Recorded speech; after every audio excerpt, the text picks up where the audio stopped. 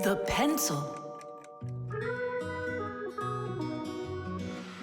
Well done, Tom Thomas. Your mom's birthday's today and you're still sleeping. Hey, what's that?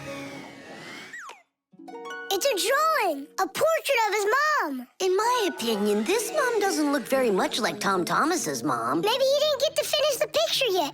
He was tired and passed out. This is not good. We gotta do something. Ah, we can help him. The pencil's right here. A pencil has lead inside. It's the lead that makes the drawing.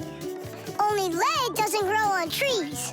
It's made out of a mineral called graphite that's mined out of the Earth's crust. But how does the lead get inside a pencil? It's simple. Pencils are made with rods of lead and 2 wooden boards. Grooves are cut into the boards and the lead's placed in them. The halves are glued together and cut into pencils. The artist's tool is ready.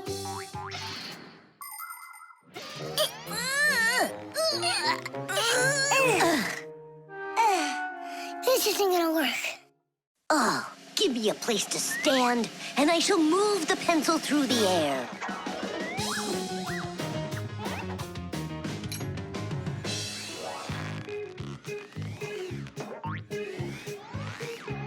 Try and get it closer to the drawing. You gotta lift it up a little. You gotta push it harder. Nolik, we're blockheads. Look, there's a pencil sharpener. A piece of lead. That's all we need. All right, let's check out how it was done by the old schoolers. By the great masters, like us. Yeah, she could use a little more hair. And a hat, too. And a bow around her neck. Beautiful. And Chusaka's gotta be in there. Yeah, let's keep drawing.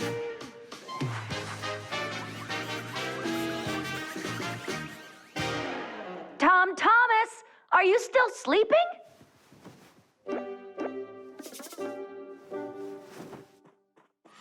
Fixies? No need to thank us.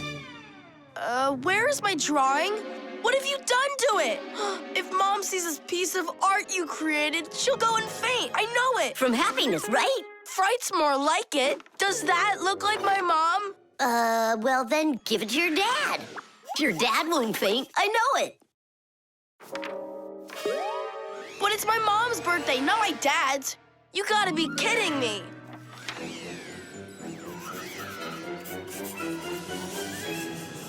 There's also a famous painting like that. It's called the Black Square. It's a classic. You don't think she'll like it? People want to remember the highlights of their lives. And so they take photos of nature, of their families, of themselves, even of the food they eat. People have been doing this even before the invention of photography, by drawing. An artist might draw the sun, a river, some apple trees, and soon he's made a landscape. And if the apples aren't on trees, but on a plate next to a vase, cup, or basket, then a still life is what it's called. If a person's in the center, then it's called a portrait. And when artists make pictures of themselves, it's called a self-portrait. Of course, it's easier for us to take a quick photo of things we pass along the way. But just like the old masters, we put a piece of our souls into our drawings. And if you draw more often, you'll see it for yourself. I promise you that. Maybe you could just give her one of your older drawings. Maybe you should just erase the mess you made of this one. That could work. Erasing's gotta be easier than drawing. Whatever. There's no way you can make it worse. Hey, I think I know a way you can fix it. You can use the eraser for drawing. A portrait. Portraits don't seem to work out too well for us. But a still life drawing is a piece of cake.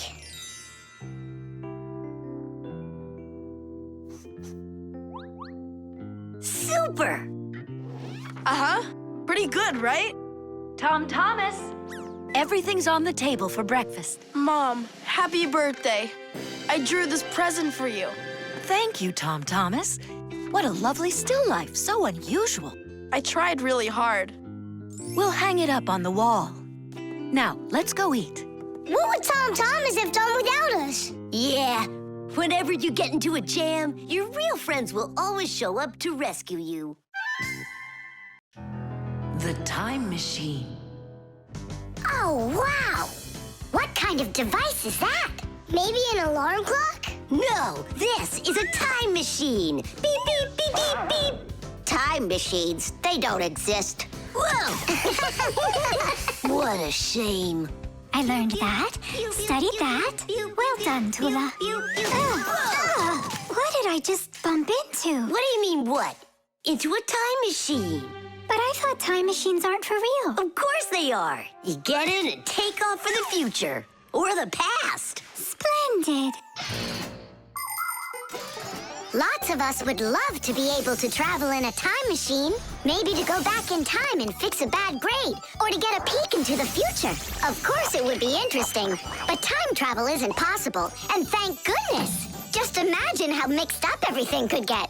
Someone brings back a dinosaur from the past, while someone else brings aliens from the future. No one would need to invent anything. Appliances would sit unused, and Fixies would have no work to do. It's awful! So you've got no idea of the answer. I studied this, but I don't remember. Too bad, because tomorrow we've got a hard test. Make sure you're prepared.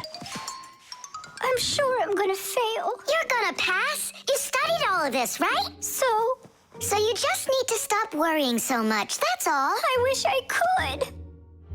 Poor girl. How can we help her? Hey, I know how. This morning, Tula believed that thing over there is a real time machine. Sounds like an anti-scientific plan. Stop worrying. It's simple. We'll send you to tomorrow. You'll sit down, take the test, and come right back here. I wish I could go. It's like a dress rehearsal. The main thing's not to worry. Then what do I do? You just pull on that wire and you'll get them back. Well, time to go.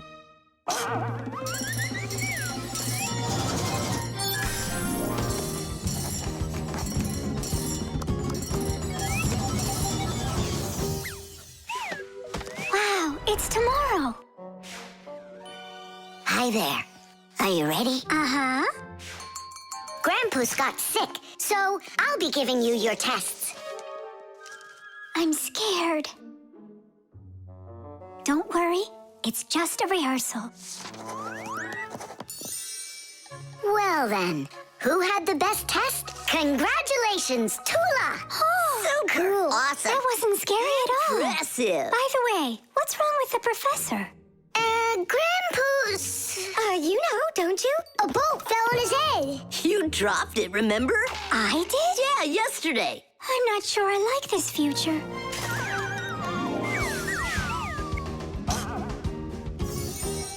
Well, how did it go there? Later. But if you meet a Fixie, please don't let their secret out. Oh, Leave this on until tomorrow. what is this? Come back. No! If I do, I could hurt you. Me? What for? Wouldn't it be incredible to travel into the future and see what you will become? Unfortunately, that's only possible in our dreams. But if you have a dream and aren't afraid of challenges and setbacks, your future can turn out just the way you imagined. Do you want to become a champion? Then you need to start your training right away. Do you dream of becoming the best programmer in the world? Then first pull up that grade in math class. Do you dream of sailing the oceans? Then you'll need to do a lot of reading because a captain has so much he needs to learn. Start creating your future right now. And we Fixies will be right there to help you, making sure the machines you need to reach your dreams will keep on working for years and years to come. Hey there. Are you ready? Uh-huh.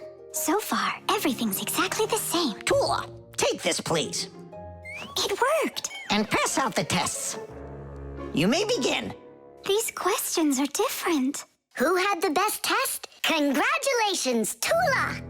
What am I worried about? I know everything is going to be fine. Tish! Well then, all of your test results are great. Only none of you could guess what this device is. What do you mean? Isn't it a time machine? No, it's for automatically watering plants, that's all. You see?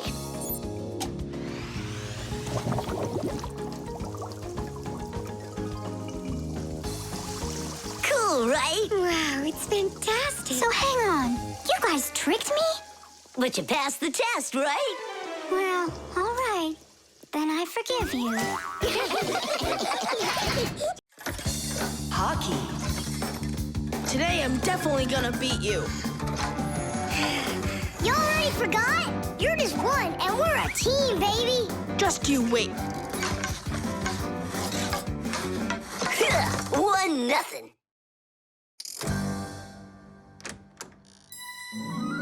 Hi there. Katya?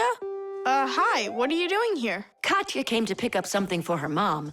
I need a little more time. Can you wait here? Yes, of course, I'd be happy to. We can play a game. Only just not hockey. I never understood why boys are so crazy about it. I'm baffled by it, too. Oh, the Fixies are here. Hi, guys. Hi there. Even though you clearly don't get hockey, I'm sorry. We're finishing this game. And after that, my dad and I are gonna go and see a real hockey game at the arena. I'm sure that a real game is just as boring. You're wrong. Hockey is an incredibly interesting game, but it isn't easy. A player needs so many different skills, like skating very fast, stopping quickly, dodging the opposing players, controlling his stick, and shooting the puck into the goal. And there's no way to do all of that without science. For instance, to calculate how hard to hit the puck or how quickly to stop. Hockey players learn all about that during their practices. They put on their protective gear and go for it. And that's not all. Hockey players also have to be brave and nimble. Otherwise, they might find themselves unable to stop and crashing into the boards or taking a puck to the head. Ow! But as the saying goes, hockey is not for cowards. Tidish!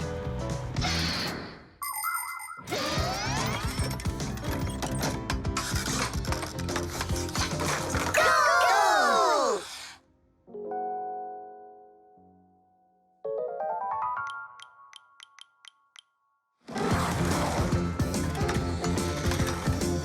What are you waiting for? Katya, you just made me miss that. I'm sorry.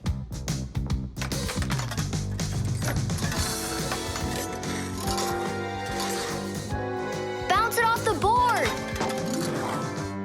Enough with that. I happen to be helping you, if you didn't notice. You said you don't like hockey, so quit giving me advice. Whatever.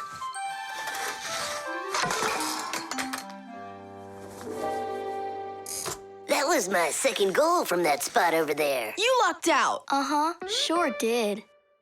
He'll have less luck if you keep this player back. And that one needs to pass off the boards. Get your goalie... Before she said she didn't know anything about hockey. So are we playing or not?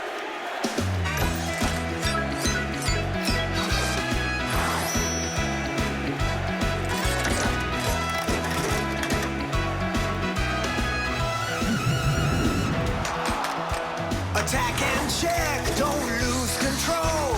A line change on the fly. The puck is zooming towards the goal to score and break the tie. It's one for all and all for one. Great teamwork is a must.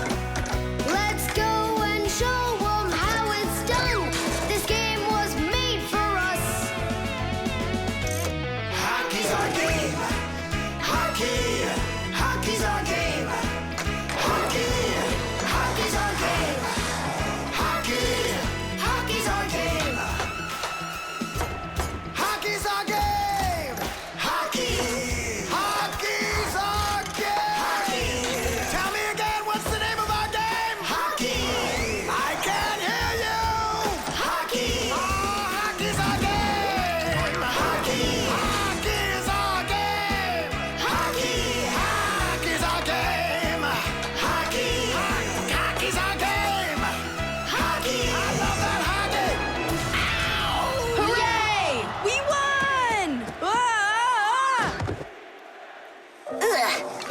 been for Katya. But the winning goal was mine. Tom Thomas, it's time for the game. Ready to get going? Katya, I'll take you home. Oh, could I go with you to see the hockey? I never realized it's such a great game. Hey, you know what? Why don't we go to the game together? Maybe I'll like it too. Great. It's about time. Let's go. How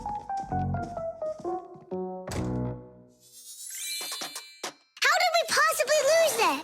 Aren't we a great team? Well, Tom Thomas has his own team now. And not only that, they don't give up. It's not that. It was beginner's luck. That's all that it was. Water. Hi, I'm all ready. Nolik, he's gonna stay home like we agreed. Uh-huh, see you soon. Who's that? Nolik, it's you.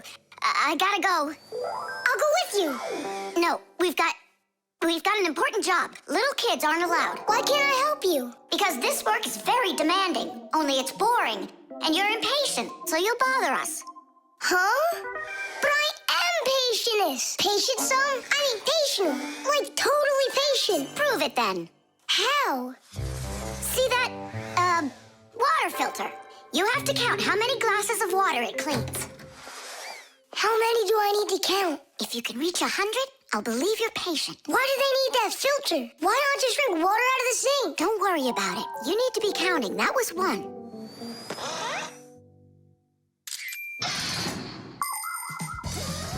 Without water, life is not possible. The human body is made up of 2/3 water, and people need to drink it all the time, but only when it's clean water.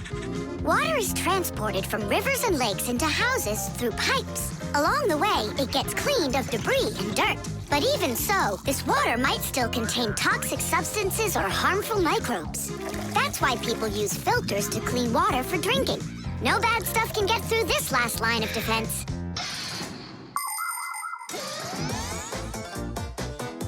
2. 10. Ha!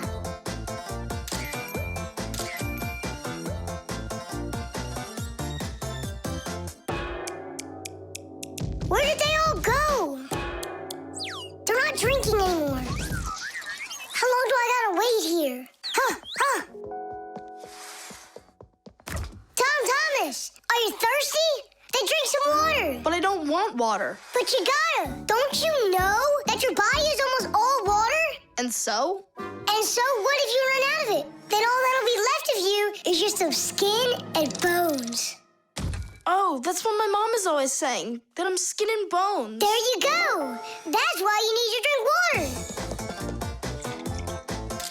Drink some more. And some more. Come on, come on. That's all. I ran out of room. You have to have plenty of room left. Why do you care about how much water I'm drinking? Because I gotta count how much water's going through the filter. I really gotta. Yeah, and what? It's gotta go through me for you to count it? I'm totally full. What am I supposed to do? I've been waiting here in the kitchen all day, but nobody's drinking. What's going on? The filter is broken. You gotta call Simca right away. 415, 416, 417, 418, 419. It's an emergency! What? The filter's burning! You're really funny, Nolik. Simca, he's not joking. Something's going on over there. We gotta hurry.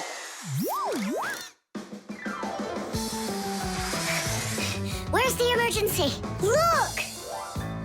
So, what's going on here? Great. Now we're stuck fixing the filter. It's not broken. The flashing red light is an indicator. It means it's time to replace the cartridge in the filter. Since ancient times, people have been coming up with ways to remember things or to not mix things up.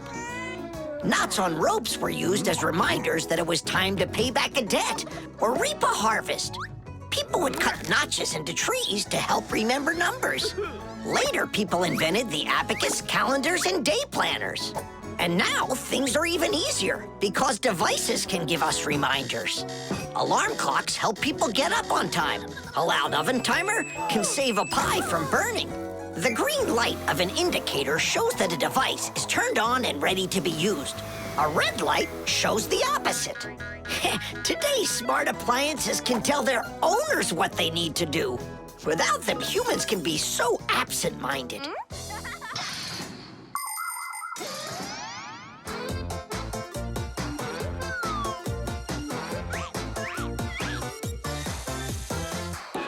It's all ready. Titties!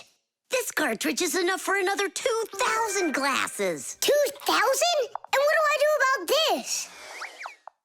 Whoa. All right, Nolik, you've done a good job there. Way to go. Yeah? If you want, I can do it. Tom Thomas, want some water to drink? I can't drink anymore. And I can't wait anymore either. Well, looks like his indicator is flashing on now. The backpack. All right, homework's all done. Time to play? Tom Thomas, is that how you pack your backpack? Why not? What's wrong with it? I don't know how you think you're going to find anything at all in there. I will too. Then go and find your ruler. Here you go. An eraser? Hang on, I'll get it. Where is it? You can't find it. What a shame.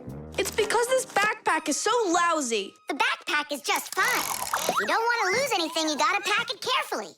Or have a pack-a-mat that can just hand everything to you. Oh, yeah! That's just what I need, a pack-a-mat. Only Fixies have pack-a-mats. And I'm gonna have one. I'll make my own. There's no way. Way? Because I'll help him do it. Sure, Nolik.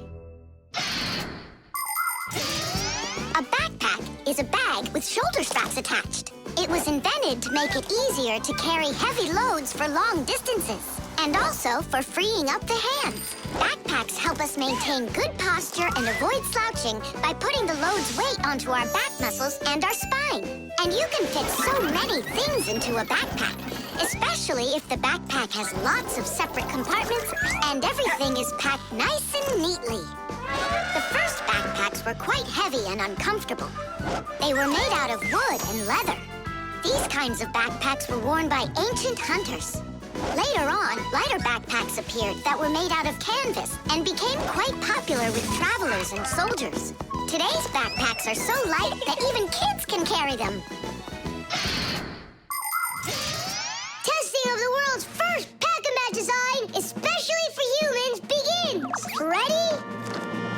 Ready to go.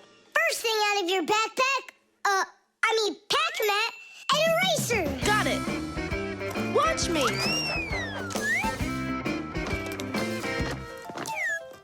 Cool. A pen, your blue one. Got it.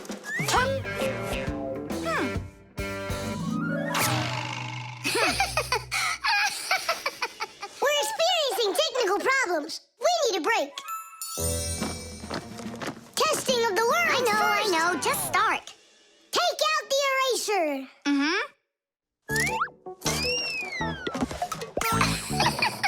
We'll say you did it. Take out the blue pen. Oh, wow. The ruler's next. That's some pack-a-mat you got. Class. Testing of the world's first pack-a-mat And design. where's Nolik? Don't worry, he'll come later. Testing All right, already. Let's get it started. Go ahead. the eraser. We've seen that twice already. The blue pen.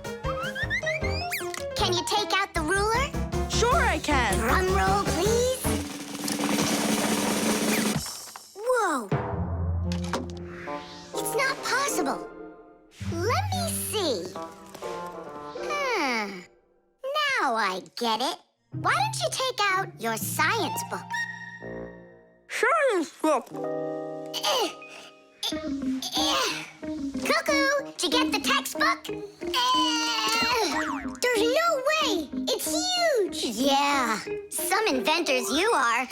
Your invention calls for a little improvement, and I know what it is. What?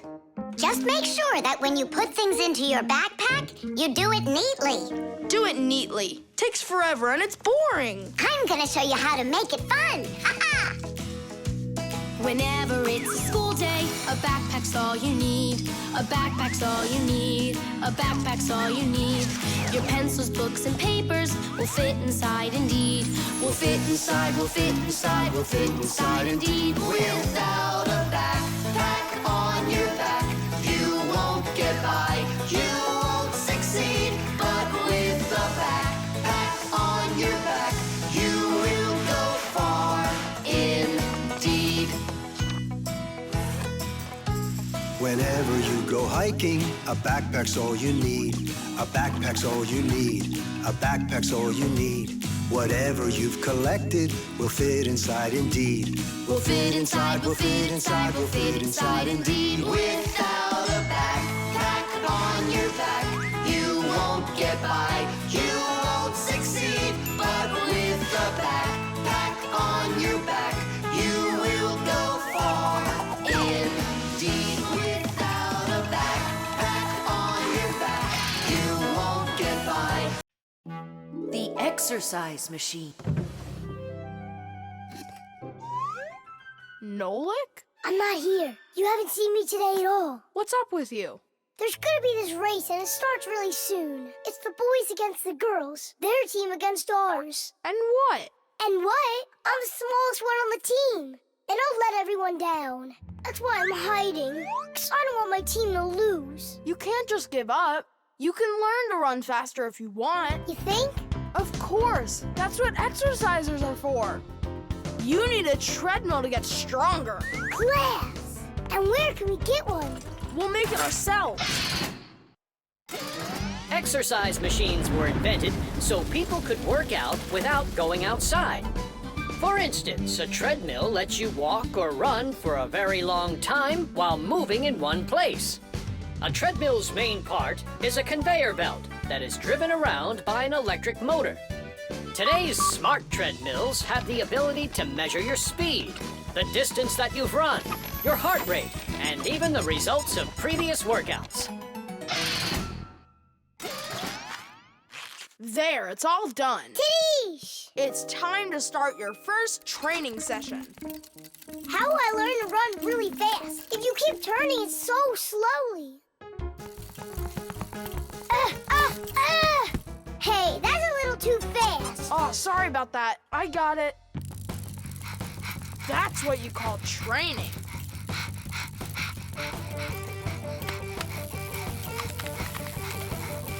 Tell Thomas.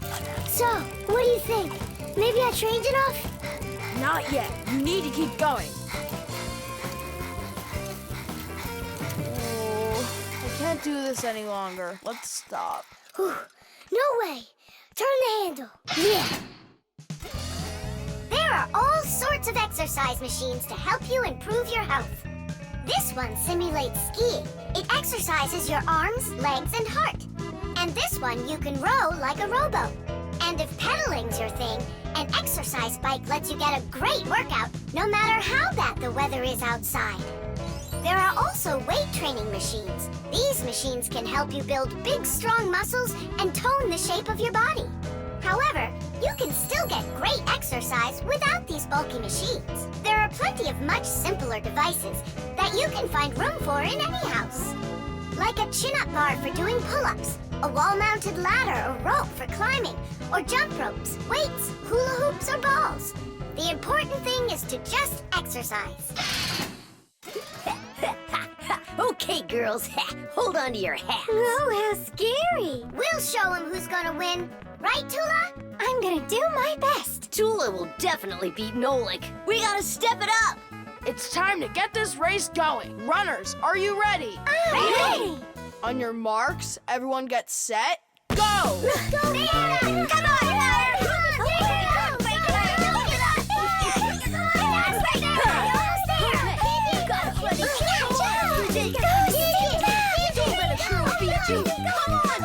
Come on, Come on, buddy.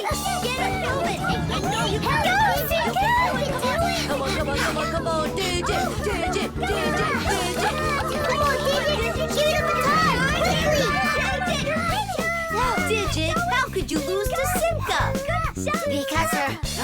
reality is greater. Oh. Now the girls are gonna win. Nolik will never catch up with Tula. Oh my gosh! Nolik! He appears to be gaining ground. Look at him! He's ahead! Go on, Nolik, go! You got it, buddy! Come on, buddy! Hey, look at him, he's flying! All of that work on the exercise machine really helped. Come on, keep going! Look what happened to Tula! Nolik! Nolik, where are you going? The finish is there!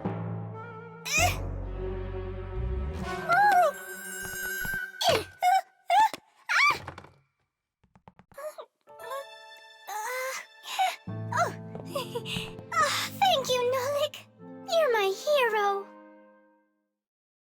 Come on, buddy!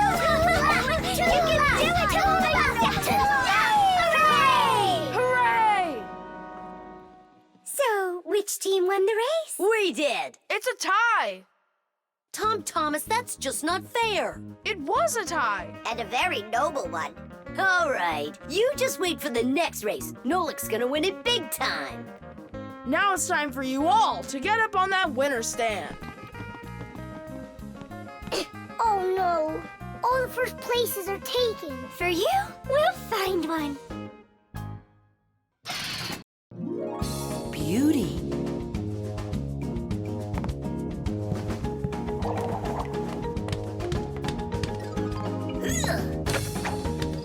Okay, come on. Wow. You're such a show-off, Derda. And one. Ha! Check that out. What's going on? It's a shame Fire didn't see that. I'm just training for school. You're the one that's doing all these twists and turns for Fire. Me? It never even crossed my mind. Nolik, slow down! Tula, why don't we go and play some chess? Don't you think that figure skating's beautiful? Turn me.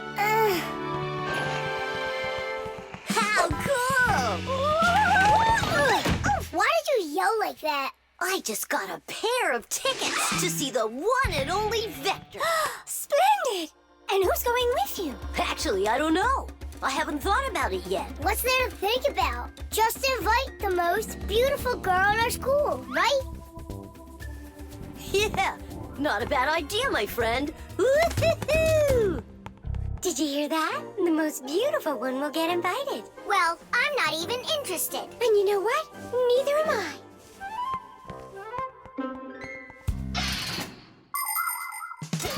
Our world is full of beauty. There seems to be no end to the beautiful plants and animals, and the gorgeous mountains, forests, and lakes. But even that's not enough for people. They create their own handmade beauty, too. Artists paint beautiful pictures. Composers write beautiful music. Architects create beautiful buildings, and fashion designers make beautiful clothes. Not even scientists stay out of it. They create beautiful ideas. These ideas can be the basis for the creation of new technologies that make people's lives better. Everyone has their own idea of what's beautiful. There are as many opinions as there are people, but everyone tries in their own way to be beautiful, both people and Fixies. Please help me, Tula. How can I become beautiful? I don't know. Go and ask Verda. Look at her. She's got it. What has she got? What's the most beautiful thing about her? Oh, well, her hairpin, her hairstyle. The green looks great on her. Green looks great. Aha. Okay, see you later. Tula. Huh? What's your opinion? Fire, do you think he likes Simka? Looks like he does. Is it because she's a redhead? Orange?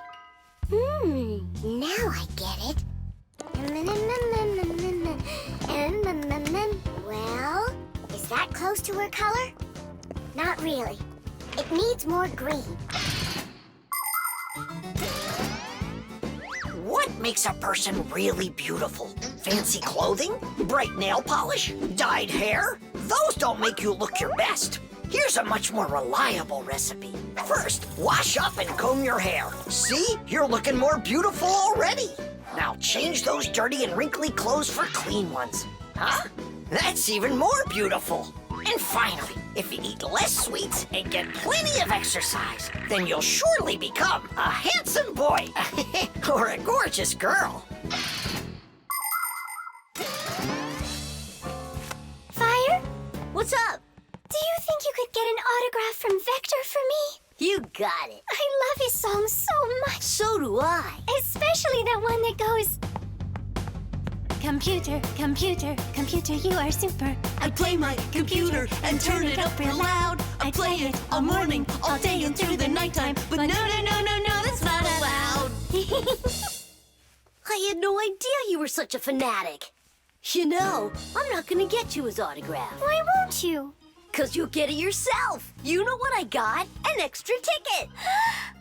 I thought you were gonna take the most beautiful girl. All of you are beautiful, and you're the most fun to be around. Let's go. Stop! Hang on! Oh, Simka? Or is it Verda? Where are you going? What do you mean where? To the concert. Verda? No, Simka. Or vice versa. I'm so confused. Come on, Tula. Can't you recognize them? This one's Simka, that one's Verda. Let's go or we'll be late. Blondes are always the lucky ones. Yeah, I guess we should have made our hair blonde like Tula's. The window. Hi there. We're all up. What are you doing? I'm washing our windows. It looks like that thing's doing the washing. You guessed it. It's a window washing robot. I borrowed it from a neighbor to try it out. We should buy one for ourselves. I don't get it. We've already got one robot. Robot. So we'll have two. One for the floors and one for windows. I can clean the windows. But it can be dangerous work. What's so dangerous about it? I'll just go and wash them right now. And instead of a robot, we'll buy something useful. Like a skateboard for a boy. I've already got one. So you'll have two. Class. Uh-huh. If you say so. There just so happens to be a dirty window in your office. Let's see how you do with that one. Consider it done. Mm-hmm. And we'll clean the tiles with the robot. A window is much more than just a hole in the wall. Windows provide houses with light, ventilation, and views to the world outside. Modern windows are made with several layers of glass. Between each layer is a space that's filled with air. The air works as insulation to keep heat from escaping outside. Do you know how to tell how many layers of glass your window has? Just shine a flashlight at it. The number of reflections tells you the number of layers.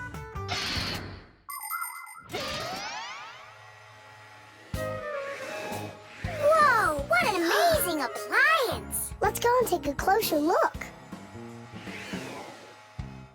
You really buy me a new skateboard, Dad? That's what I said. But first, I've got a window to wipe. All right, robot, we'll show ya. Tom Thomas, Dad can show him himself. We really live on a super high floor. Yeah, but the robot isn't afraid of heights. I'll start from this corner.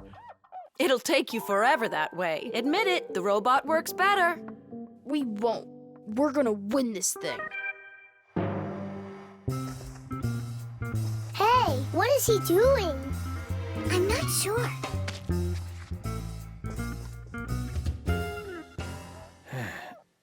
Huh? Mom! The robot made such a mess in there. It's impossible. Look. Good joke. Just wait.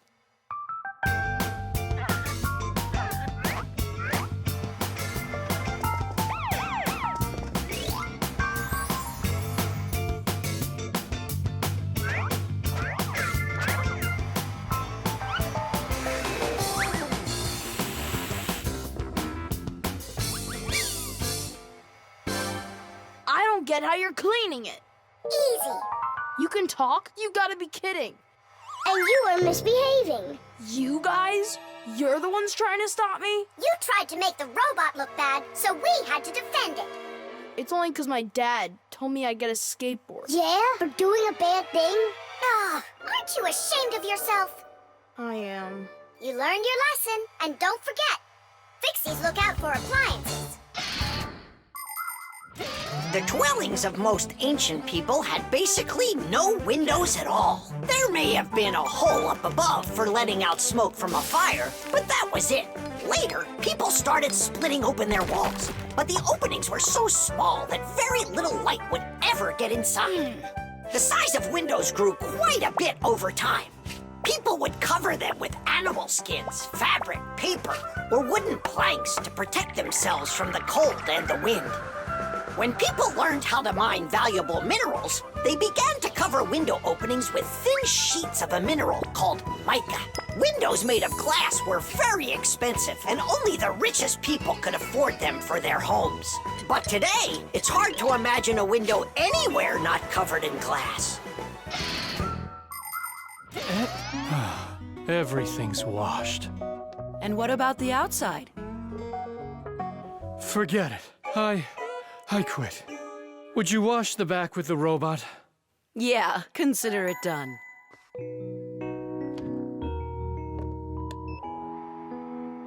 Yeah, you're right. I see. It really is a great appliance. And that washer's defender is even better. You're right about that. Jeesh! The marshmallow.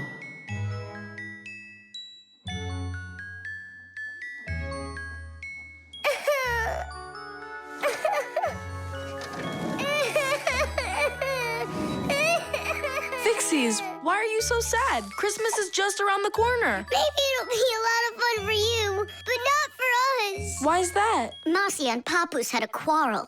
Over what?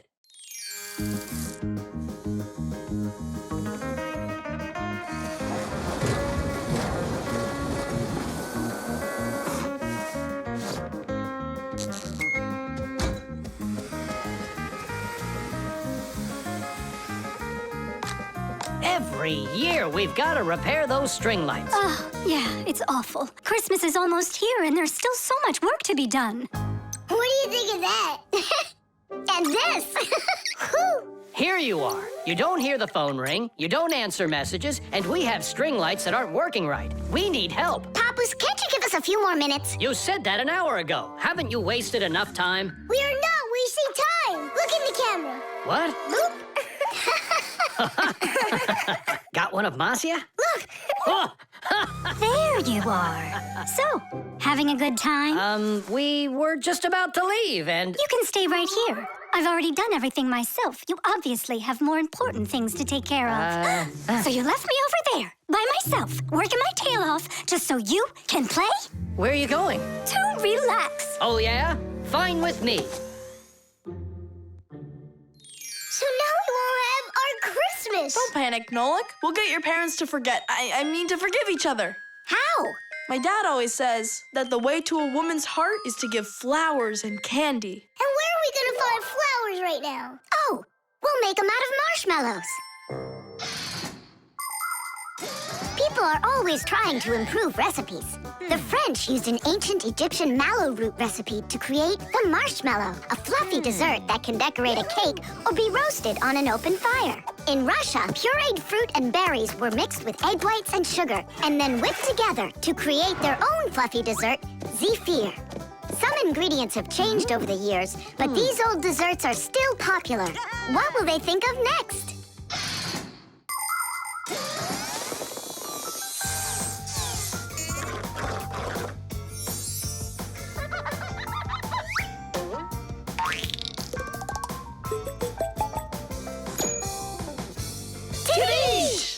And how do we make Papoose give them to Marcia? We're gonna set them up on a date.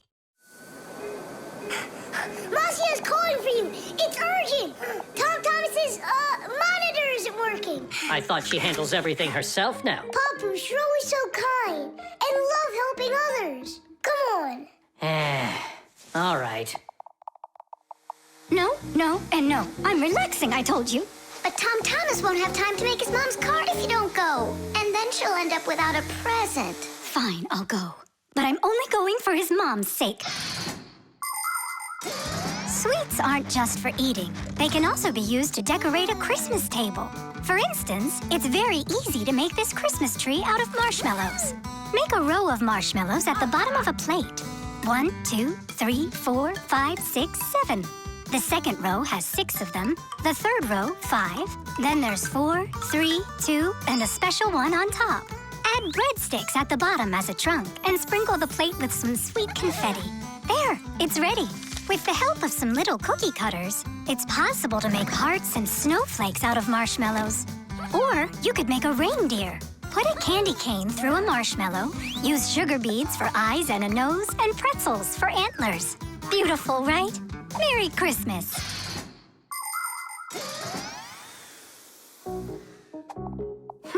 I don't get what's going on. The monitor's working. What did you call me for? I didn't call. And you've got nothing for me to do here. No. Ah, then I guess you came to apologize? No. You know what? I have had enough. Well... Huh? What's it say? For Masya? For me? Yeah, for you. That's so sweet. I hope you can forgive me for yelling at you. I'm just tired. No, I should apologize. It was bad of me to leave you alone. And where are the children? It's almost Christmas. There you are. Come here. Papu, Masya! Oh, my sweetie. Hooray! Merry Christmas! The dishwasher. Can't catch me. You won't catch me. Enjoying yourself? Without a care in the world. What? We have more cares than both of you together. Yeah, anyone can see that. Wanna bet me? How about we try doing your job and you try doing ours? And whoever loses Has got to grant the other's wish. We have a dishwasher here in the kitchen that isn't working, and you're distracting us with your nonsense. Wait a sec. Let's do it. Find the broken part. Good as done. Find it where? You're the adults now. Go and find it. Just look out for yourselves. And you kids, time for school. And I better not hear that you were misbehaving. Was I there when they taught us about dishwashers at school? The main element of a dishwashing machine is this part called the sprayer, which looks like a propeller. After the dishwasher's pump delivers water, it is warmed, mixed with detergent, and then pushed up with high pressure. That makes the propeller spin very quickly, so it can shoot out the water with a force strong enough to wash all of the dirt off the plates and glasses. But it does it carefully, so that dishes not only come out sparkling, but unbroken as well. Is this a parent-teacher conference? It's not. It's an experiment. For today, I'm Simka. And I'm Nolik. All right.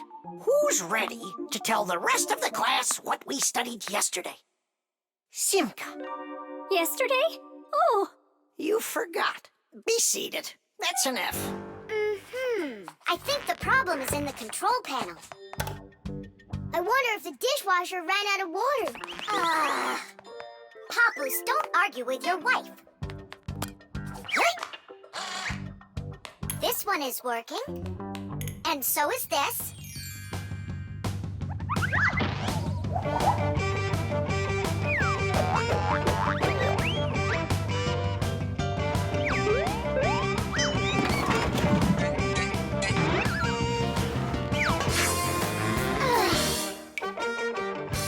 You know what? Why don't we just wash those dishes? But that would be cheating. No one will find out. The dishes will all be nice and clean, and bam, we're the winners.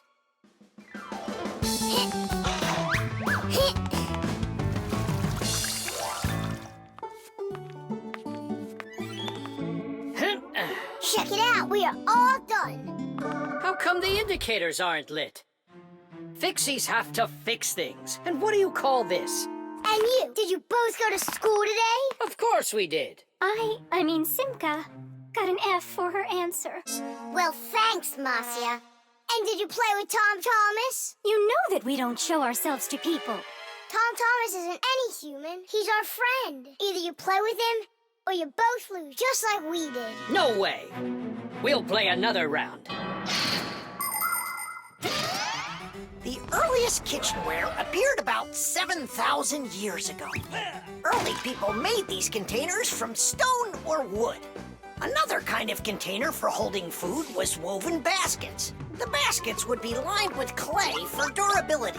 Once, one of these baskets fell into a bonfire, and lo and behold, the wood on the outside burned away, while the clay was now hard as a rock. That discovery led to the invention of clay pottery that is still in use to this very day. Later on came the development of glass, metal, and cast iron cookware. The world's richest people can even have food served to them on dishes of silver or gold. Today, kitchenware is not only a practical convenience, but it can decorate any home as well. Forget it. This is impossible.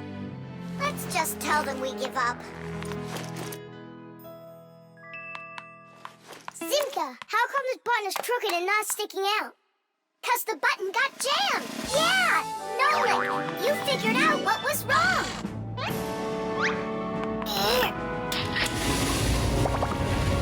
I'm glad I kept dragging this around. Diddy! 1, Papoose, we fixed everything. Really? Does this mean you're playing with him? What, you think we're some quitters? Ha! Then which one of us is the ready winner? or not, here I come. Let's call it a draw. Each team gets one wish. Our team wants you to fix my F. And you finish this game with him. Piece of cake. Mwah. Vitamins. 7 times 5 is 35.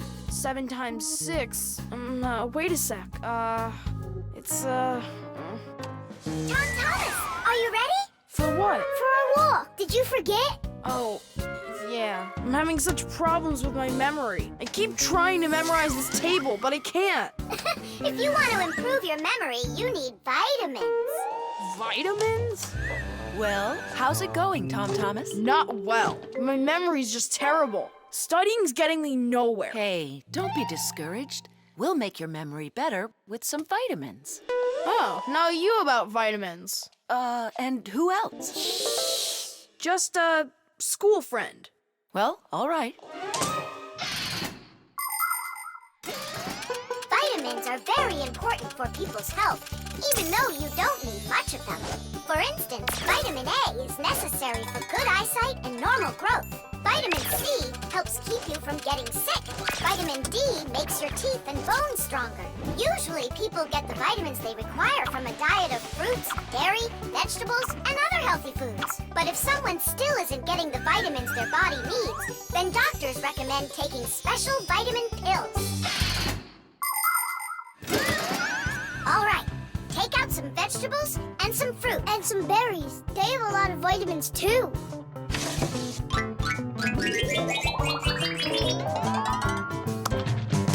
Forget about it. We're strengthening your memory with vitamins. And you'll study the multiplication table at the same time.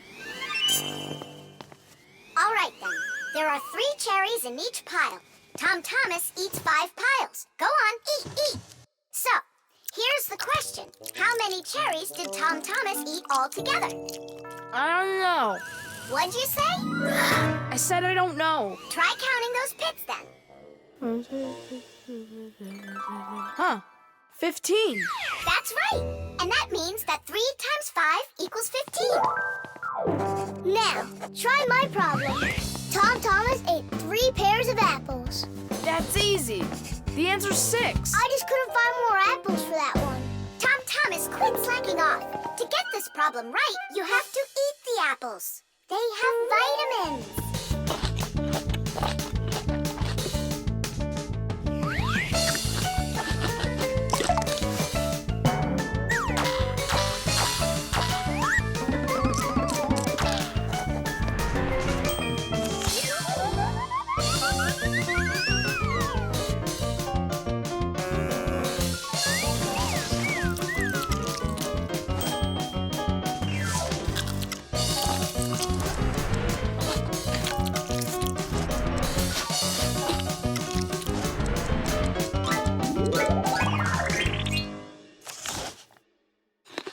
That's all. I can't eat anymore.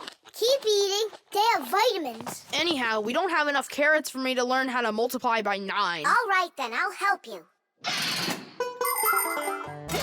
To multiply 2 by 3, all you need to do is just add 3 2's together. It's much harder to multiply a number by 9. That takes too much time to add. That's why at schools they want you to memorize the table. But there's a simple way to multiply by 9 without the table or a calculator. Let's say you need to multiply the number 3 by 9. Put your hands face up in front of you. Now, find the third finger from the left and bend it down. So what do we see? There are 2 fingers to the left of the bent finger and 7 fingers to the right. 2 and 7 means that the answer is 27. You got it? Great! Let's do another problem. What is 7 times 9? Here are 6 fingers, and here are 3. That's right! The answer's 63.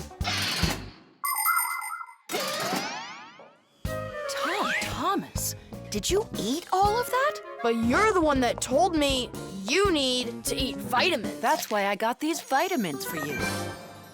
That little? What do you mean, little? There's enough in this bottle for a month. Go ahead, try one. They're very good for you. They taste good, too. Right. Better than an onion. Or a radish. Can I have another one? No, that's enough. You shouldn't take more than 1 vitamin every day. I remember where I saw this. I saw the same kind of bottle with a green lid over at Katya's. Speaking of memory, let's check your multiplication table. Let's say that you and Katya are each taking 1 vitamin a day. So, how many have you eaten after 9 days? The answer's 18. Well done. It's getting better. Vitamins really work. The frying pan. Woohoo! Can you do this? Easy! How about this? And voila! I could be on skates and still do it. If I was on skates, I could jump 10 times in a row. Well, I could do 100 with my eyes shut. Then let's see 'em. There's no skating rink. There will be. What will there be? A skating rink. Where? In the frying pan. Uh-oh. All right, my bragging buddies, go get your skates. Fixies love playing sports. You might find Fixie adults working out with weights, or maybe working on a gymnastics routine. Fixie kids love having Fixie board contests, or taking part in parkour competitions, where they have to run, jump, and hop over all sorts of obstacles. These kinds of competitions usually take place inside of sophisticated appliances. Orienteering is held inside these appliances too. That's when Fixies use a map to follow a complicated route. And the route is quite exact. You can't make one wrong turn. But the Fixies' favorite game has got to be hide and seek. Nobody can compete with them in this game. You don't believe me? Watch.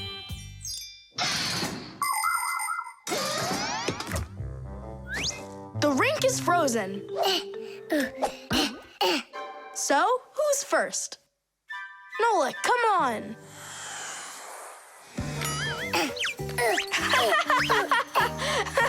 Well, are you going to jump? Wow, class. And that's all? Not at all. Nolik, Nolik, Nolik, Not Nolik. gonna make it. Too short a start. I can't do anymore because I'm injured. Sure. Say no more, Mr. Braggart. Then it's your turn, Simka. Now watch and see how it's done. La la la la la la la. Oh, wow. Nolik, you never had a chance. La la la la la.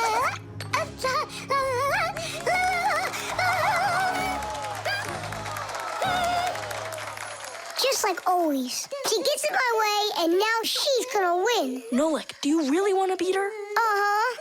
You see the salt? What? You think we should cook her? Of course not. But if we put some salt on the ice, it'll melt. Simka, didn't you say that you were gonna skate with your eyes closed? Piece of cake. What? Can't do it? Watch and learn.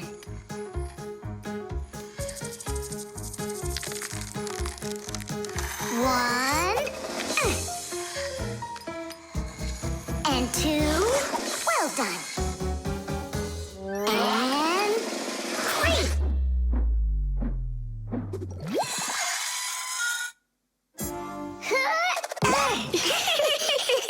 Hey, this is salt. That wasn't fair, guys. You wouldn't have done 100 jumps anyway. Let's start the contest all over again, but this time we play by the rules. Oh, look, there's a scratch in the pan. What? What a disaster! You can cook just about anything in a frying pan. Meat, fish, vegetables. In order to stop food from sticking to the pan, modern frying pans are covered with a non-stick coating like Teflon. You can cook in these pans without even using oil, and they're easy to clean. But you have to treat this kind of kitchenware very carefully. It's better not to use metal spatulas or forks that can scratch it, because you shouldn't cook food in a pan that has scratches on it. It can be really dangerous for your health. Yeah, this pan's completely shot. It's all because of your dumb bet. It's all because someone was cheating. Mom's back. Please, Simka, help me out, will you? I'll give you any wish you want. Or 3. No, 5. 5? I can help you. If you guys jump up and down 100 times on one leg. We could do 200. Tom Thomas, what do you say we make those crepes?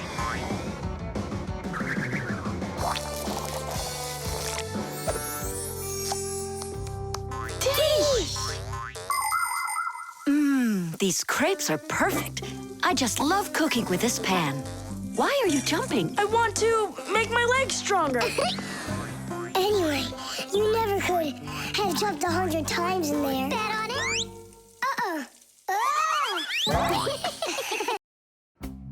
The bird feeder.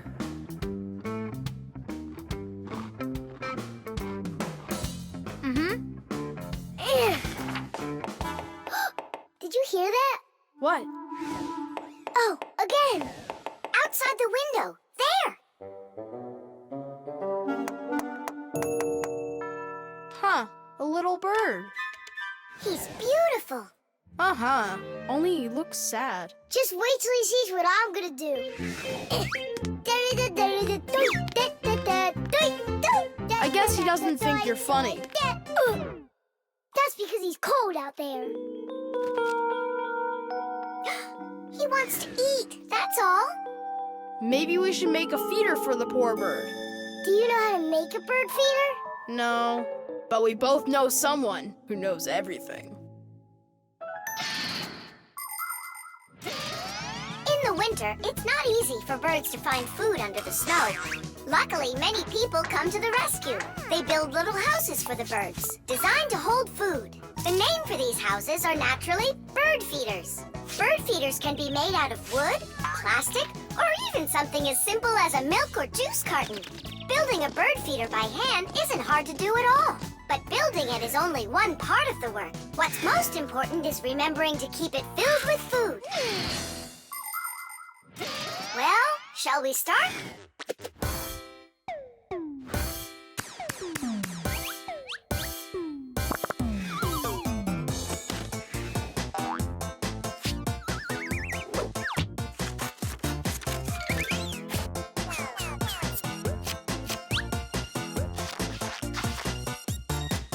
The bird feeder is ready! And what are we gonna put in it? I got an idea.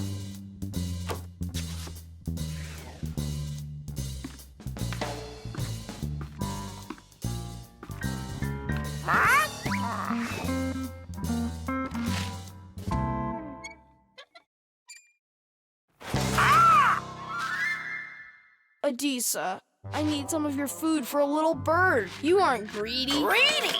Greedy! Greedy! I didn't know Adisa is greedy. Adisa's greedy! You need to learn how to share. Adisa's greedy! What, like there's not enough food? Not enough food! Not enough food! Not enough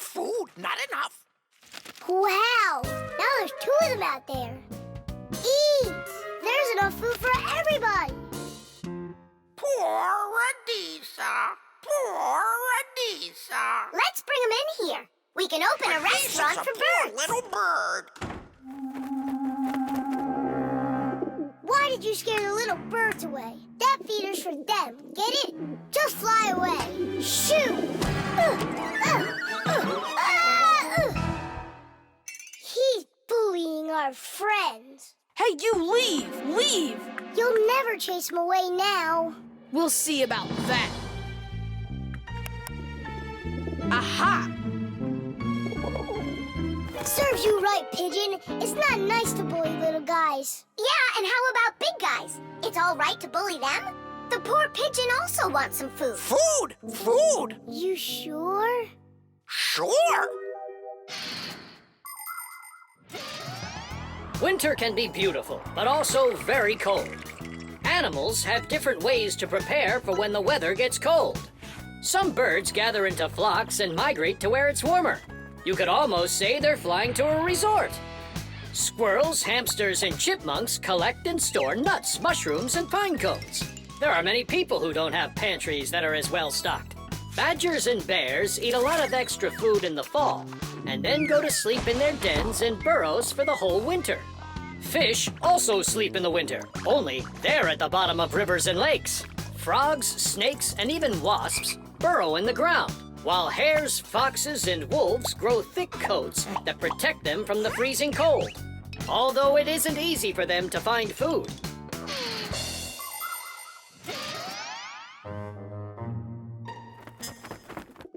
So that will be your feeder, and that new one will be for the little birds. Hey, are you taking their food again? There you go. But those little birds, they'll probably never come back here. Look, Nolik! They came back!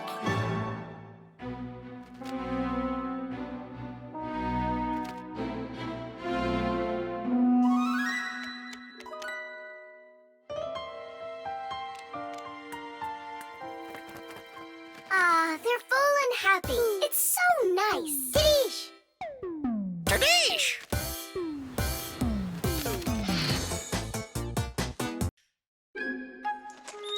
The parrot. Adisa, do you want a cracker? Wow, Thomas, who is that? Simka, Nolik, this is Adisa. My dad brought him from Africa. I can't believe it! You've got a real parrot! Can he talk? My dad said that he can, but I haven't heard him yet. Well, let's see if he can. Okay, say, Adisa's a good bird. No, he should learn my name. That would be awesome. Adisa, say, Nolik. That's my name. He doesn't want to talk about you, Nolik. Maybe he doesn't know how to speak human language.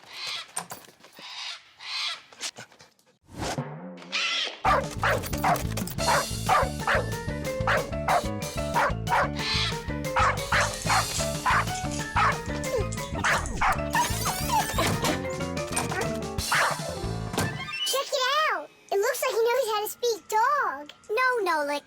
He doesn't know any languages at all. Then how can he talk?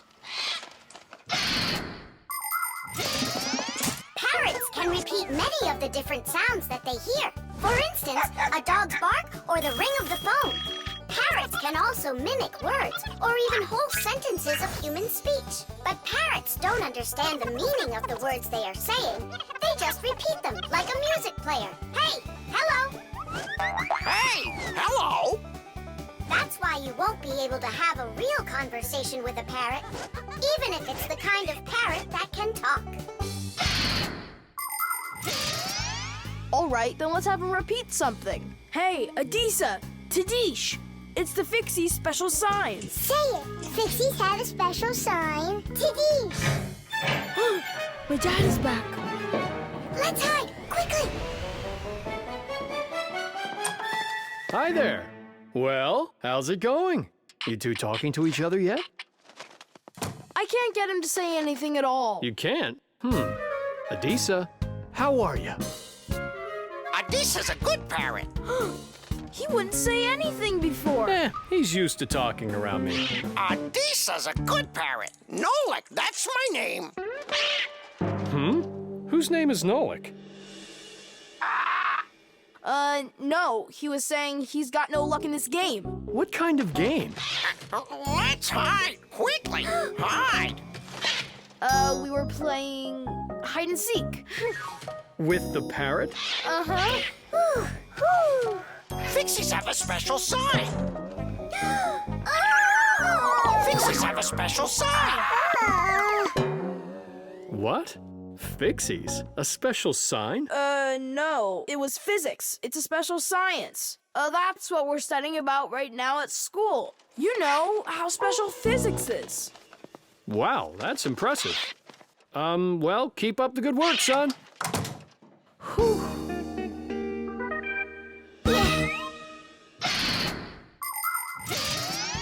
The ability to repeat what humans say is not something unique to only parrots. Crows, starlings, and other animals can do it too. And besides animals, there are also machines that can repeat human speech. For instance, when you call somewhere and hear, "Leave your message after the tone," what you're hearing is a voicemail machine using a recorded voice to answer the call. Another example is the voice on trains and buses that is used to announce the stops. Those voices are usually recordings that are repeated over and over. Today, there are also artificial voices on computers, tablets, and smartphones that can read text and say it out loud. But even if a machine knows what you are saying, it can't know why you are saying it. Only people can figure that out. And Fixies, of course. Huh? Tom Thomas, you're a hero. You really wiggled your way out of that one. And Adisha, bad parrot. He almost gave up our secret. Be careful with that parrot. I get it. Adisa, listen, you. Forget everything we said. And don't ever say Nolik, okay? Yeah, nothing about the Fixies at all. Yeah, so if you meet a Fixie, please don't let their secret out. Got it?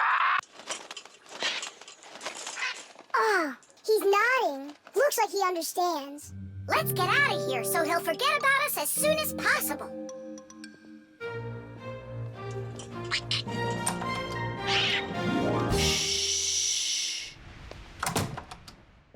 So if you meet a Fixie, please, don't let their secret. Ow!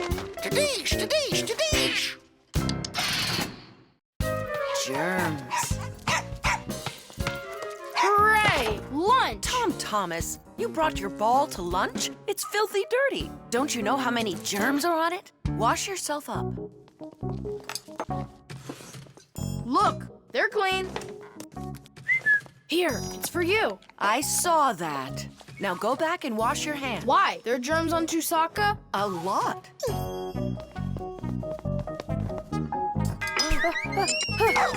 Come on, give it back. Again? Hi, Tom Thomas. Why are you so angry? You go wash your hands 5 times solid. This is germs, that is germs. Maybe they don't even exist. Of course they do. It's just that they're so tiny, you can't see them without a microscope. Tom Thomas, let's go into your dad's office. He's got a microscope. We can take a look at some germs. Germs, or microbes, are such tiny creatures we need a microscope to see them. But they live everywhere. In the earth, the water, throughout the air. They're on everything, even on us. Some microbes are able to move around with the help of filaments or tails. Lots of microbes are harmless, but there are some dangerous ones too. If they get inside of you through your nose or your mouth, you could end up with a sore throat or a stomachache. Turn it a little more. Stop. Now, take a look. It's horrible. Hey, let me take a look. Wow, they're so scary. Hang on. Do I really have germs like that living on my hands too? You got it. But I washed them 7 times. With soap? No, just water. You have to use soap to get rid of germs, not just water. So which soap should I use? Either. This one, that one, they are both antibacterial, so they kill bacteria. And what about germs? Will it kill them? Of course. Bacteria is just another name for germs. They're the same thing. Wash. Tom Thomas, Give me a drop of that liquid soap. I want my hands to be real clean. Good job. That's the spirit.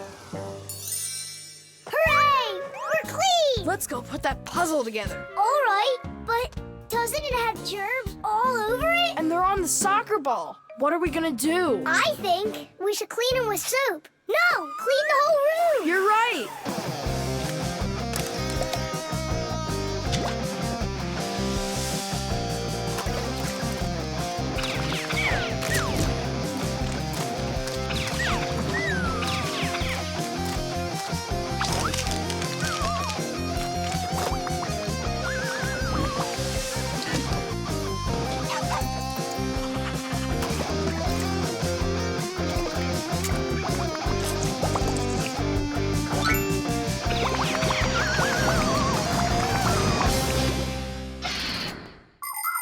We are surrounded by millions of invisible microbes, including those that can cause an illness. But there is no need to be afraid of them if you follow these simple rules.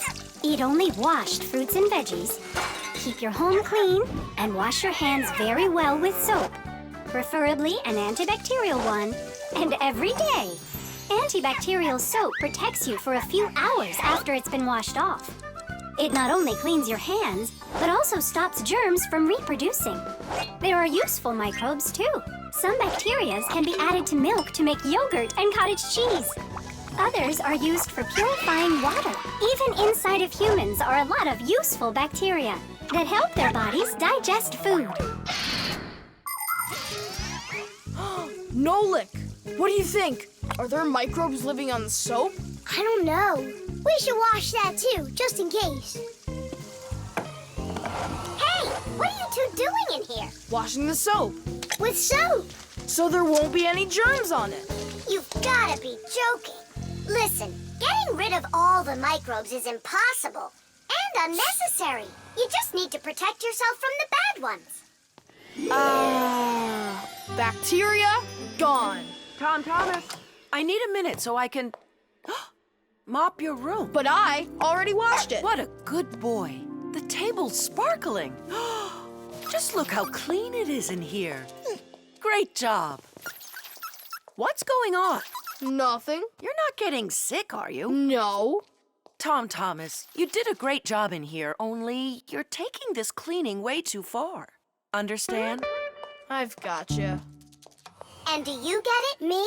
Get what? That the most important thing is to make sure you wash your hands with soap. Okay. To the germ fighters! Making the world safer, one less germ at a time. The Sieve. Dad, what time is Mom getting back from her conference? She'll be back in an hour. What surprise can we make for her? Let's bake her buns with raisins in them. They're her favorite. That's a great idea. Where do we keep our recipes? Huh, they're not here. Where could they be? What are you looking for? A recipe. They're in the drawer by the stove, over there. Great, thanks a lot. Here they are. That's fantastic. Let's see. What do we need? Milk, Flour, eggs. some cinnamon and raisins. The cinnamon's right there. But you're out of raisins. We're out of raisins. Can we make them without? No, Mom loves them with raisins. It's too late. The stores are closed.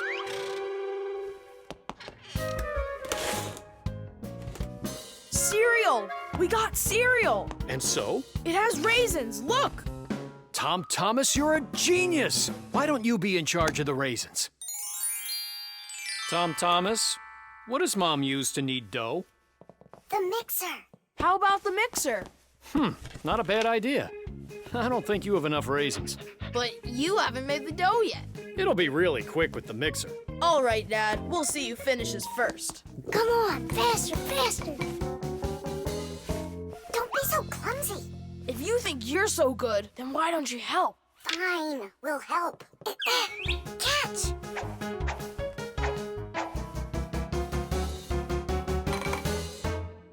What's going on in there? We picked everything off the top. We have to dive down. Then dive. Hurry up. Dad's almost done putting the mixer together.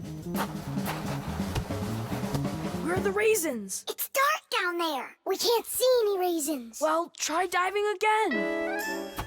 No, this way won't work. We need a filter. In order to separate seeds from the husk, air from dust, and water from harmful particles, we use filters. The simplest kind of filter is a metal netting. These kinds of filters are installed in washing machines and dishwashers. They keep the water clean by capturing small debris and sand. As a result, machines work better and go longer without breaking. In other words, filters help separate what is wanted from what isn't. I think I know what Mom uses. Perfect! That filter's a sieve. Grab the bowl and hold the sieve over it. Pour in the cereal. Now shake it so the tiny flakes fall through the sieve and the raisins stay in it.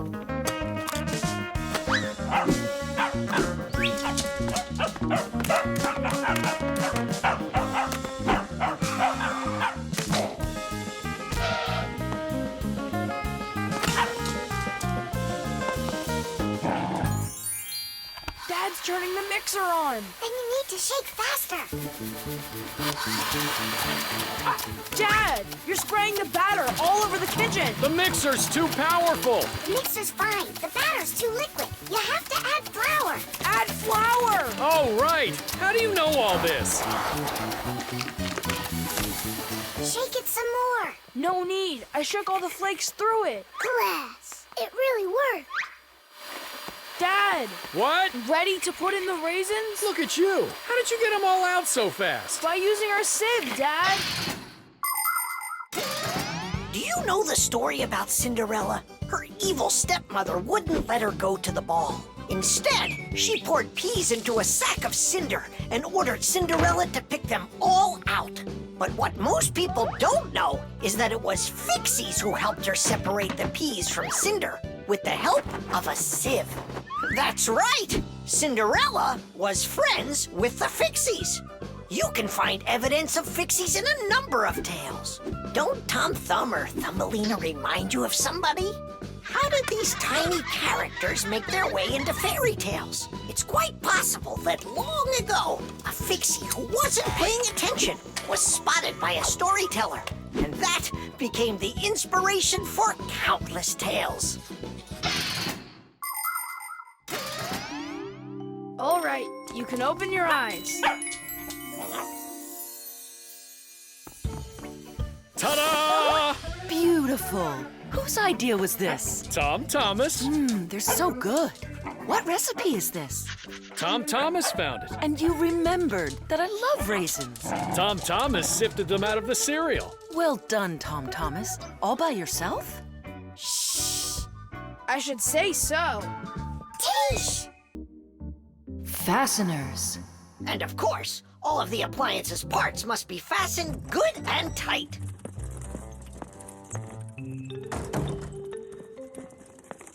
What are you doing, colleague? Today, Lisa is returning from her vacation. And so, I decided before she gets back, I'll clean up the laboratory. Quite a noble initiative. Now, where was I? You were saying all parts have to be fastened. You're right. And what kinds of fasteners can you name? Fire? A screw? Mm-hmm. And what else? Another screw? That would make a total of 2 screws altogether. Simka? To fasten wood or plastic parts together, you can use nails. Nails are hammered in with a hammer. In metal or stone, you need to first drill holes for the screws. To help a screw hold better, it can be inserted into a special fastener called an anchor or wall plug. The difference between a machine screw and a wood screw is that wood screws have pointy ends. Machine screws go into holes that already have a thread, or into a nut. And what if there aren't any screws or nails around? Well, then a Fixie can turn himself into a screw and screw himself in, like this. Masterfully done. Fire, think you can do it? Of course. Yeah! Nolik? Is it okay if I won't go? What do you mean you won't go? Wait, I started on the wrong foot. No, I guess it was the right one. Don't be scared. You've done this 1,000 times. Uh-huh. You're right. You had to make sure the appliance was turned off first. Yeah, I should have. This time it's not going to happen to you. It's all under control. Go on. I'm still scared to do it. How about you try again? And who came up with this dumb screw idea? According to legend, the screw was invented in ancient times by the great Archimedes. Using his screw-tight mechanism, Archimedes built a special machine for getting water out of a canal. In ancient Rome, people used wooden screws in presses to squeeze the olive oil out of olives. Screws were also used as parts of drills or as lifting jacks. But the use of screws as fasteners did not begin until the 15th century. Soon thereafter, screws became so popular that today it's almost impossible to find an appliance made without one. And if one of these little screws should fall out, we Fixies will come to the rescue. Because we don't just turn into screws when we need to hide from humans. We're always ready to do it when help is needed. Nolik, let's try it together. Don't be scared. We're here with you. Ready?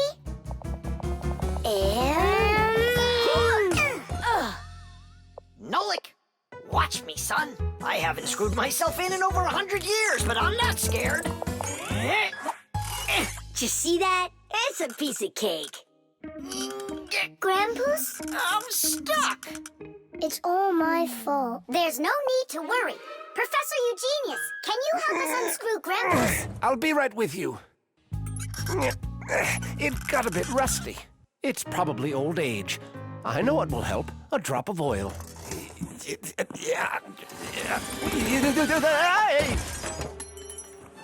Ow! Oh. Professor Eugenius, are you okay? I'm okay. Thank you for asking. Look out, it's going to fall. We need to fasten the shelf to the wall. Nolik, help! We can't do this without you! Simka, I'm scared too. Nolik, save me!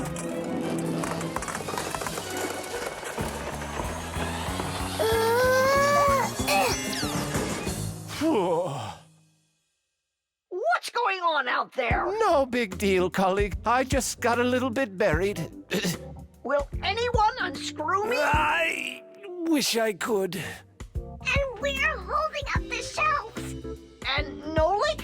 Me too! I did it! I screwed myself in! Well done, Nolik. I knew you could. And who's gonna help us now? Elisa will get here shortly. All right. We'll wait for Elisa. Yeah, just as long as her return flight isn't delayed. Glue.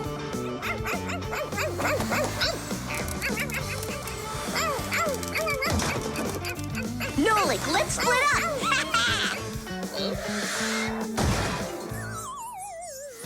We're one cool team, am I right? Nah. Why not? We're the mega super duper coolest team on the planet. What do you say we do everything together and never ever fight with each other? All right. Children, if you look right here, you can see that the handle has broken off the professor's favorite mug. And it's our duty to fix it by gluing it back on. Here they are, the inseparable friends. Yes, quiet down. Since the two of you were late today, why don't you go fly over to the warehouse for us and get the glue? Yes, sir. Yes, sir. They crack me up. Is there any glue left in there? Nolik, try jumping on the tube a little. Great, there's plenty. Our super duper team has done some super excellent work. What's going on? Our hands are stuck. We gotta pull. This glue is sticky. With the help of glue, you can stick almost anything together. Paper, plastic, glass, rubber, wood, and even metal. The reason that glue works is because everything, even an ordinary sheet of paper, has a rough surface. Just look at those pits and ridges. If we take 2 sheets of paper, fill those pits with glue, and press them together, the molecules of the glue will start joining with one another. After that, all that's left is for the glue to dry. Now what? How about we fly like this? Good idea. Everyone will laugh at how funny we are. Heads up, everybody! Mission complete! Well done. Take your places. And put your hands on your desk. We can't do that. We got glued together. It's all right. Come on over here. We don't want you to take our hands apart. We're sure this glue's gonna make our friendship stronger, right? You really think friendship can be measured like that? Jump!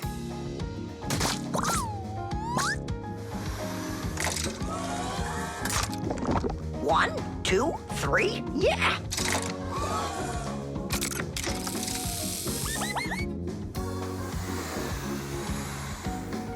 Tish! Tish!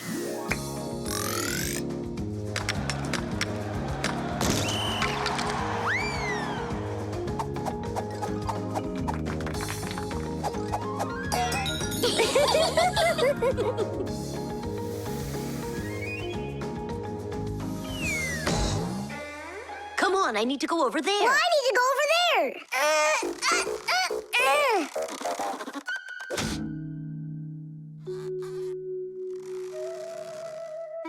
It's your fault we got into this mess. Mine? And who was the one that told me to jump? Enough! I'm done with your nonsense. From now on, you're not my friend. And you're not mine, all right?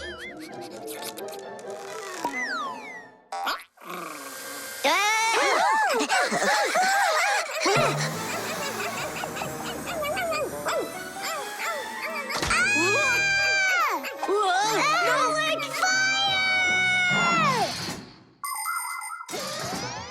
Like many of the common substances people use, glue was invented by nature itself. For example, fish glue their eggs together, and mollusks produce a sticky liquid that lets them stick to any surface. A spider smears glue on its web. A swift uses saliva to bind its nest, while caterpillars use their saliva to spin their cocoons. The sap from a pine or a birch tree is glue, and an egg's sticky whites can be used as a base for glue. But today, most of the glues that people use are made in factories. When working with glue, it's important to air out the room from harmful fumes and to follow all other safety instructions.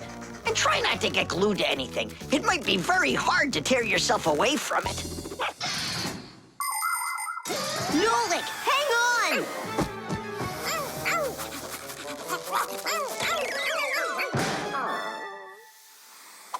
Fire! You just saved me! But how come we got unstuck? Maybe it was bad glue?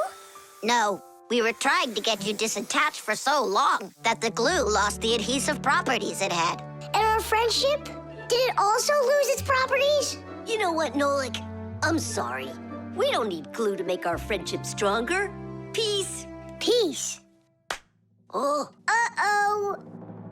Gotcha. The submarine. And the submarine disappeared into the ocean deep, leaving the vicious sharks high and dry. That cartoon was super. Class. Splendid. I wish we had a submarine, too. What do you say we make one? But we don't know anything about building a submarine. What makes you say that? The most important thing for a submarine is to be airtight so that it's impossible for water to leak in from outside. And inside, there needs to be a reserve of air for breathing. For a submarine to go underwater, it uses special containers. When the containers are filled with water, the submarine becomes heavy and starts submerging. When it's time to take the submarine back up to the surface, the water in the containers is switched back for air and the light submarine climbs.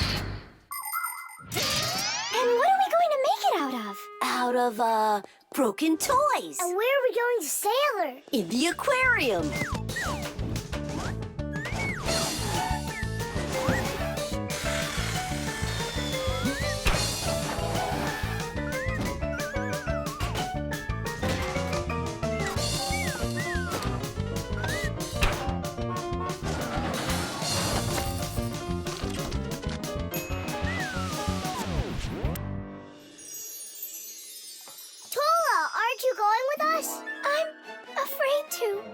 How come? What if water fills up the submarine and then we drown? Or those huge fish gobble us up? Come on, Tula.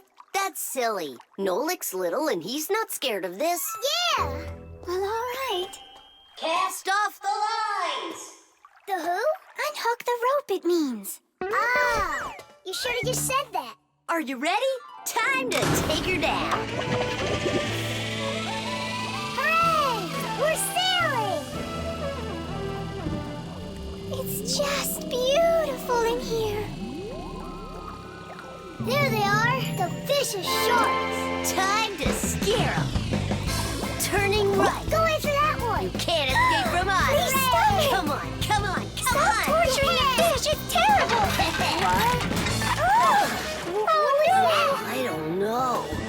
There's algae wrapped around the propeller. I want my mom to see her. Just be calm. There's no need to panic. Let's try taking her up. It's not working. Of course. No wonder I was scared. And so what do we do now? How about we open the hatch door? No, we can't. The water would pour into here, and then we would all drown. Well, in that case, I don't know. I need to come up with a plan. Yeah.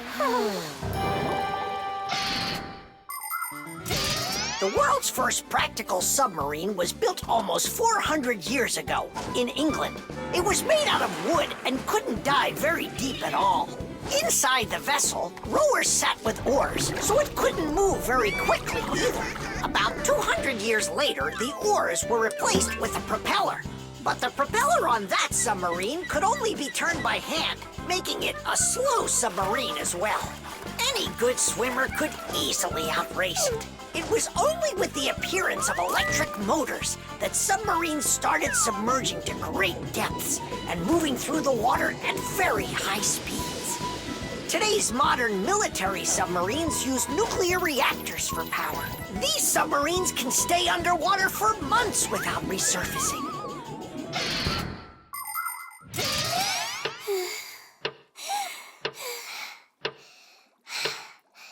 Fire, can you come up with your plan quicker? Because we're running out of air. Fire, we're gonna suffocate. No, we won't, mate. Chances are better the fish will eat us. You never should have teased them. Yeah, we're in trouble. Didn't I warn you, didn't I? And you wouldn't listen. You did everything just the opposite. Wait, it might work. Let's rewire the battery the opposite way. We should switch the plus and minus. How come? Because then the motor will start to turn the other way, forcing the algae to unwind.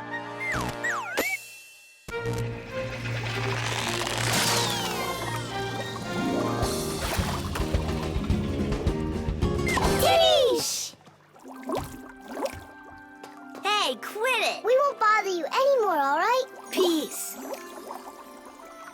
Thank you so much, Tula. You really saved us. It's just because I was the one that was most frightened. No, it's because when things got really scary, you kept your cool about you. Wouldn't it be splendid if next time we built a helicopter? The Masquerade. So, Tom Thomas, did you choose a costume for the New Year's party? Not yet. These are no good. I've been a pirate. How about a vampire? Did that. And a knight? Mm-hmm. This year I want to do something that's original. And what if... I know what! You can go dressed as me! As Nolik! Perfect! No one's ever gone as a Fixie. Ever! Long, long ago, people would put on masks and dance in order to scare away evil spirits. In ancient theater, actors would change masks to play a few different roles. Everyone liked the idea of hiding their faces behind mysterious masks so much that people started organizing fun outdoor festivals called masquerades. There are countries around the world, like Brazil and Italy, that turn into one big masquerade ball during the holidays.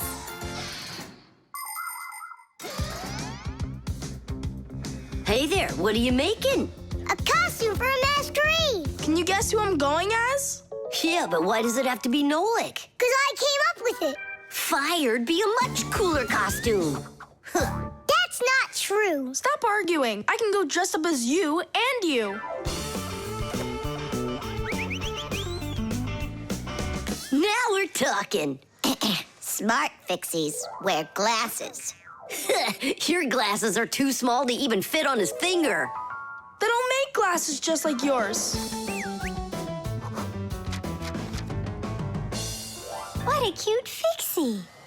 Splendid. Not bad. Only if I were you, I'd add a backpack to your costume. Any Fixie who's fashionable is wearing it. And maybe add my curls to it, please? If you don't, then our feelings will be hurt.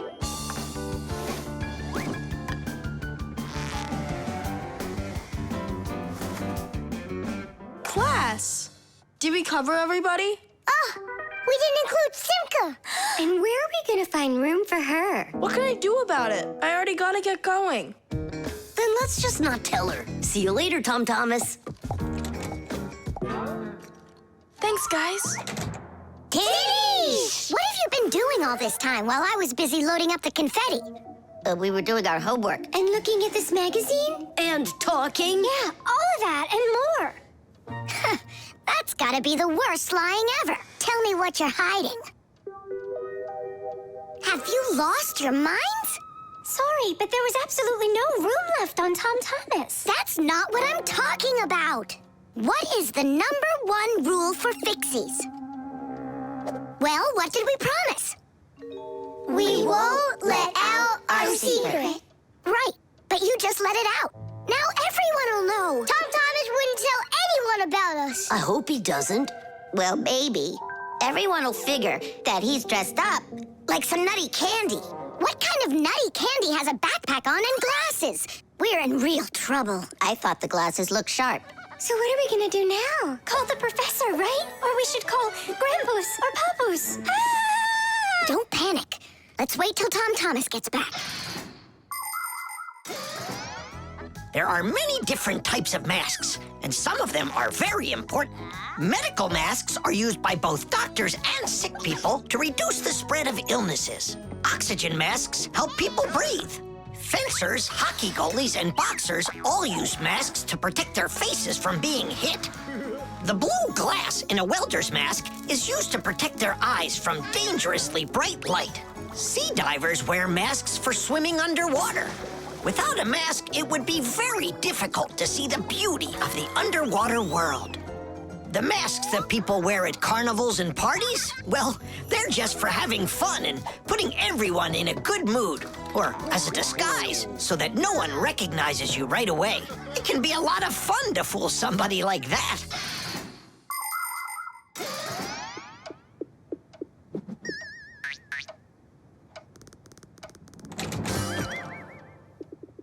So how was it? It was great. They had a contest for costumes, and I won.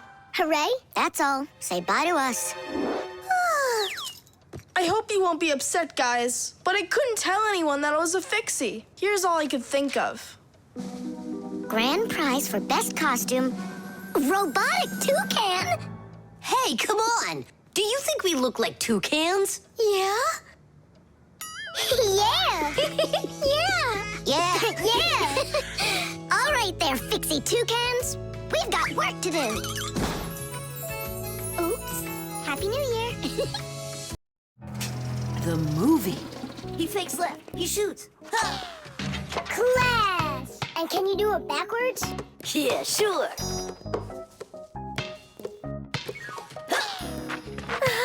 No way! What a shot! Huh. I wish Simka could see this. Why don't we make a movie for Simka about fire? We can use my Fixie tab. It's got a camera. How come it's only for Simka? We'll make it for all of us. That's a great idea.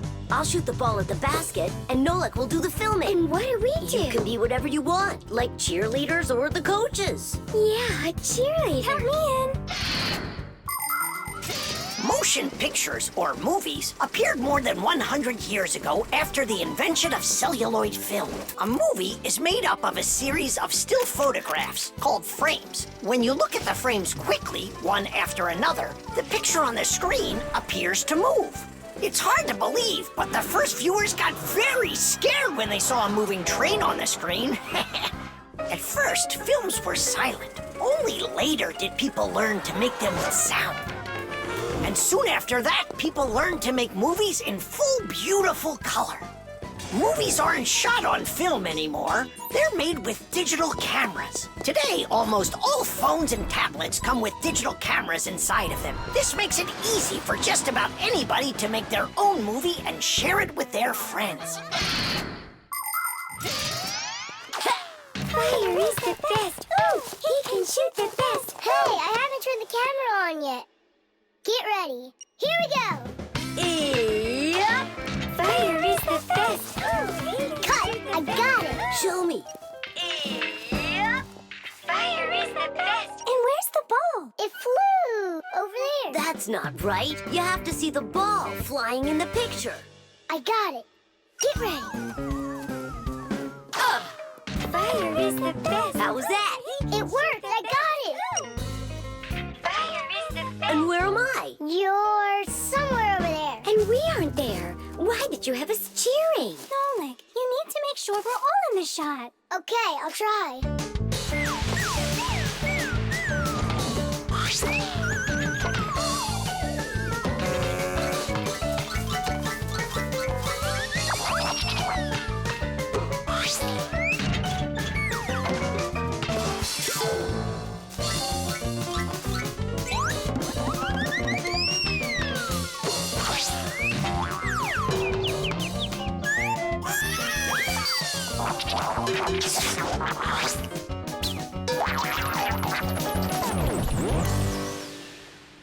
How about I shoot the ball and Fire films it? No, Nolik. It's better if Fire takes the shots and you do the filming. Fire can't even hit the basket. You try to hit the basket when everybody's bothering you. Oh, so it's our fault, Why don't you learn how to play? Are you fighting again?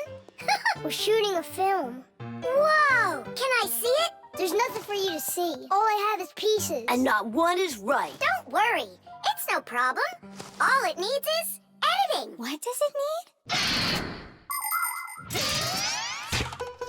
Movies are not usually shot all at once, just a piece at a time. And each of these pieces can be shot several times with the camera in different places. Then there's plenty to choose from. After you're done shooting, you can take all of the best shots and put them one after another to make your movie. This process is called editing. Editing allows us to make movies that show things that could be impossible to shoot all at once. Well, let's see. For this first shot, we've got this take over here. For the ball going in, we've got this one. And I like this one of me shooting. And don't forget to put in me and Tula. Of course not. So here's what we've got. Fire is the best. Sheesh.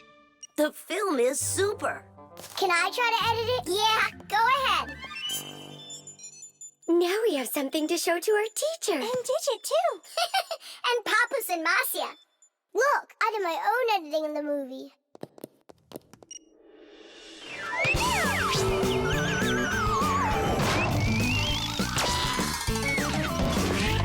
What was that? That's not true. It is so. With editing, it's just not fair, Nolik. Fire was able to put it in 100 times without any editing. You sure didn't. Hey, guys, don't fight. Do you want me to teach you all the right way to shoot hoops? Yeah! All right, here we go. And shoot! Fire is the best. Oh, he can shoot the best.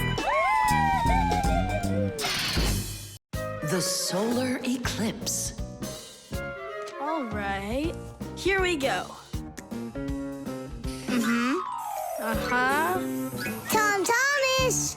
What's that for? There's a solar eclipse today. Look, and I'm gonna watch it. That's so cool. And what do you need the box for? Simka, did you forget? It's dangerous to look straight into the sun. Huh? It's so dark. How long until it starts to get dark? Half an hour.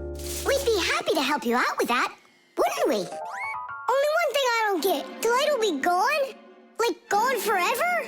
How did you come up with that? There've been plenty of eclipses before this one. In outer space, everything is in a state of constant movement. The Earth revolves around the sun, and the moon revolves around the Earth. Sometimes the moon gets in between the sun and the Earth and covers the sun. And so, for a little while, the sun no longer appears as a bright glowing sphere, but a simple black ball. This phenomenon is called a solar eclipse.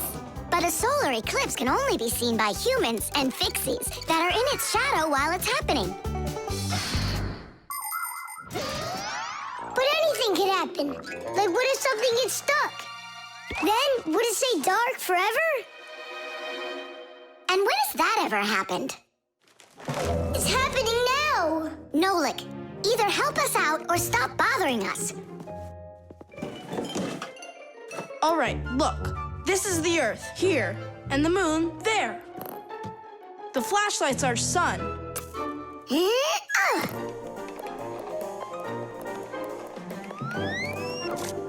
You see?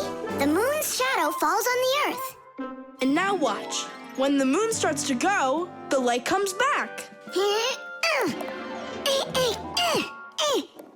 it get stuck? Just like I said, the end is near. The end of the light. It's just that someone should be more careful with the glue. It's possible to take an ordinary box and make a special device that was invented by people long ago. It's called a camera obscura. This clever invention was used by artists as well as scientists. It was the basis for the very first photo cameras. It's quite easy to make your own camera obscura. Cut out a small square on one side of a box, cover it with aluminum foil, and poke a little hole in the center of it. Put a sheet of paper on the opposite side. The light will pass through the hole and shine through the darkness. And on that screen, you'll see the eclipse, only it will appear upside down. To see it, you'll need to look at it from above, but make sure not to let extra light in. Beautiful. And remember to be careful with those scissors. But don't you understand that it's scary in the dark? And it's impossible to live in it. Don't be a coward. You glow in the dark. But what about Tom Thomas? Is he gonna have to walk like this?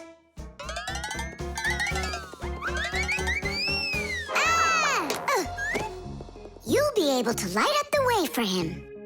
And if I run out of juice? I'll use my flashlight. And when the batteries run out? Relax, I'll find more. In the dark? No, we have to get prepared right now.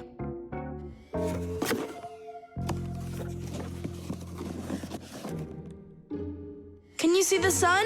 Uh-huh. 1 minute left. You ready? A minute? What? Hold on, I'm not ready yet. I'll get charged a little more. No, I need to get those batteries. 10 seconds. 9 seconds. 8 seconds. What should I do? 6. What should I do? 5. 4. 3. 2. Marcia! Here it goes. Whoa. It's totally beautiful. Nolik, come on out. You'll miss everything. It's amazing. Class, it's so awesome that we did this. Look, look. Now the sun's coming back out. Show it to me. It really didn't get stuck?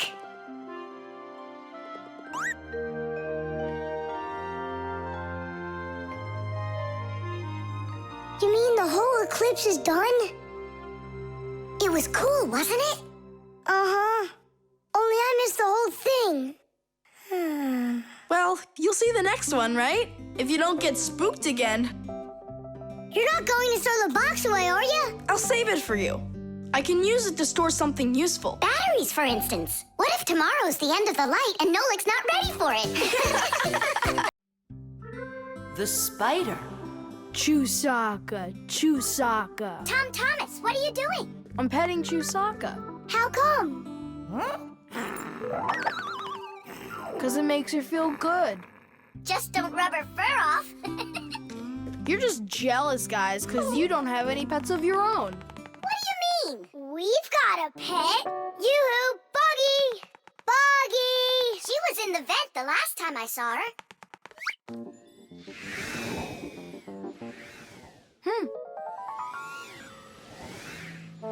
Buggy! Come on out. We need to talk. Here, this is our friend Wait, this insect is really your pet? Ha! What a joke.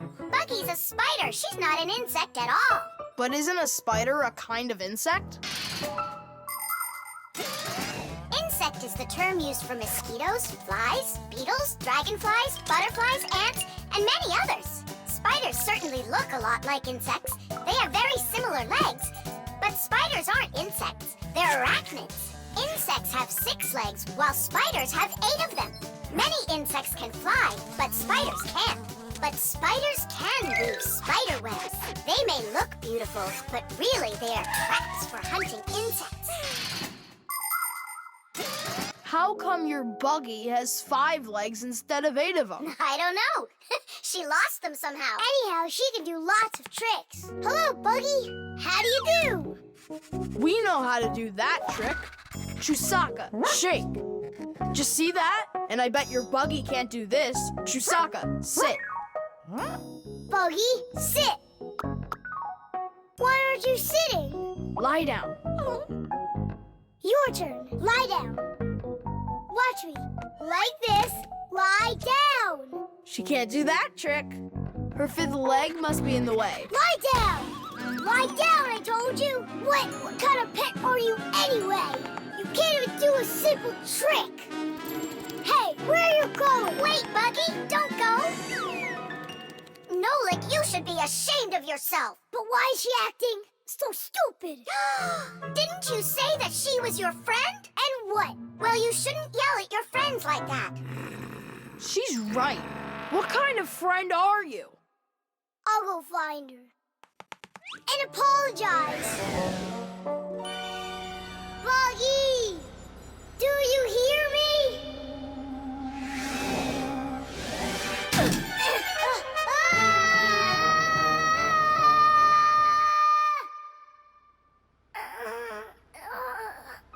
Where am I? Ow! Well, it hurts. Hey! Can you hear me? Somebody help me, please. Buggy, is that you? I think I broke my leg. Could you help me out, Buggy?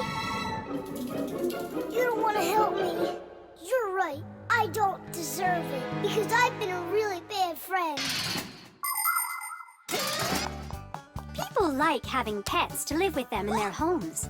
Dogs, cats, hamsters, parrots, fish, turtles. Some folks even get crocodiles. And the bigger the animal, the more work it takes to take proper care of it. But every pet needs love and care, no matter what size it is. Fixies like to have pets too.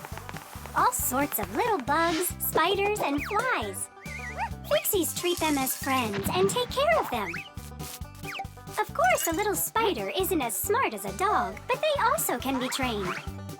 There are some Fixies who have managed to domesticate such big insects as bees, beetles, and dragonflies. Fixies fly on their backs and use them to carry heavy loads. That's it. I'm stuck all alone in here. Forever. Simka? Oh, how did you find me? Buggy let me down here. Buggy, you didn't ditch me. I'm sorry. I promise I'll never ever yell at you again. Ow, my leg. Hang in there, Nolik. We'll get you out. It was so scary. You could have died down there. Yeah, I almost died. But you know what? Buggy saved me. Yeah, that's cooler than learning how to shake hands. Buggy sure is a true friend indeed. Does your leg really hurt a lot? Ah! Nah, it doesn't really hurt. I'm fine. I was just joking. Buttered bread.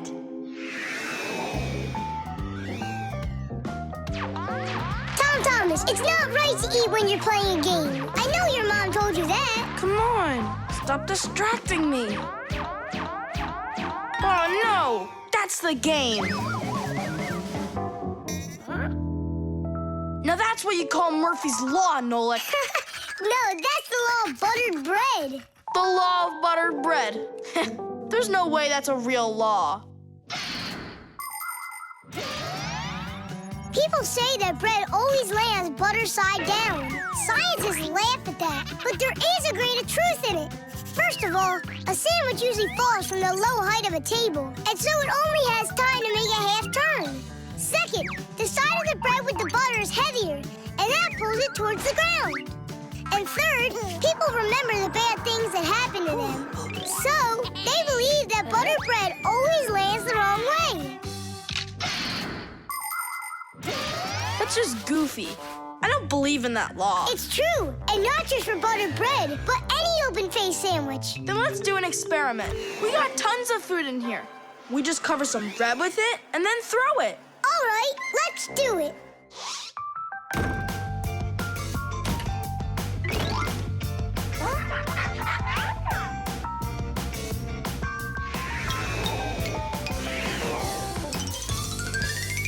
Didish! Well, jelly side down. Uh-huh. And the cheese went down. And the chocolate spread's out of luck, too.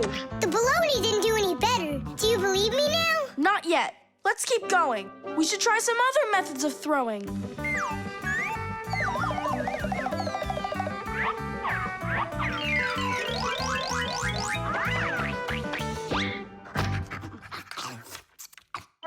Oh, that's everything. There's nothing left. No, there's still some turkey. Where did you see that? Here it is. Take some from this plate instead. Your mom already cooked it. Hey, turkey, show them how you're supposed to fall.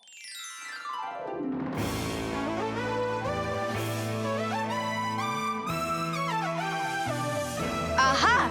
Didn't I, tell ya? You vandals! Why are you throwing food all over the place? It's simply awful. Hey, give it back. Please, we're testing the law of buttered bread. You gotta be kidding. Your mom is gonna love you for that. Can you please put the sandwich on a plate already? It's too heavy for us to keep holding it up. Good. There you go. Tom Thomas, do you have any idea at all how nutritious that turkey is? And delicious, I'd imagine. And turkey's a healthy food that has lots of protein, vitamins, and what do you call them? Microelements. That's not all. Eating that turkey could make you grow. If you eat that sandwich, you could grow a centimeter. I think that's true. Yeah, and it'll give you some extra strength, which you're gonna need when you clean up your kitchen.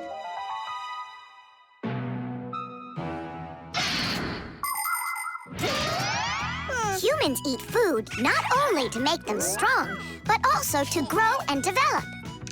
Take a look at all these different foods. Do you think they have anything at all in common? Well, actually, they do. All foods contain nutrients like proteins, fats, and carbohydrates. Combining them properly is the science of nutrition. Foods with fats and carbohydrates give humans energy, while those with protein are essential for helping children grow. People love to eat food that is delicious, fresh, and assorted. Try to eat all sorts of good foods like salads and soups, cereals, potatoes, vegetables, and meats, and not just sandwiches. But when it's time for a little snack, a sandwich can be just right, and it's so easy to make.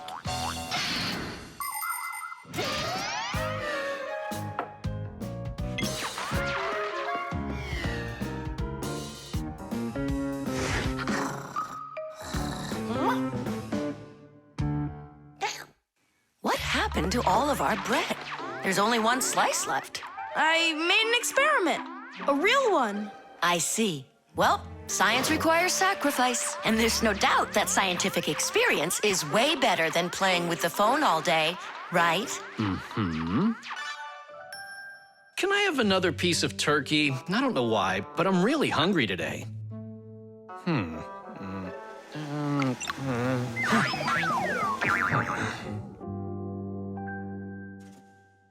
Now that's what I call Murphy's Law. No! That's what they call the law of buttered bread, Dad. Did you hear? The law is a law.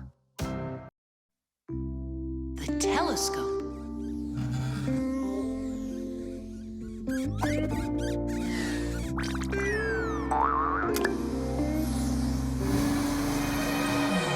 Ooh, Buggy. That was scary.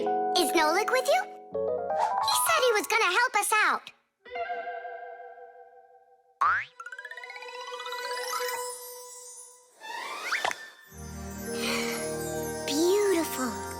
Whoa, just look at all those stars. It's just like magic, this telescope. Splendid.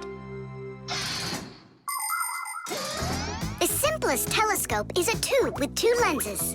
They gather and refract light. We look through a telescope at a faraway moon and see craters, mountains, and crevices on its surface as if they are very close. A telescope helps us examine stars and comets, distinguish the colors and shapes of planets, and find their moons.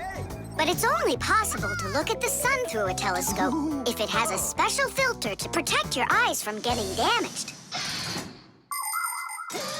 But what's really cool is that it spins! No, really! Well, should we get going?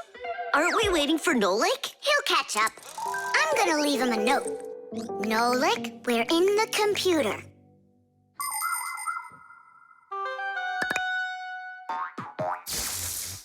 Hey! Here I am. Hello? Where is everybody? A monster! Simka? Somebody help me! A monster ate Simka! He's in the telescope! Ate? She was here a minute ago. The only thing left of her is her Fixies egg! A huge monster, enormous, with sharp teeth and jaws like that! Mamma mia! And horns on its head? It's got everything! Ah! The monster! I know you are, but what am I? What's all the screaming about? You aren't eaten! What do you mean, eaten? By the monster that was after you! The monster attacked Fire! An unfortunate left turn. Fire, did it want to eat you? Who? The monster! It's enormous, with jaws like that! Yeah, and horns on its head. And what about tentacles? Oh, yeah. I think I know who that is. It's a Fixie Eater. He's gonna eat us! But Fixie eaters, they don't exist. For real? It could be from another planet. This is our sun, and the Earth isn't the only planet revolving around it. But people couldn't even imagine that idea until the telescope was invented. Then astronomers could finally see how our solar system is organized. The closest planet to our sun is a small planet called Mercury.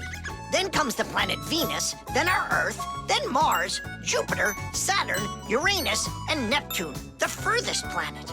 Is it possible that life only exists on Earth? So far, not even living bacteria has been found on any of the other planets, let alone human life.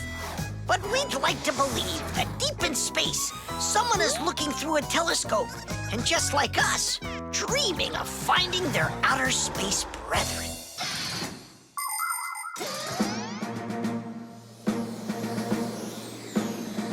That's where it was! Come on out, Fixie Eater. We're gonna need to use live bait. Where are you gonna get it from? It's me?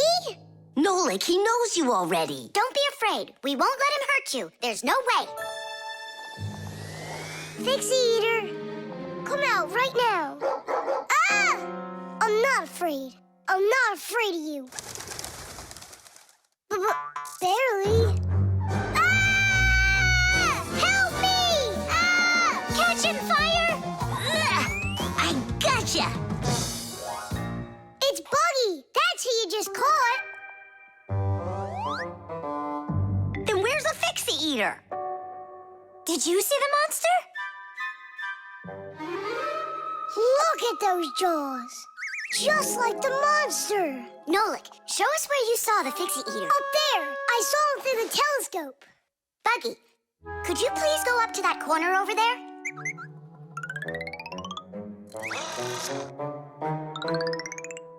Uh-huh. And now yawn. Take a look.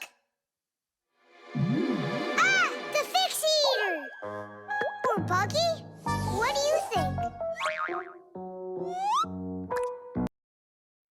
The jewel. Tom Thomas, it's time to eat. Where did it go? Chusaka, did you see this tiny little... Can't believe now I'm asking a dog. Tom Thomas, are you looking for us? Hey, Fixies, maybe you can help me. One of these stones is missing. And so? And so, this pin is very valuable. And so's the stone. If I don't find the stone soon, it's gonna be the end. Honey, your lunch is getting cold. There's no reason to panic. Your precious stone will be found. Wait a sec. Can stones really be precious? Of course they can. Gemstones are the most rare and beautiful of all stones, but it's not easy to find them. Diamonds, emeralds, rubies, sapphires, people find them underground and inside of mountains. Brave divers go to the bottom of the sea to find pearls. People have performed heroic acts and committed daring crimes to get these precious jewels. The magical shine of gems can both enchant and ruin. Remember, only gems acquired honestly bring happiness.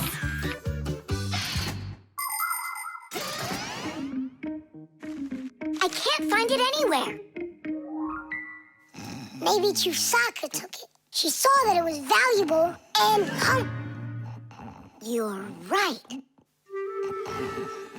Chusaka? Give us back the gem, all right? Give it back, we said. Why are you making Chusaka angry? Because she has to give the stone back. What stone, Simka? One that costs a ton. Dogs are supposed to keep treasure safe, but this one eats them. Maybe you didn't look carefully. For example, did you check inside that flower pot?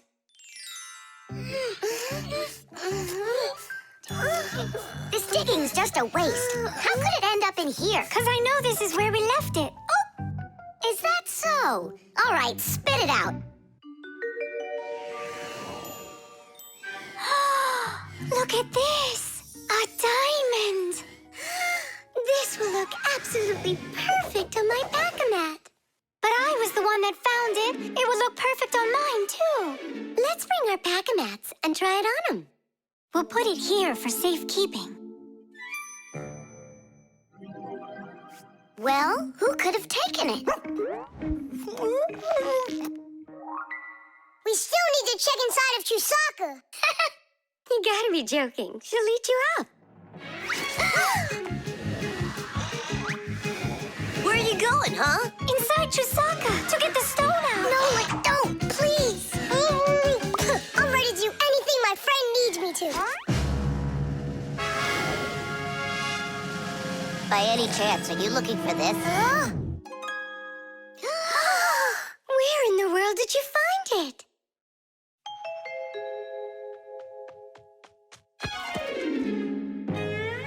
I found a buried diamond.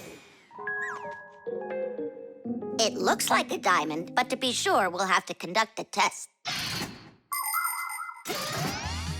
A raw diamond looks like an ordinary stone, but after cutting and polishing each of its facets, that special stone transforms into a rare and very expensive jewel that can adorn a necklace, a crown, or a museum's display case. The truth is, only a small part of all found diamonds is used for jewelry. It's because a diamond is also the hardest rock on the planet. That makes it perfect for cutting glass. Diamonds are used in making strong drill bits and cutting blades.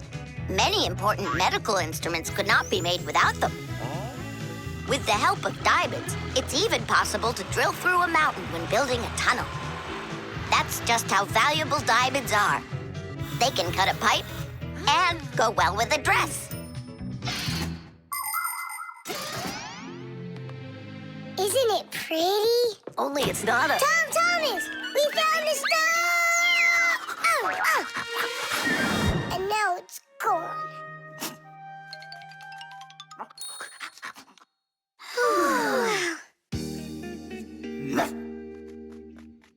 Chusaka did great! Oink, oink.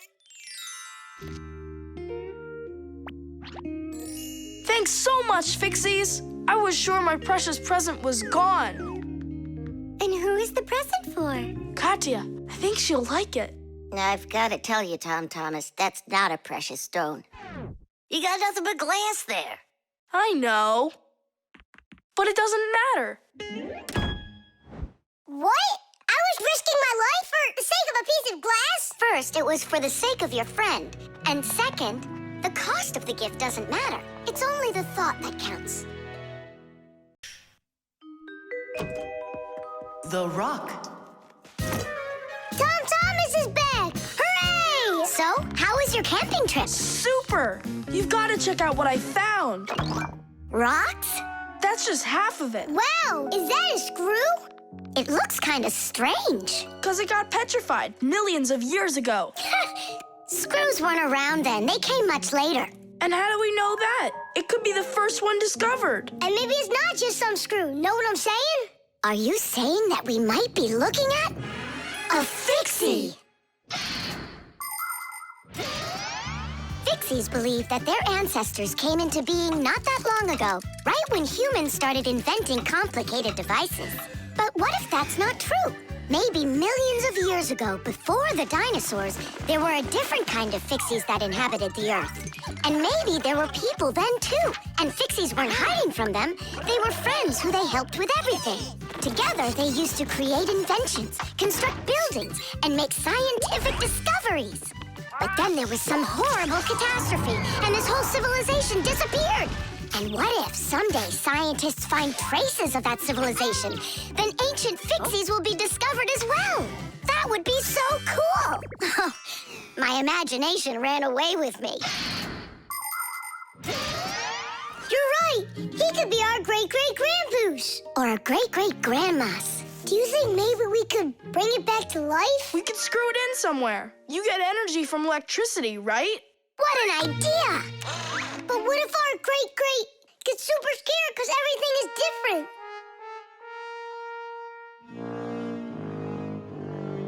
We can build him a prehistoric world to wake up to.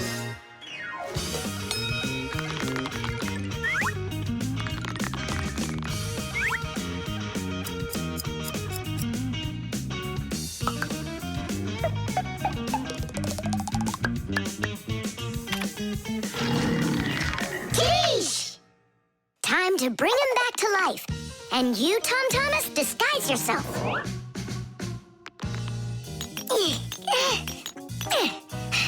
We'll break him like this. We need a different way to do it. We need more power for this.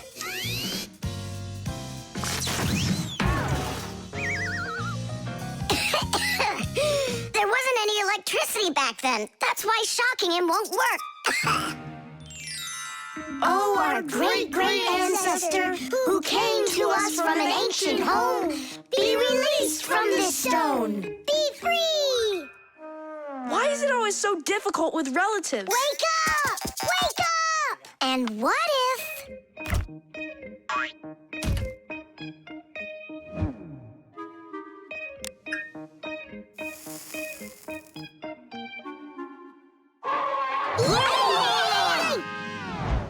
We've tried everything. This is just a waste of time. Let's sing that song about the screw.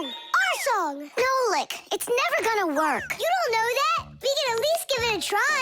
If you think a screw is nothing, take it out, but just beware. Everything will break without them with no little screws in there. Look, it's moving. It's impossible. It really did. If you think a screw is nothing, take it out, but just beware. Tom Thomas, hey. Well, how was your camping trip? Seems to me quite a success. Yeah.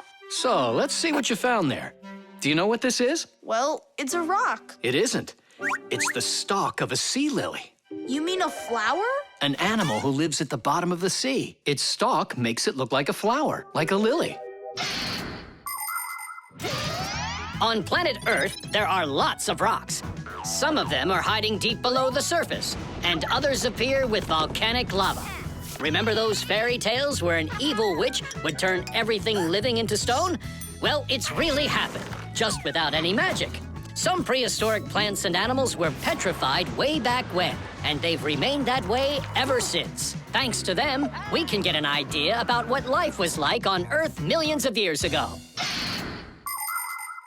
And this one's a devil's finger, the squid's ancestor. How do you know all this stuff? When I was your age, I collected fossils and rocks. Let's go. I'll show you my collection.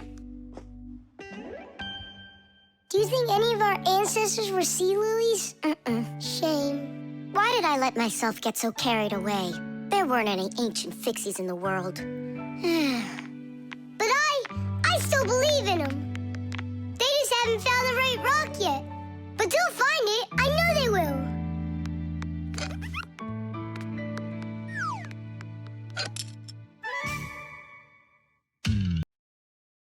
The television. Now watch carefully. First I put some of the yellow. Then I add some of the blue. Mix them together. And now we've got the color green. Isn't that great? Class! And it's not just paint either.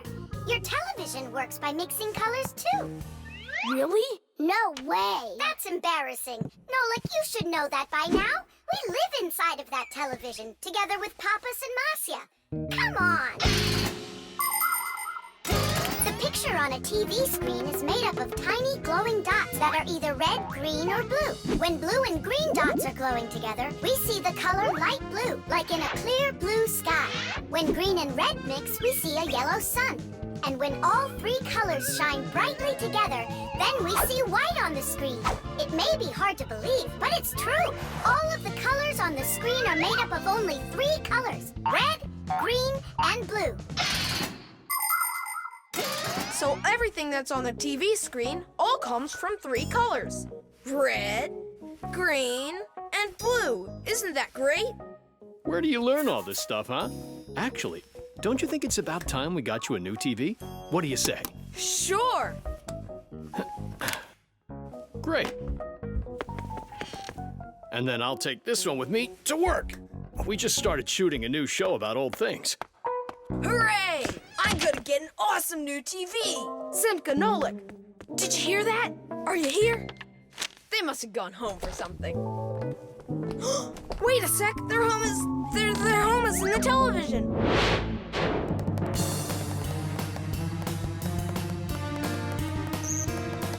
This was such a nice home for us. It's okay. We'll move into one of the other TVs here. The one in the living room? Why not? It's a nice new one with a huge flat screen.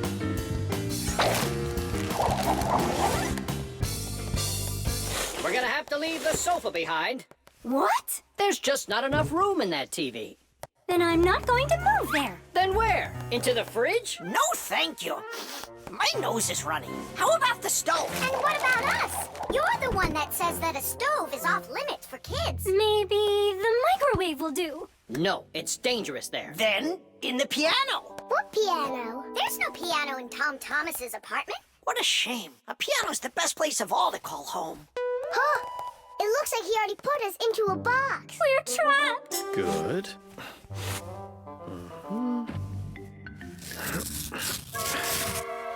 Dad!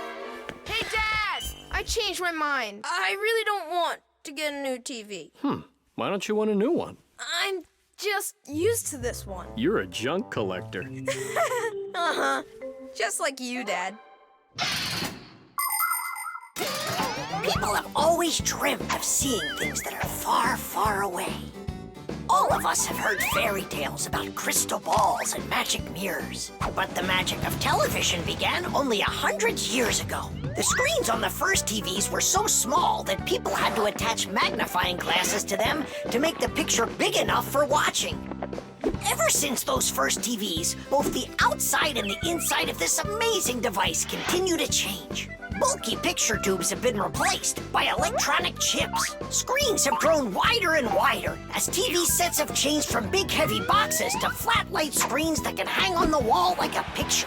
And someday, real soon, it's quite possible that TVs will be made to roll up like a rug and people will be able to carry them anywhere. All right, I'll put it back. But under one condition. If it breaks, we'll buy you a new one right away. Yeah, sure. We'll never let it break, right? Never, ever!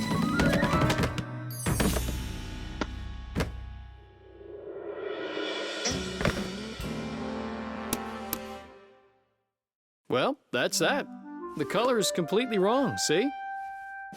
I guess we're going to have to throw it out after all. Wait. I know how to make it work perfectly. Watch this. 1, 2, and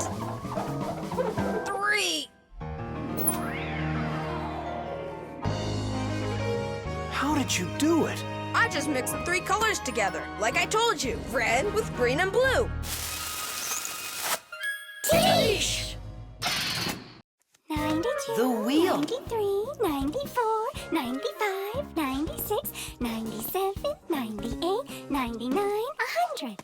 And 101, 102, 103, 104, forgot. and 100 and... Nolik! Hey, come on! Tom Thomas promised to give me a ride outside on his bicycle. I gotta get going. Lucky you. I'd love to ride on a bike. Yeah, it would be a lot of fun. You're not allowed to go. Why can't we? Tom Thomas isn't your friend, all right? He only invited me. If you want to take a ride on a bicycle, then go find your own human friend to invite you. Well, Tom Thomas, you ready to go? We can't. There's no way we can ride this. The tire's got a hole. I try to fill it, but the air comes out. Well, then what should we do? I thought you'd know what. You're the fixie here. I didn't study it yet. Hang on!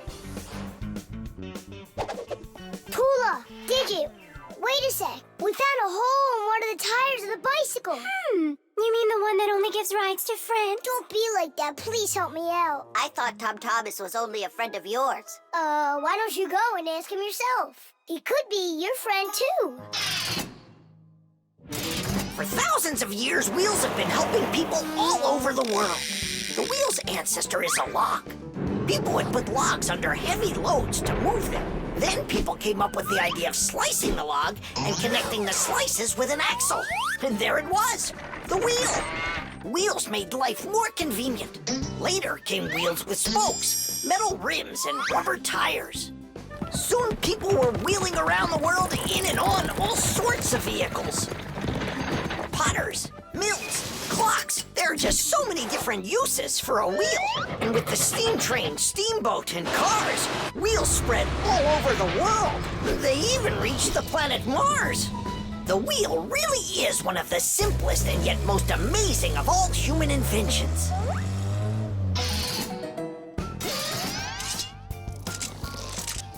Whew, it's off.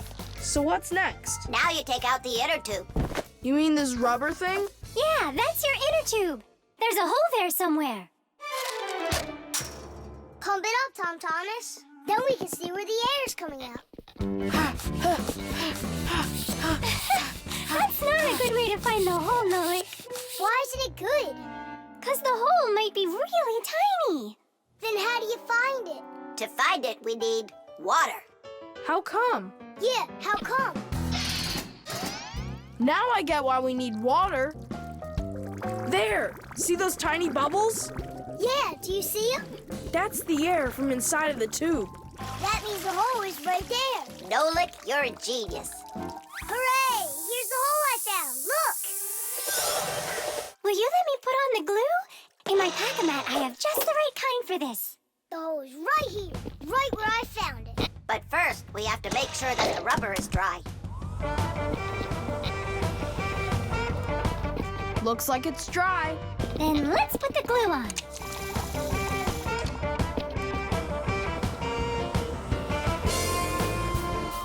It's all fixed.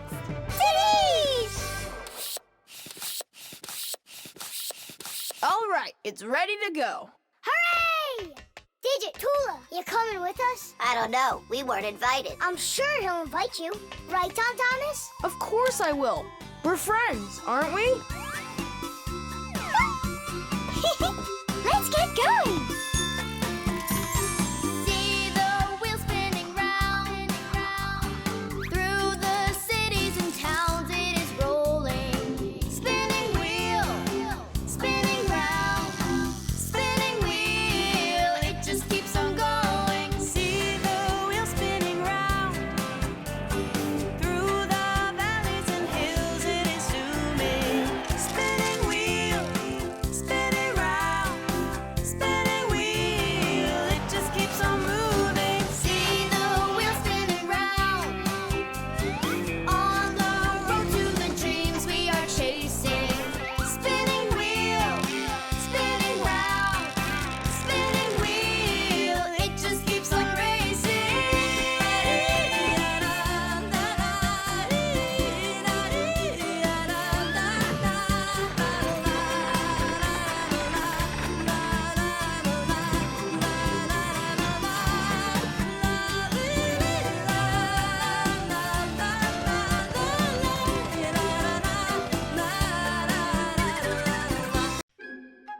The coffee maker.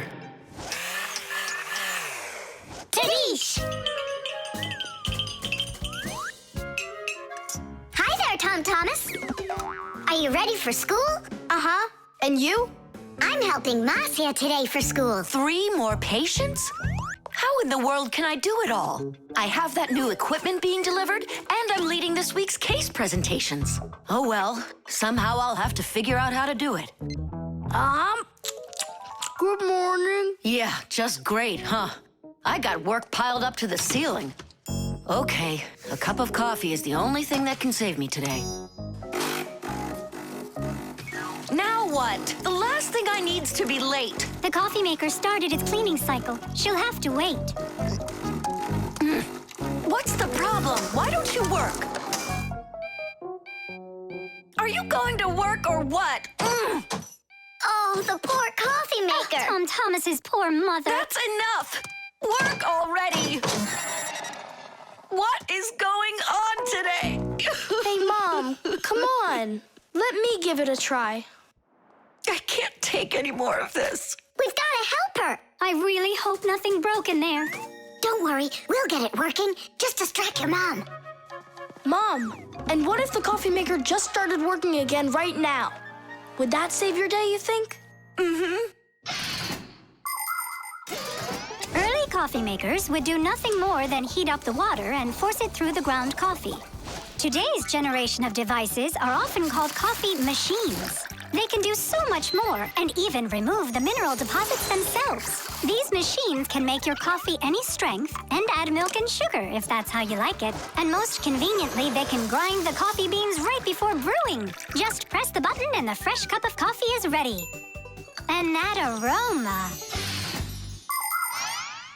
The main thing with any coffee maker is to be nice to it. Then you just give it some time, and it starts working by itself. That is just absurd. Restarting it is the first step. Simka, get over there and open and close that contact.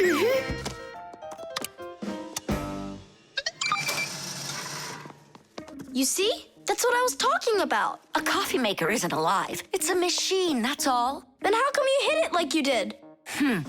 But if you're really nice to it and you pet it, then she'll purr.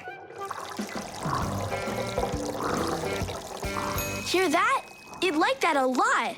Coffee maker, blink to us when you're ready to start working. Turn on the display.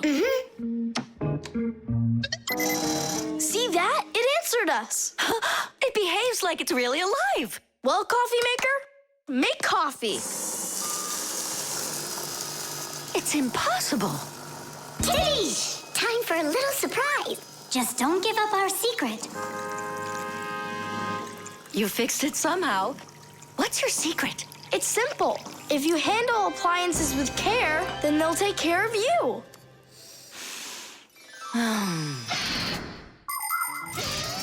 The magic taste of coffee was first appreciated in Arabia. And that's why the most well-known variety of coffee is called Arabica. Coffee trees grow throughout the world in mountain regions where the weather is warm and humid. The branches of coffee trees get covered with coffee berries. But to make the coffee drink, we don't need the berries, just the seeds inside. After the coffee beans are roasted and then ground, hot water is added. Different cultures serve coffee differently. Some serve it hot, some cold. With sugar, with milk, with ice cream, with cinnamon, with ginger, and even with salt and pepper. They say that coffee gives people energy and helps them from feeling tired. But it's important not to drink too much.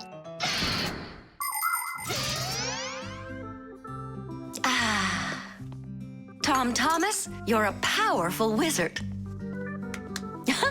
She believes it. It's remarkable. I can't believe an ordinary coffee maker can be so emotional. Poor thing. Forgive me, huh? And that's not all. If you take care of your coffee maker and you're nice to it, it can even sing a song. Oh, my dear Augustine, Augustine, Augustine. I've got to be hearing things. You've got me under your spell, Tom Thomas. Time to go. Augustine. Oh, my dear Augustine, Augustine. Why did you start singing? Sorry, I got carried away. And I got carried away. Sing me that song again, will you? Oh, my dear Augustine, Augustine, Augustine. Oh, my dear Augustine, everything's gone. The heart. Where's my pack-a-mat? It's not here either. I think my head's got a screw loose. Oh! Tom Thomas, why are you throwing your stuff around? Oh, because I got a real problem. What is it? I can't decide which club I should pick. Johnny signed up for robotics, and Katya's gonna be in chess. You call that a problem? Go with Johnny. And why not Katya? Then go with chess. But they don't have robots. My mom told me I should listen to my heart. Do you know how to do that? I found it.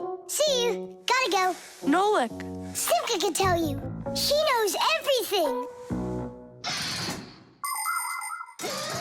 The heart is the main pump of a living organism. It's a unique muscular organ with a multitude of blood vessels attached to it. The main function of the heart is to continuously move blood throughout the body. The human heart pumps about 6 liters of blood every minute, even though this pump is not that large. Make a fist. Your heart is about the same size as that. To make sure your heart stays healthy, you need to strengthen it with plenty of exercise and a healthy diet.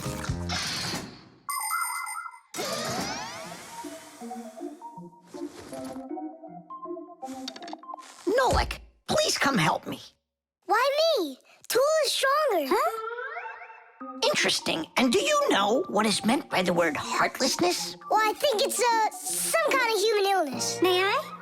Tula. Heartlessness is when a human or a fixie leaves someone who has a problem behind.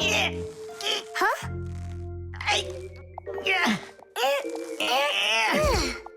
Thank you very much, young man. I mean, young fixie. Heartlessness. Does it last forever? Of course not. We just need to help one another more often. Uh-huh.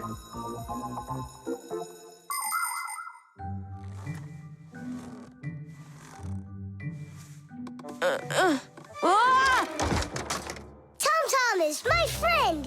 Here I am. How are you? How am I? Why do you care? Oh, by the way, I found out how you can listen to your heart. You need this tube. It's called a stethoscope. A stethoscope, but I don't have one. That's what I'm for. That thing is way too tiny. Ah, your mom must have one. Oh, yeah.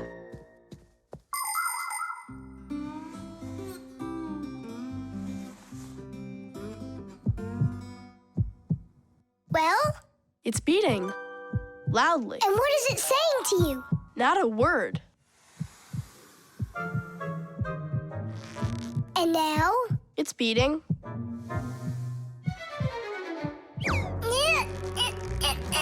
Huh? What was that?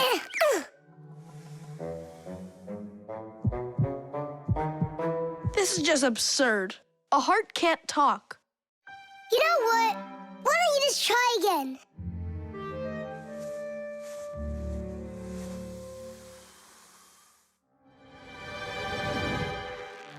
Tom Thomas. Who is that? It's your heart talking. Boom, boom. Can you hear me? Uh-huh. I believe that robotics is right for you. And what about chess? Who cares about chess? Robots are way cooler. This voice reminds me of someone. Heh, so that's what you look like, my itty-bitty heart. Well, I did it from the bottom of my heart. When a human is at rest, his heart beats between 60 and 100 times per minute. This rhythm is called the pulse rate. Place 2 fingers on your wrist or your neck. Can you hear it? Boom, boom, boom, boom. You can count the beats. When you're sleeping, your pulse slows down. But when you get excited, run, or get worried or afraid, your heart begins to beat faster and pumps the blood harder.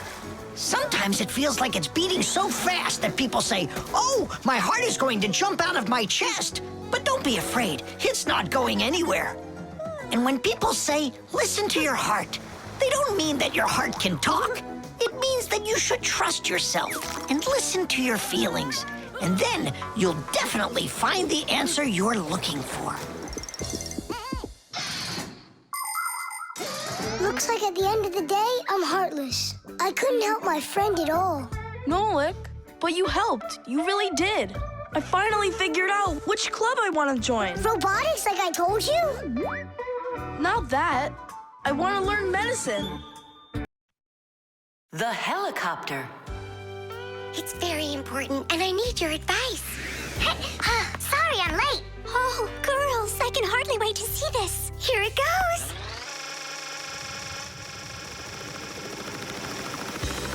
Hey there! Where did you get a helicopter? Professor Eugenius threw it away, but we fixed it. Come fly with us. Hop in. There's no way. We're busy. Doing what? Something important. Go find somewhere else to fly. You got it. No problem. Now back to our job.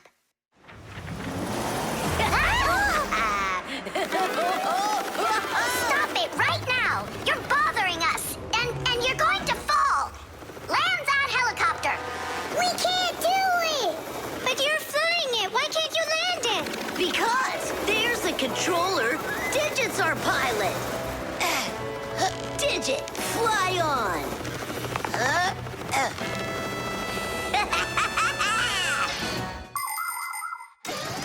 Helicopters fly with the help of propellers. The biggest one is called the main rotor blade. When the engine turns it, the rotor pushes the air with such a powerful force that it lifts the helicopter up off the ground. Of course, helicopters can't fly as fast as airplanes, but they have the ability to easily land on a small patch of ground. And unlike airplanes, helicopters can hover in the air for a long time and even fly backwards. Digit, turn us to the left. No! Turn right! And higher! Digit, Fire and Nolik are being dopey, but you're smart enough to know it's dangerous. Just land it. Hang on. This is one amazing rotor-driven machine. Leonardo da Vinci himself had a design for one, and now look who's controlling it. It really is impressive. You're a total ace on that controller. And so smart. And brave. The girls really like boys like that. That's how I roll. Sure, yeah, you're great. Now land it. Digit! Oh! The wall! Nolik, don't panic. We're gonna have to jump. Whoa! What about me?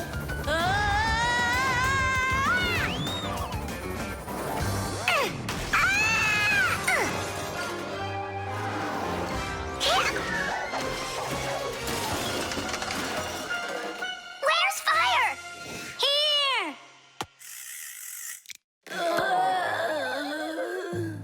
You could have crashed. And if it wasn't for us... If it wasn't for you distracting our pilot, everything would have been okay. A real pilot, you know, shouldn't get distracted. And first he has to learn how to fly on a simulator, right, Digit? Uh-huh. That's true, but we don't have one. Don't go anywhere.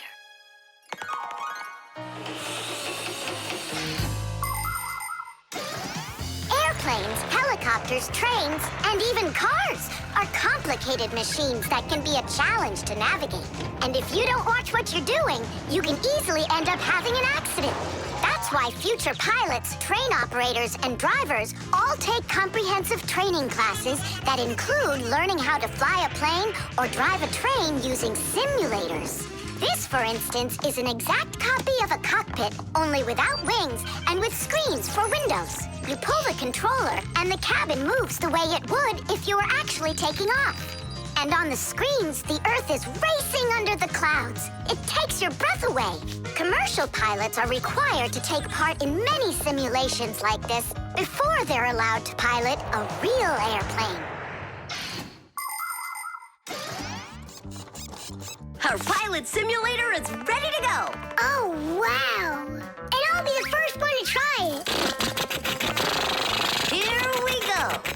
Kids. Right, Digit? I'm only going over there just to take a look. You know how those two can behave. I'll just watch them. My turn again. Hey, wait!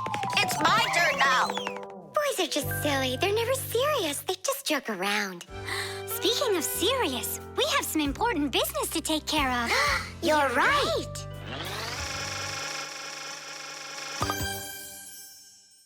I can't figure out where I should put them. What about on the pack-a-mat? Oh, that's a very serious problem. Yeah, this is really important, not something silly like those boys are doing.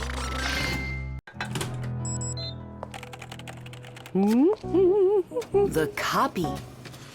Elisa! Don't worry, I found it. No, I didn't find it. Elisa! Elisa! I hear you. I'm coming, Professor Eugenius. Have you seen this umbrella anywhere? Looks like the professor lost his umbrella again. More than one? Look at all these flyers. Nolik, they're all copies of one flyer. Elisa prints lots of them so she can hang them up all over town. A copier is a device for making multiple copies of a single picture or document. An image that needs to be copied is placed on a piece of glass under a lid. The photocopier shines a bright light on it so it can take a clear picture. Then the image is printed onto paper with the help of special ink and a rotating drum.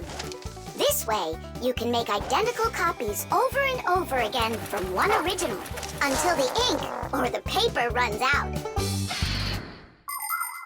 What happened, Professor Eugenius?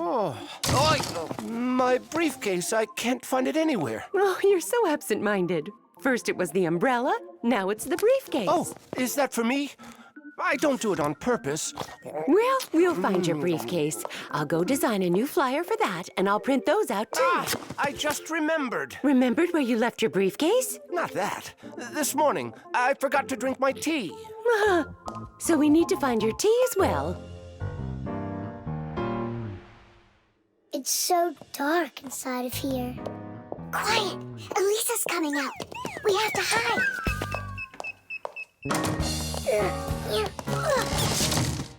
Where is that one about the briefcase? Here's the flyer for missing keys, the one for the phone, the flyer for when the professor gets lost. Here, a missing briefcase. Excellent.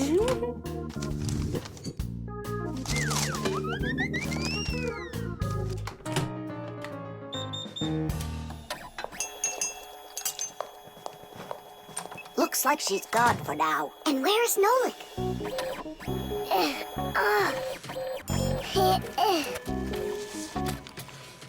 There's Nolik, in printed form. He got stuck inside the copier. We have to go and save him. Save him? We all need to be saved, Tula. If Elisa takes these flyers and hangs them up, the whole city will find out about Fixies. So what do we do then? Wait, we can use those liquid erasers to paint over Nolik.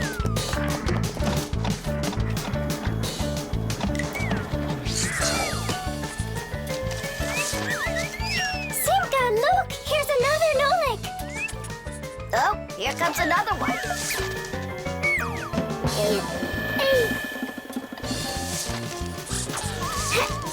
Make sure he's covered. And here. Not everybody has the opportunity to enjoy seeing the paintings of the great masters. But thanks to copying technology, these pictures are well known all over the world. Young artists and sculptors can learn their craft by studying and copying the great artwork of the past. It's good to have copies of important documents, just in case. What if the original of a document happens to get destroyed? At least there will be a copy. Copies are generally very helpful, but not all copies are good. Some copies called forgeries are bad. A forgery is a copy of a picture, document, or even money that is presented as the original. Making forged copies is illegal. You can even be sent to jail for making copies like that. And a little bit here. Simka, I can't see. We're right over here.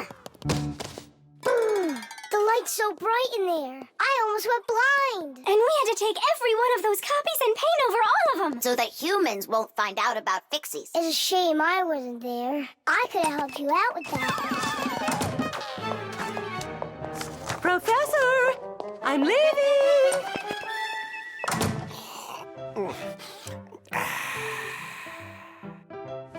There they are. Elisa! Elisa! Elisa! She just left to hang up the flyers. Yeah? And I found the briefcase in the umbrella myself. I have to call her and tell her. Where's my phone? Have I really lost it? Don't you worry, Professor. If you can't find it, Elisa's got a flyer for your phone already. What's important right now is that Elisa doesn't go missing. The detective. All right, there that is. Wasn't it great that we got to stay after class and watch that movie together? Yeah, that film was great. That detective, what a guy. He figured out exactly who did it. Solving a crime's not easy at all. But it looks like a lot of fun. I think it would be so cool to go solve a crime. Where's my lucky screwdriver? I can't do anything without it. Here we go. This could be the crime of the century. Detective Nolik, are you ready? But we're not... There's no escaping our fate, colleague. Our time has come.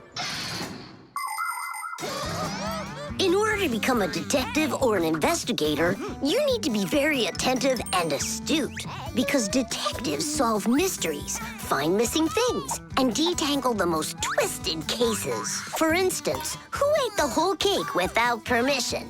A real detective will notice the minor details right away. Crumbs under the sofa, a trail of paw prints across the room.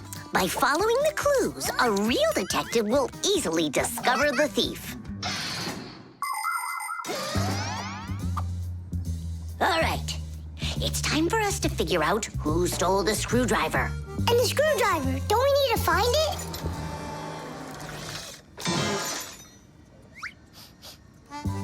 Not now. First, let's find the thief. Oh, look at that. It's Digit. Digit? Why are you back at the laboratory? Our school classes are over. I want to talk to the professor. I came up with the coolest thing to make. What cool thing? It's a secret. That's a bit hard to believe. All right now, suspect. What were you doing after school? What do you mean, suspect? There must be some mix-up here. You're trying to dodge the question? You want to change the subject on me? That's it. I'm leaving. No screwdriver, no experiments. Well, you want to take over for Eugenius, and that's why you stole his lucky screwdriver. You're under arrest.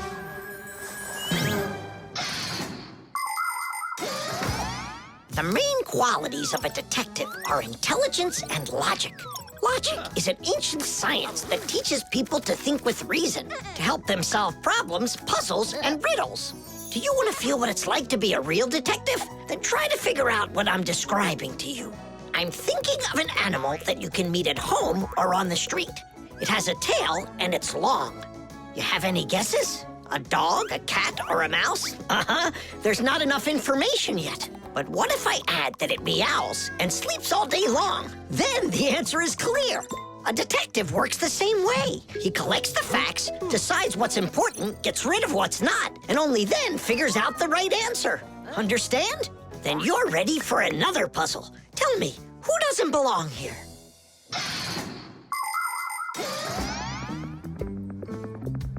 Are you gonna talk? What funny mustaches you got there. Oh, it's a party, right? Mm-hmm. They arrested me. Is this a game you're playing? Tula, you believe that a lucky object can bring good fortune, now don't you? Well, yeah. And what? Now it's clear. You helped Digit steal Eugenius's lucky screwdriver. Yeah, because you like lucky stuff. Arrest her. Tula, how long do I have to wait? Sibka, you gotta see this. We caught the criminals who stole the screwdriver from the professor. Cool, huh? Just awesome. Let's go, Tula. She stays here, under arrest. Yeah, I got it. Come on, let's go. We're not joking around. Oh, and exactly what proof do you have? What proof do I have? Well, Just what I thought. You have nothing, Fire. She's their partner, of course. Nolik, arrest her at once. What did she do wrong? It's insane. Now do what I said. I won't do it. Ah, you're with them. Stand with the crooks over there. Hey, we're partners, aren't we? Now wait a second. I'm wondering if you were the thief. Me? Yes, right. It's not me, I swear. I'm a detective.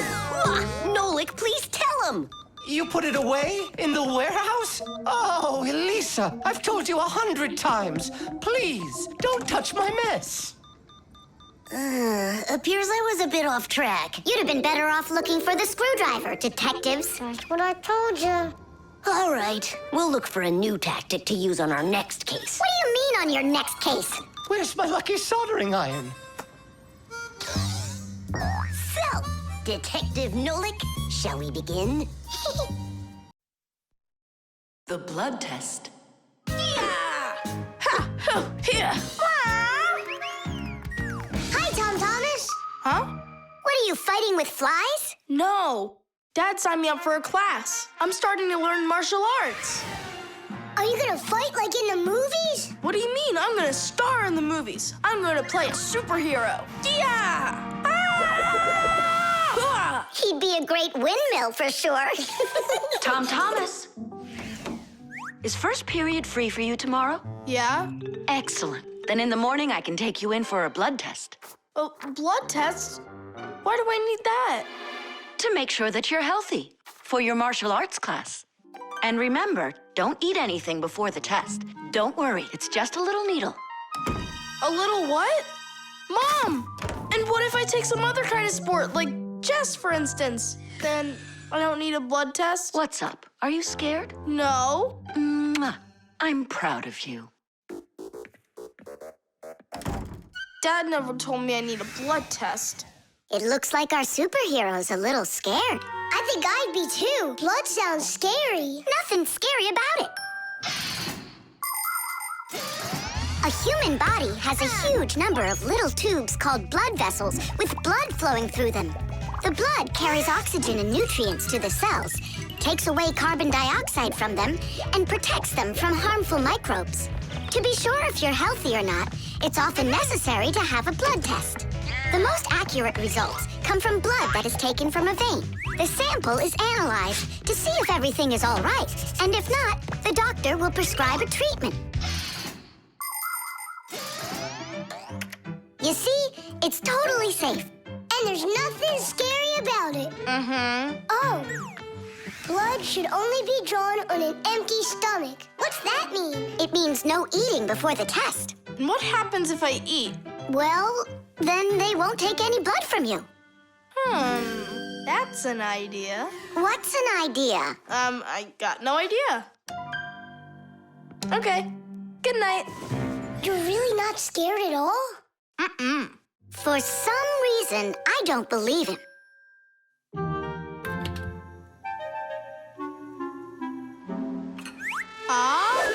Huh? Hey, what's going on? You're not allowed to eat. Give it back. Oh, my mom's coming. Oh. Tom Thomas, did you forget? You're not allowed to eat now. Do I have to have this test? Go on. Go get yourself ready.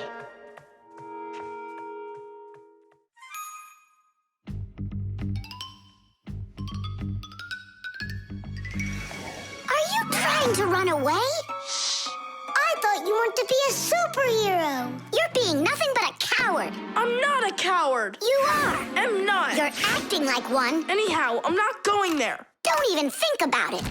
Nolik, help! Ah! Ready to go? All right, Tom Thomas, get up. It's time. Well, thanks a lot. And from now on, we're not friends.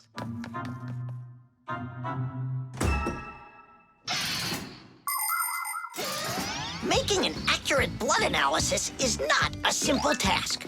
Originally, this work was done by people that would examine a drop of blood under a microscope. Today, in modern laboratories, technicians analyze blood with the help of smart analyzing machines. These machines can do the job much faster, and they don't make mistakes like people can. After you give some blood to be analyzed, the test tube is sent on a real journey to reach the laboratory for analysis. In the laboratory, it moves from one analyzer to another, each one of them examining a different part of your blood. Then, all of the data is put together, and that's it. The blood test is done. You can get an email when the report is ready and check the results online, so you don't even have to go out to pick it up. Pretty cool, huh? Thanks to you, we just lost our friend. It's because he was being a coward. And if it's my fault at all, it's only a little bit. Fixies! Are you here? We're here. Look what I've got! A certificate for bravery. You had the blood test. And you weren't scared? Look! Way to go! So, are we friends again? Of course we are. All right. Then can you teach me a few of those moves? Yeah, sure. Wow! Yeah! The star. And so, this is our solar system, and it consists of... Friends, you're not going to believe it. I discovered an unknown star. That is superb, colleague. Yeah. And today, journalists will visit the laboratory for an interview. Who's going to be interviewed? If you weren't late, you'd know that. I had to do my hair. They're here. Everyone hide.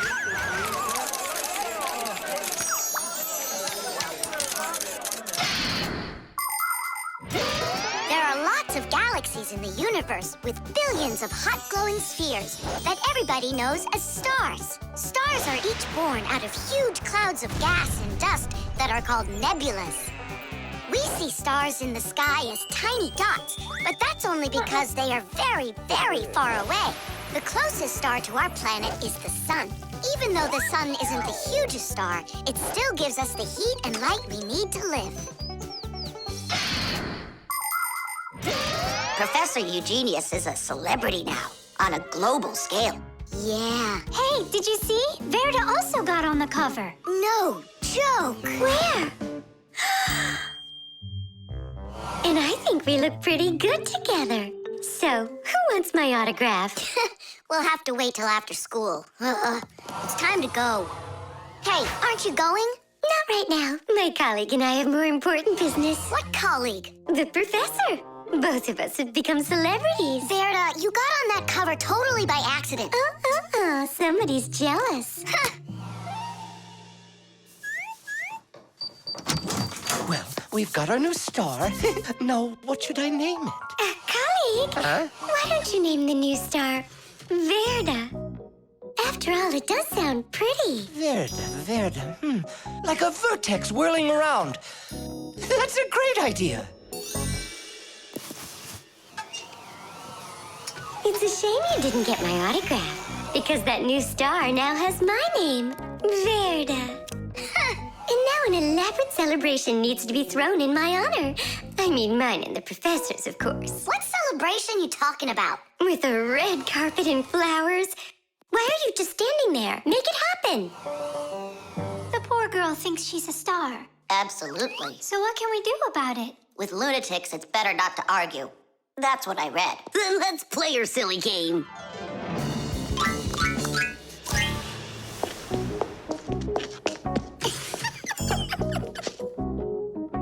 Your Majesty, your red carpet awaits. Then unroll it.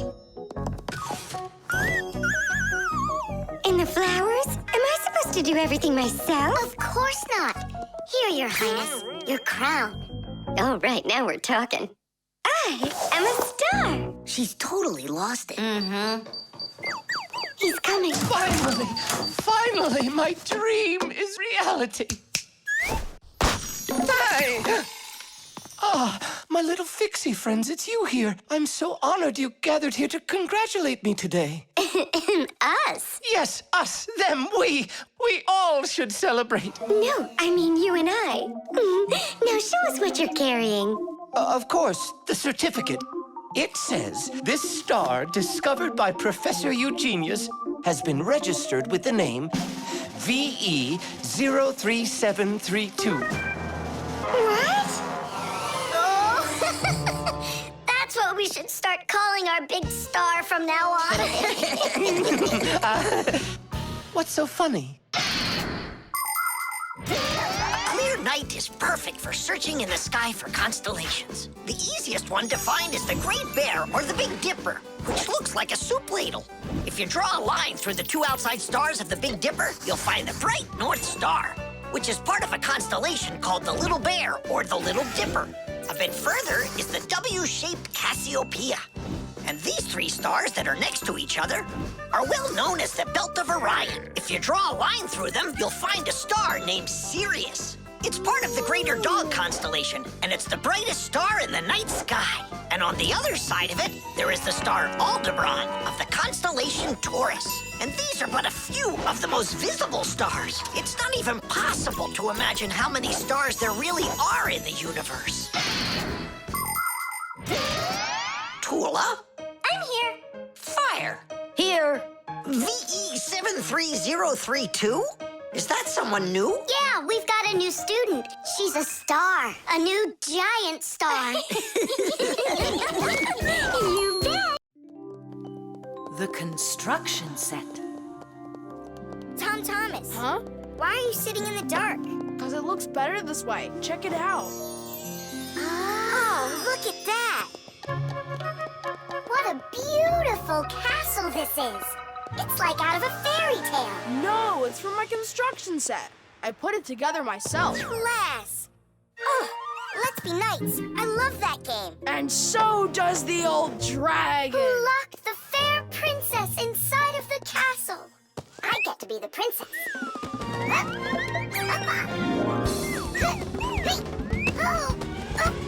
Oh, where's the brave knight who will rescue me from the evil dragon? Hang on, I'll save you, Simka. Nolik, you really don't look like a knight. You don't even have armor. Armor. Wait, hang on a second. A construction set lets you build lots of different things from a set of parts. Put them together like this, you've got a house. Like this, a car. Or like this, a spaceship. The parts might be made of metal and connected with screws. Some construction sets have plastic parts you click together. Other sets are models where the pieces are glued together. You can also find magnetic sets. Touch the parts together and magnetic attraction makes them stick. Beware, dragon!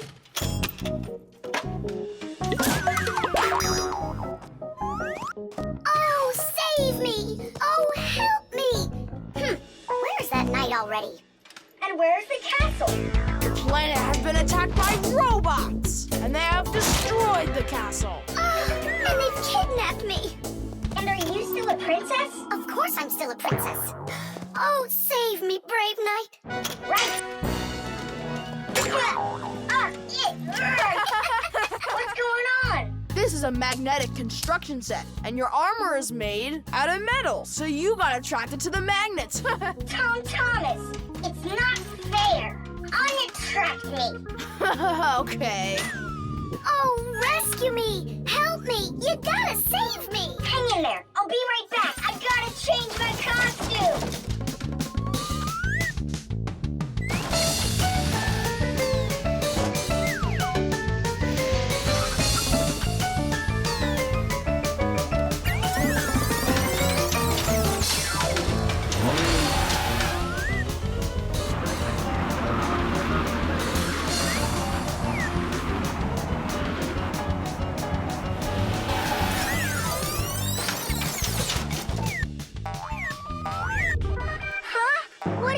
Thing. A wicked wizard has trapped me inside of a crystal ball. And now only a brave knight. I already did the night. Well, you gotta be him one more time. All right, but this is the last time. And don't change anything.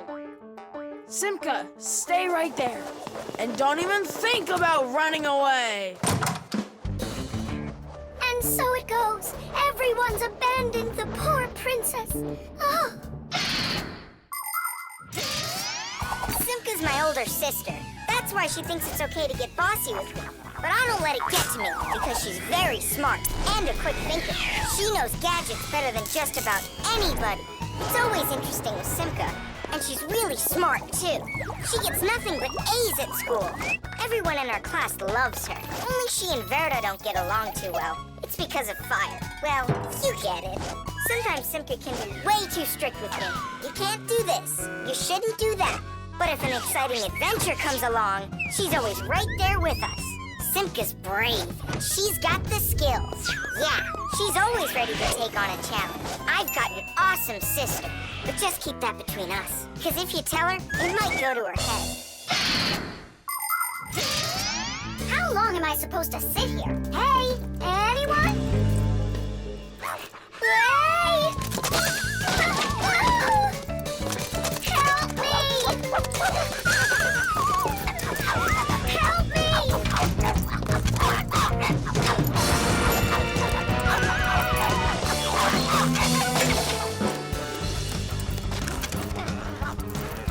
Chusaka, you give that back. Leave this room. Are you okay? I can't leave you alone for a minute. Yeah, I think we're okay. Nolik got here and saved me from Chusaka for real. Just like a real live knight. Oh, come on, a knight. I'm not kidding. You deserve to be one. And to protect every living creature from pesky Chusakas everywhere. I promise. Oh, valiant Fixie, I now pronounce you to be a knight. Sir Nolik. Hooray! Hooray! Hooray! Kitty!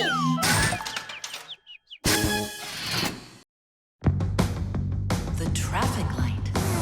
Red, yellow, green. All right, let's go. Tom Thomas, why did we stop? There's a crosswalk. When there are lines like that, you have to let pedestrians cross. Go on. Thanks. Have a good trip.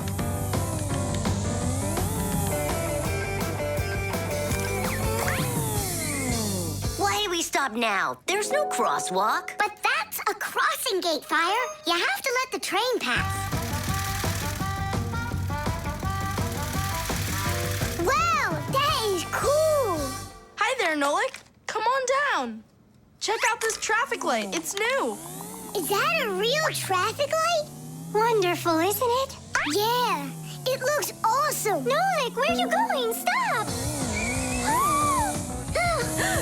Stop the car! Oh! Oof. Did you lose your mind? What were you doing, huh? I wanted to see what a cool traffic light it is. What? And my dad just got this for me today. Now look at it. You were supposed to let me cross. You ran into the street when the light was red. A traffic light is a street lamp that sends multicolored signals to vehicles and pedestrians so they don't get in each other's way when they're on the road. When the light is red, it means stop. You must stay where you are. A yellow light tells drivers, caution, prepare to stop. You are only allowed to start crossing the street after the traffic light changes to the color green. And even then, it's important to remember, look both ways before crossing. Got it? You can only cross on green, Nolik. Even really little kids know that. But the light was green. No, it was red. No, green. It was red. It was green, I swear. Maybe you're colorblind or something. Yeah, possibly. What does it mean if you're colorblind? It means you can't tell colors apart. So you don't know which one's red and which one's green. That's what I am. Right. You never mixed up colors before this. Okay. What color is that nightstand over there? It's red. And the plane up there? Oh, that's green. How about me, huh? What color am I? Greenish, bluish, brownish, gray. With polka dots. I'm what? It's true. He's colorblind. Poor kid. Told ya. Wasn't my fault. All right, we'll sort it out at home. And what are we gonna do with the traffic light? We can fix it, and we'll fix your car, too. All right, what color's the car? Purple? If you say so. We got work to do, so take a seat before you mix something else up. The road can be a dangerous place. There are so many cars and pedestrians on it, and all of them are in a rush to get where they're going. But be careful. Even if a driver notices a pedestrian on the road and brakes, it can still take quite some distance before the car comes to a complete stop. To avoid disaster, have respect for one another. If you need to cross the street, go to the nearest traffic light, crosswalk, or sign with a pedestrian on it. While you're still on the sidewalk, look to your left and then to your right, and see how far away any cars, motorcycles, or bicycles are. If they're close, then just stay where you are. If the driver is responsible and polite, he will stop for you if he sees you from a distance. If you want to make yourself more visible when it's dark, attach safety reflectors to your clothes, and then it will be safe for everyone on the road.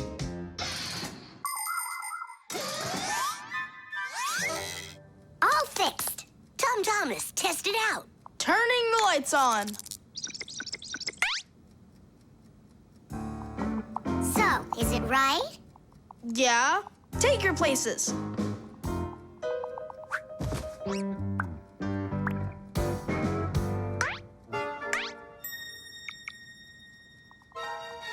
All right, let's cross. Ready, set, go! Stop! You got everything mixed up! The light is green in all directions! Ah! The game is up. You aren't colorblind, Nolik. You know what you are? You're a feigner. Me? Mm-hmm.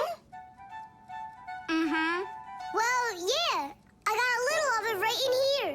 And once in a while it goes up here. What's a feigner anyway? The program. All right. Let's check in. Say good morning. Good morning. Lift your arm for me. Lower your arm down. It works. Excellent. Hi, Professor Eugenius. Hello, Fixies. Nice to see you today. So what is it you're inventing today? I'm improving the manipulator. Now the device has sight, hearing, and even a voice. Good morning. Oh, wow. If this thing had a brain, it would be just like a human. But it does have a brain. See how Professor Eugenius attached a computer to the mechanical arm? The computer's a brain, you mean? Well, not quite. The computer's just a piece of metal. Good morning. What makes a computer intelligent are the programs inside. Imagine that you came home from school and found a note from your mom.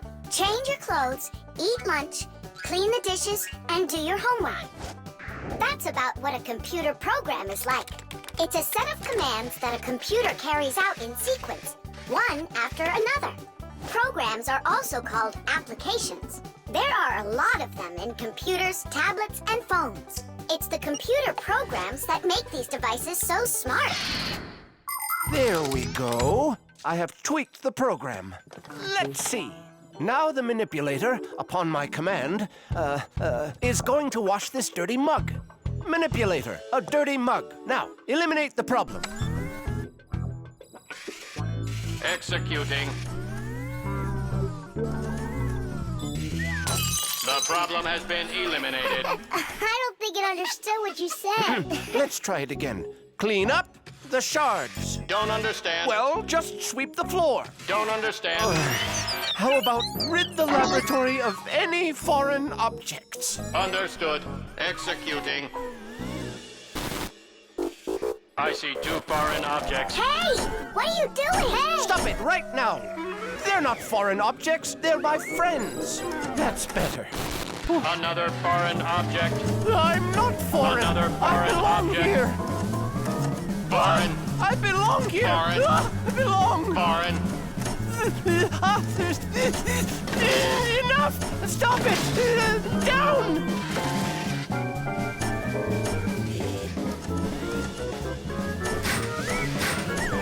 What? Can't get us? You need a longer arm. Understood. Extending arm. Stop! Sit! Lie down! Oh, over here. Enough!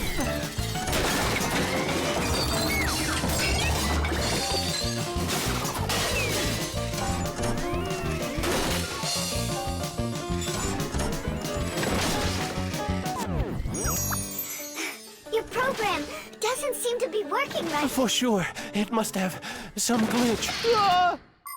Modern devices often work under the command of different computer programs. And these programs can malfunction. For instance, a car alarm might go off for no apparent reason.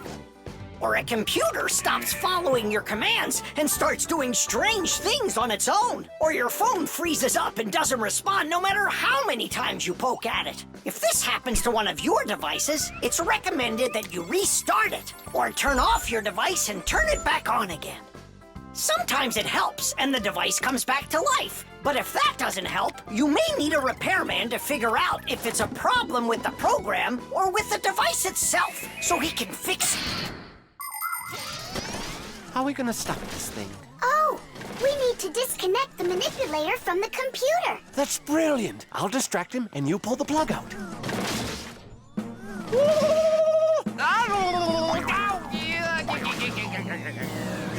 Don't. That's my sensitive spot. Are you ready? And 1. Ow! And 2.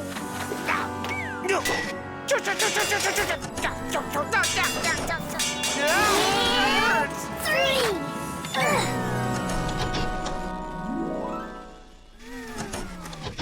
Taste! I see what's wrong.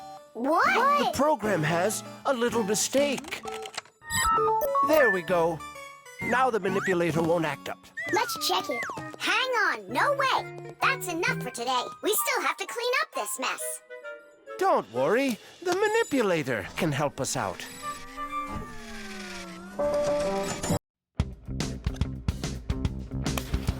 The iron.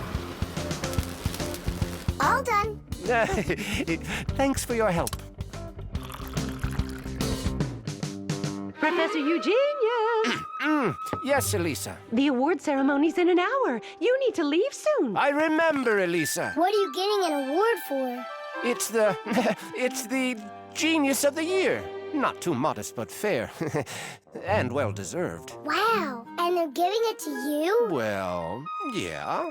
Will they show it on TV? Why, of course. Class. And during your speech, can you say hi to me? And me, and me. And Sipka. Right. Say something like this. I'd like to send a big shout-out to all my Fixie friends. Oh, that's a great idea. That way everyone can know about Fixies. Professor Eugenius, didn't I see an iron in here earlier? Huh? Oh, come on, Elisa. There's no need for that. I'm not going to argue with you. You have to look just perfect. Otherwise, everybody is going to think that I don't take care of you. First, we'll let the iron warm up, and then I can iron your suit. The most essential part of an electric iron is called the heating coil. It's hidden inside the iron sole plate. When the iron is plugged into an electrical outlet, the coil gets hot and heats up the sole. People use a hot iron to remove the wrinkles from their clothing. Irons also have a water container. When the water gets hot, it turns into steam. The steam comes out through the holes in the iron sole, making it even easier to remove wrinkles. Wow, that sure is hot. All that's left to do is pour some water into it. Professor, this is water, right? Yeah, it's water. That isn't water. No, wait. It's not water. It's not water. Then what is it? Well, it's, juice. Juice? Yeah, juice. Oh no, the poor iron won't last. Phew. And it smells like crud. I broke the iron. It's awful. No, Elisa. Don't be so upset. Don't be so upset. It's the Genius of the Year ceremony, and you'll be in a wrinkled suit in front of the whole country. Oh, I won't survive. Elisa, Hang in there. Be careful, Elisa. Elisa. Professor, you genius. Are you all right? Couldn't be any better. We're gonna go fix that iron for you. And while we're doing that, you go fix Elisa. That would be great. Look over there. I'll fix the contact. You and Nolik can scrape that burnt juice off the iron.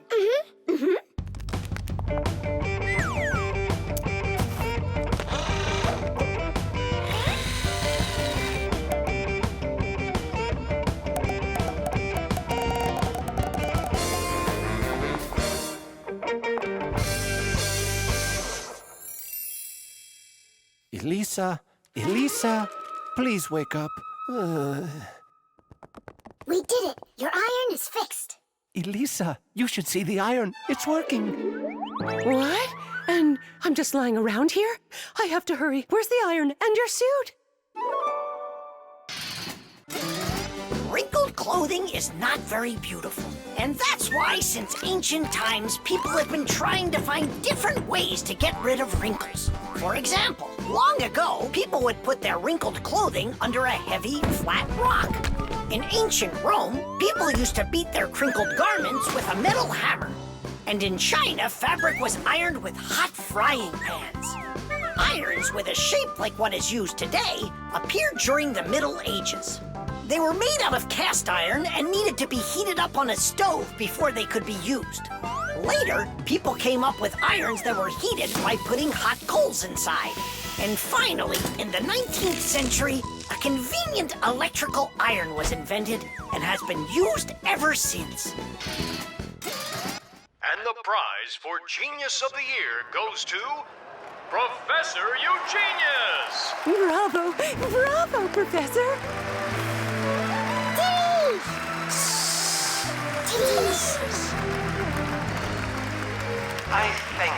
I give my sincerest thanks to you. And may I take this opportunity to send my greetings to to all the Fixies. Just give me the prize. Oh, that was quick thinking. Brilliant! He is just astounding. Perfection from head to toe. Well, practically perfect. Money.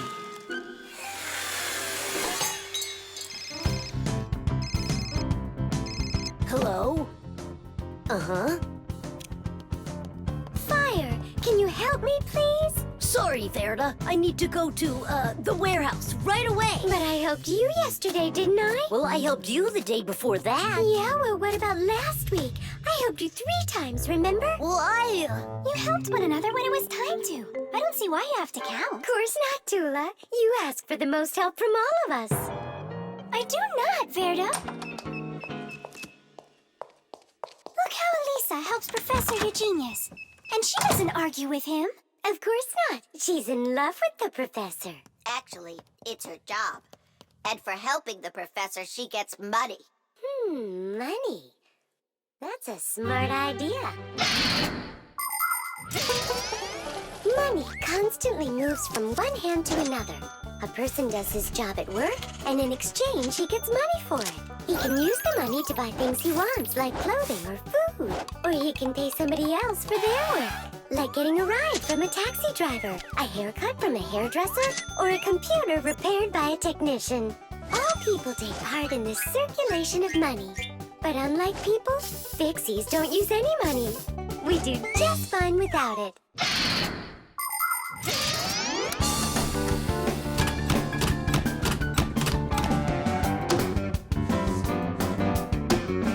From now on, we'll do it like people do it. If you work for somebody, they give you money for it. And if you need some help, then you pay. And that'll stop the arguing. And all the false accusations. And those are for Simca and Nolik.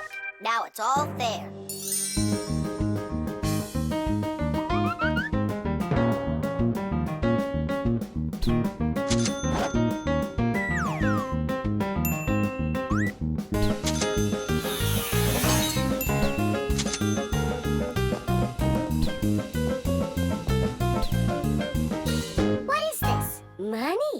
supposed to do with it? You don't know? You pay for someone to help you. I don't like this new idea at all. At all.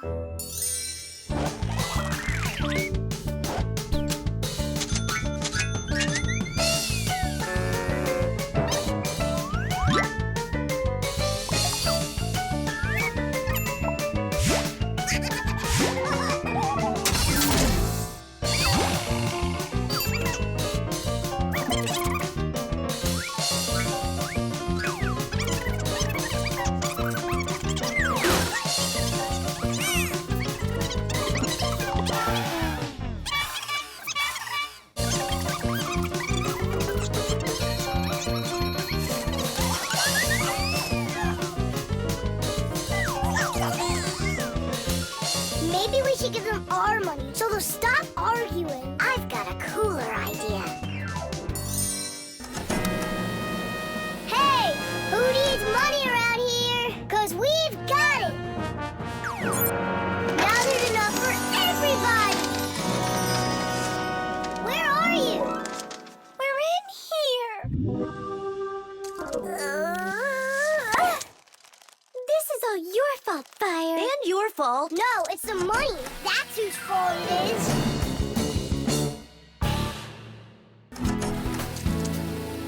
He's right. That's why we were fighting. We didn't even fix the printer. Money is nothing more than just paper.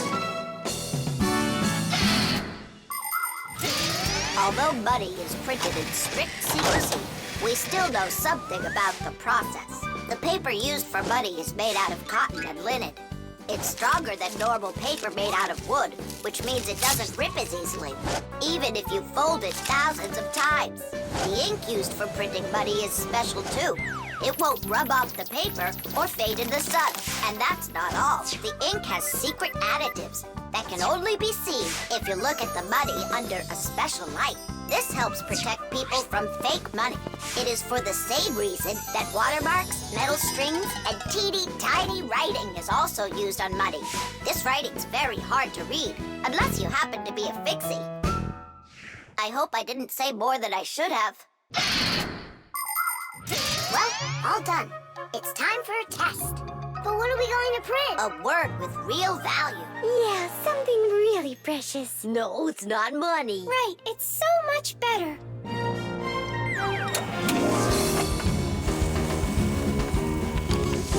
Friendship! Tish! The toothpaste. Astronaut food, ready. Rocket ready. And who's flying to the sun? Me. I'm ready. A real hero. Tom Thomas. Did you see? There it is. You nearly spoiled a vital experiment. Of global, interplanetary significance. Spoiled what? Our scientific testing of the latest toothpaste formula. I will brush my teeth with it. And I, as chief dentist, will be monitoring the testing. And so, I don't want you even touching it. Great. How am I supposed to fly to the sun now? Strange. They make that toothpaste for kids. So? Then why is your mom using your dad then? That's right. I'm gonna go tell her. Mom, that new toothpaste. I should test it. No, I'm using your dad, because he's a responsible person. And so am I. I'm very responsible. Who knew? Your room's a total mess. I had no time to clean it. You didn't water the plant. I forgot. Did you brush your teeth? Yeah, for a whole minute, too. You're supposed to brush your teeth for 2 minutes, in the morning and at night. Sorry. Great toothpaste, honey.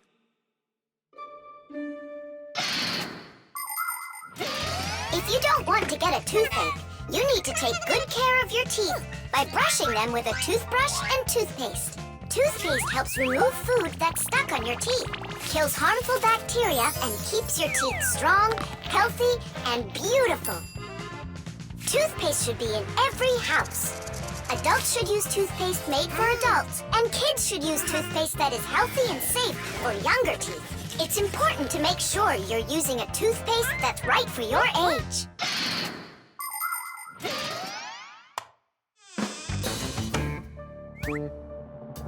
Thomas, don't touch it.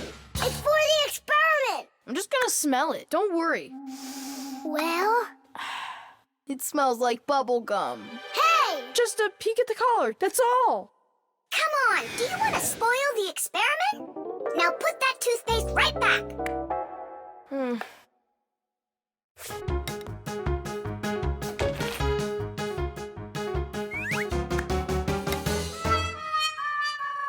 Again?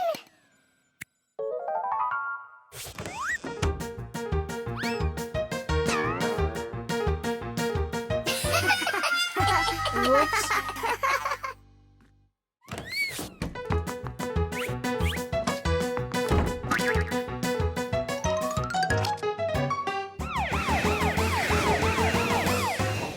Well now, so we caught you again. I want to try this toothpaste so bad, but how? Well, what if you...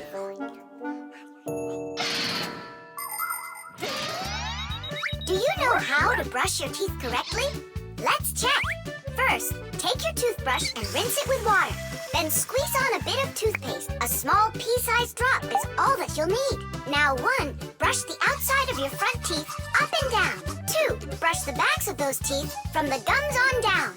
3, open your mouth real wide and brush the teeth in the back. These are the teeth that you use for chewing. Go back and forth, over and over. You should brush a full 2 minutes, no less. Now it's time to rinse out the toothpaste from your mouth and clean the brush. That's right, the brush needs to be clean too. And please, don't be lazy. If you brush your teeth 2 times a day, they'll stay in great shape for many years to come.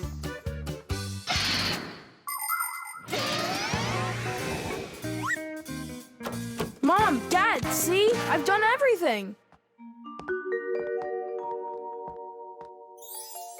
Well done.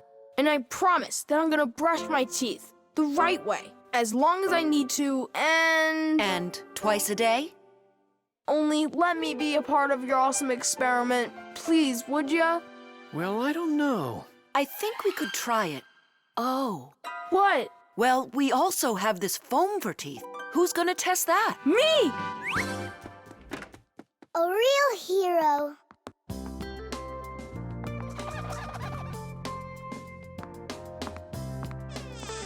How many ways did we try to get him to brush his teeth before that didn't work? We never sparked his imagination before. Your idea about the experiment was brilliant. Simka, do you think we should tell him? The answer's no. We can't disrupt the experiment. The spray can. Uh-huh. Footprints, just like I suspected. Are those your footprints? Not ours. Then what's on your shoes? What a mess I got into. Pew! It's bug spray! Elisa! What a terrible smell. What is it? It's poison. Why do we need poison? I've had this gnawing suspicion for quite a long time that something is living in our laboratory. And so, yesterday, after it got dark, I quietly dusted the table with flour. And so... Look, don't you see? Footprints. And I want to destroy them. Destroy who? You really haven't figured it out? Cockroaches live here. A cockroach. That's what she thinks you are. What makes you sure that it's a cockroach? What else could it be? Well, maybe a spider. Well, spiders are cute. And nice, too. But then where is the spider web? I don't know. Exactly. It's cockroaches. That stuff is gross. Where's that stuff coming from? It's from an aerosol spray can, Nolik. Aerosol is made of tiny little drops and particles that can hang in the air for quite a long time. Dust, smoke, and fog, they are all aerosols. People learned to make aerosols long ago. For instance, they took a liquid that repels mosquitoes, poured it into a can, and injected some gas into it. Then, when you push the button, the gas forces the liquid to go out through a tiny hole, turning it into a bug spray. That spray will poison the Fixies. We have got to stop Elisa. Let's destroy the aerosol can.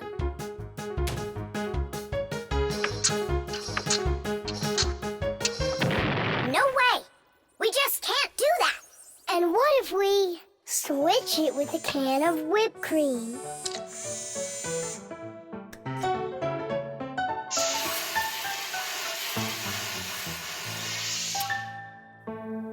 Quit joking. We've got to get Elisa to believe that it's a spider and not cockroaches. She thinks spiders are cute. You're right. Let's go get Buggy. Spray cans have all sorts of different uses. For example, they're very convenient for getting medicine into a sore throat. They can be used to fill the air with the sweet smell of perfume or to cover unpleasant smells with deodorant. Spraying paint from a can is also very useful. It applies the paint very evenly. Some spray cans are even used for food. But there can also be deadly poisons inside of spray cans, like bug killer. So make sure you know which one you're using. And you must always remember how to handle spray cans properly so that nobody gets hurt. You must never open, take apart, or pierce a spray can. And spray cans should never be heated or put next to an open fire because they contain gas that can explode.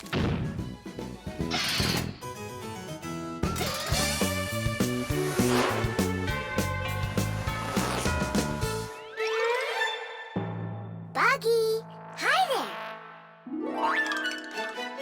Hey, where are you going? Buggy, we need your help. Hang on. Buggy, don't be scared. We're your friends, right? Would you help us? Please? There are new tracks here. Well, roaches, prepare to die. Are you ready? Go ahead. Run!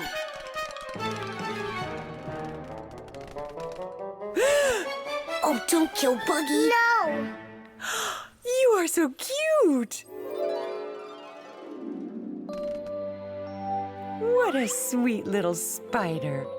Can I be your friend? That worked great. I hope that's the end of her spraying that poison. My little spider, I almost poisoned you. Spider, where are you going? Aren't we friends? Yeah, that's a good idea. You're better off being our friend. Buggy, wait! She's upset. She could have been poisoned and we didn't tell her. I'm sure she'll forgive us if we go and apologize.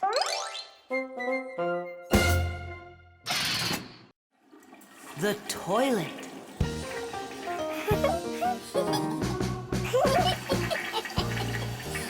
Hey, Thomas, you're not allowed to drink water from the toilet. I'm not drinking it. Then what? Washing up? In the toilet? Come on now. Then what are you staring at inside of there? Well, I think that the toilet's broken. The water just won't stop running. Yeah, so? What do you mean, so? We gotta conserve water. Simka, you're the one that taught me that. You're right, Thomas. It's important not to waste water.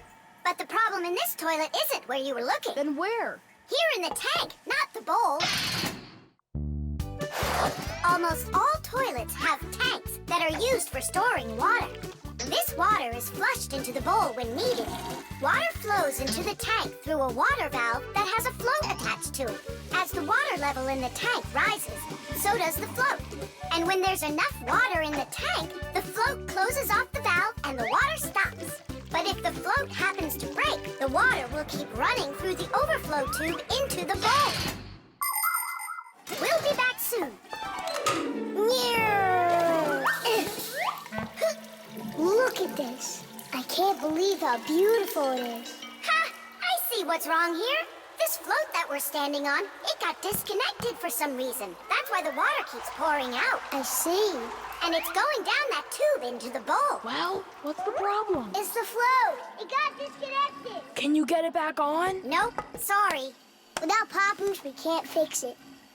We'll get Papoose, and you, Tom Thomas, you'll guard the door. Yeah, or someone could come and flush the toilet while we're working in the tank. And we'll get flushed away. To where? Straight into the sewer. And then it's bye-bye, Tom Thomas, forever. The sewage system is a huge network of pipes that run underground. This is where the dirty water from sinks and the waste from toilets is sent. The sewage pipes then carry this dirty water to sewage treatment plants, where the water is cleaned before it is dumped into a river or the sea. Before the first sewage systems were invented, people would just dump their waste right out their windows onto the streets. Oh, the smell in the cities was just awful. Even the first sewage systems didn't put a stop to this terrible smell. This smelly problem wasn't solved until the invention of the modern toilet. At the bottom of the toilet is a bent pipe called the siphon that's filled with water that keeps the smell from getting back into the house. Don't ask me why, but no one goes through that door. It's a secret, Chusaka. Tom Thomas, ready to eat? Not now, Mom. Not even a cookie? All right. Here's what I need you to do. You guard the door so no one flushes the toilet. And that goes for you, too. Oh, it's terrible how much water's getting wasted. It's a good thing you noticed it. It was Tom Thomas who spotted it. Well, let's get to work. When your TV has broken, when your cell phone has broke, your laptop barely working, the candles had us. Don't ask us where we're going, for it's known far and wide that any kind of problem is clearer from inside. 1, 2, 3, inside we'll be all day and night. We fix things right. Papoose, wait.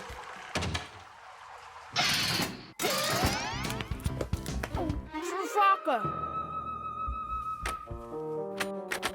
Hey, who's in there? Me? Dad, don't flush the toilet. I wasn't planning on it. I was getting ready to take a shower. All right, just don't touch the toilet. What's wrong with it? It's just broken. Really? Let me check it out. No! Don't flush it!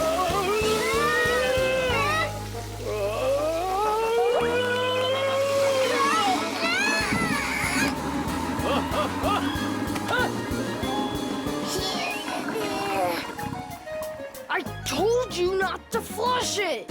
Dad, why? Ugh.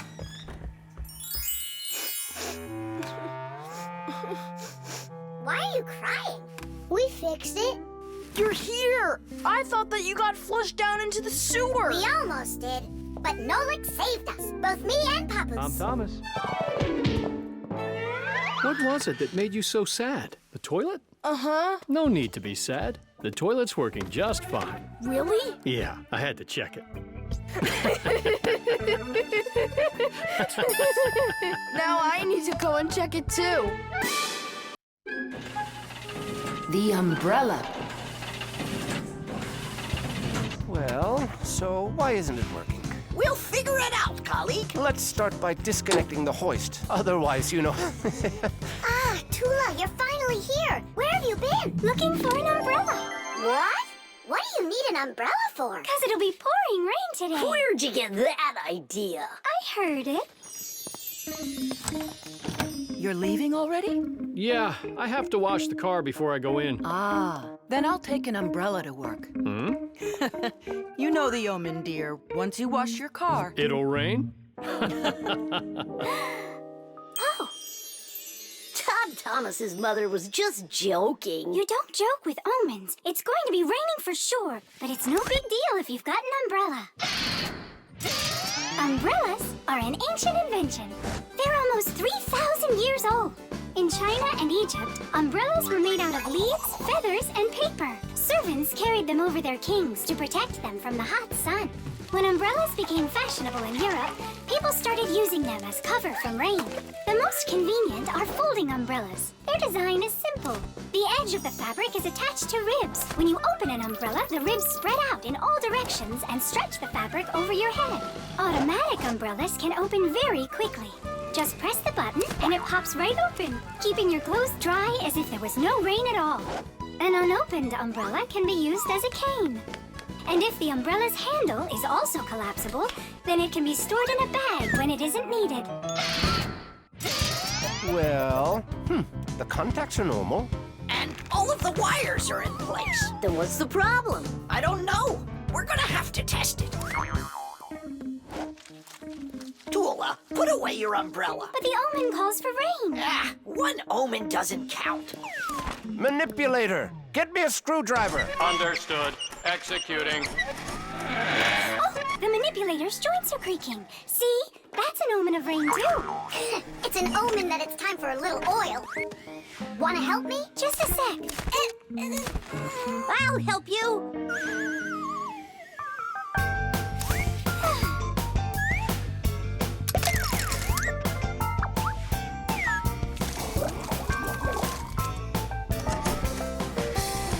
Thank you. Well, so much for that omen. It's going to rain anyhow, I know it. Just take a look at those flowers drooping. Isn't that an omen? The reason that they're drooping is because Elisa is on vacation. And my colleague forgot to water that plant. Oh, yeah. We'll finish the repair and I'll water them, I promise. Ah! This is the reason that it broke. This damaged part has to be replaced. Come on and help me. I'll get a replacement from the warehouse. Fire's flying low, isn't he? And what? When birds start flying really low to the ground. Fire isn't a bird. But he's flying low, didn't you see? Tula, give me a sledgehammer, would you? And put away the umbrella already. Look, there isn't a cloud in the sky. That's because it's morning. You have to know this, Owen.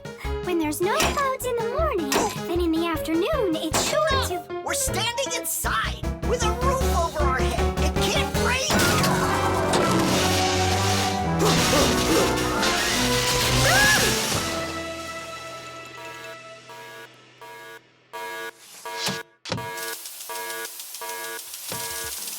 Look, it's raining. You see? I told you so, and you didn't believe me. Let's walk together. But how's the weather?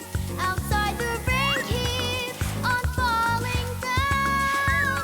But raindrops do not scare me. In fact, they make me happy. With my umbrella, I'm free to walk the town. With my umbrella, my sweet umbrella, I pop it open and twirl it round.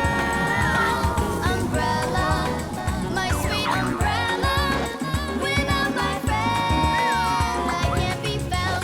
At least I won't need to water the plants. You're right about that. Let's walk together. But how's the weather? Outside is sunny, a perfect day. But there's a superstition that comes to its fruition. With no umbrella, the rain will start to spray. With my umbrella, my sweet umbrella, I pop it open and twirl it round. Umbrella, my sweet umbrella, a better friend I have. Concrete. When will you be back from your fishing trip? Before dinner. So you won't have time to hang up the mirror again? If it's not one thing, it's another. We were just planning to hang it right now. It'll only take us 2 minutes, and then we'll go fishing. Bubbles! Huh? What do you want, Nolik? When am I gonna go on a fishing trip with you? You know Fixies don't go fishing. But you promised me that today we would go and visit the aquarium.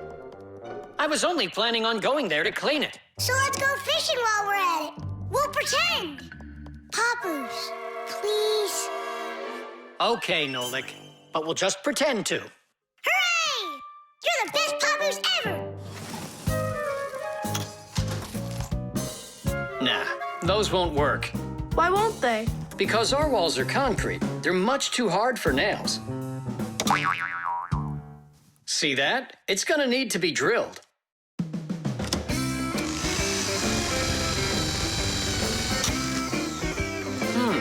I guess we'll need to use a special drill bit that's right for this wall.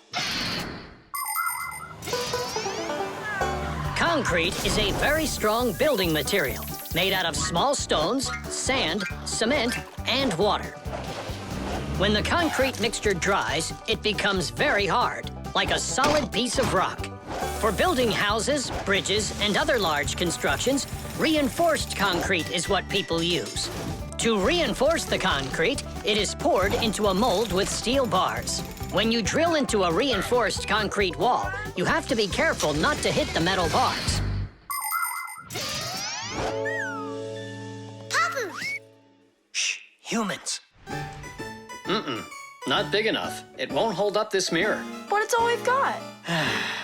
So we'll have to go and buy another. That stinks. Means there's no time to go fishing now.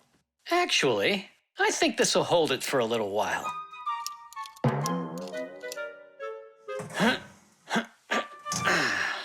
That looks great. So, ready?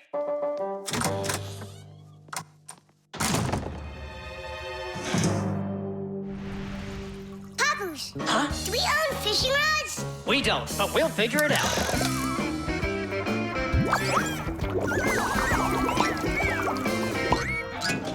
I really don't like how that mirror's hanging.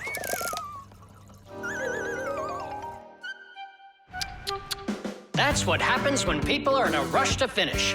We're Fixies. We never do things like that. Poppers, we going fishing or not? Yes, we will, after we take care of this mirror.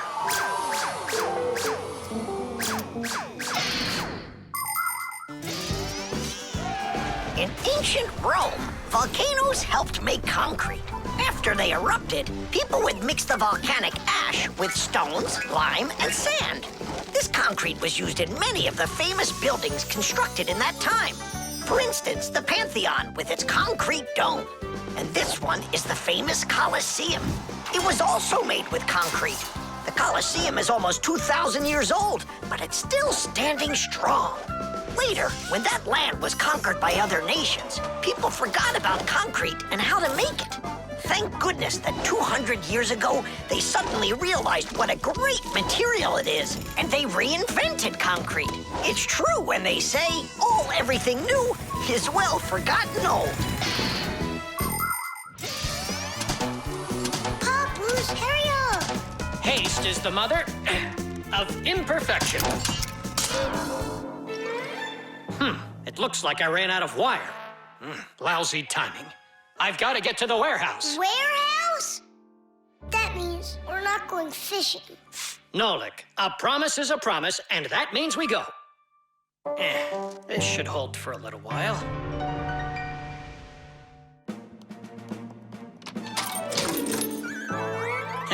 It's funny. We almost left without the fishing rods.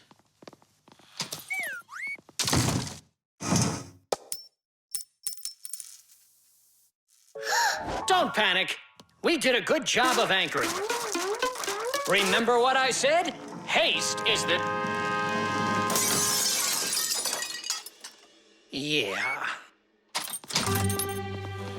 Yeah, I'm not hearing things. Looks like a trip to the store after all. For screws? Yeah, and a brand new mirror. It looks like today's fishing trip's canceled. And ours is too, Nolik. At least the fish will be happy.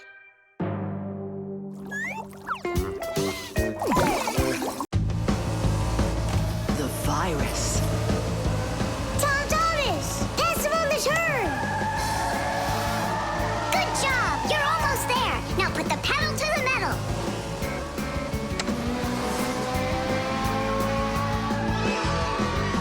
Kitties! Ha! Take that, Johnny. You lose. You want to race him again? We can. We just finished the last level. Oh, we were just getting started. Wait a second. Let's see what it says here. Congratulations! Your prize is a smartphone and a collection of brand new levels to race. All right! Class! Click on it! It's not smart to just click on random buttons.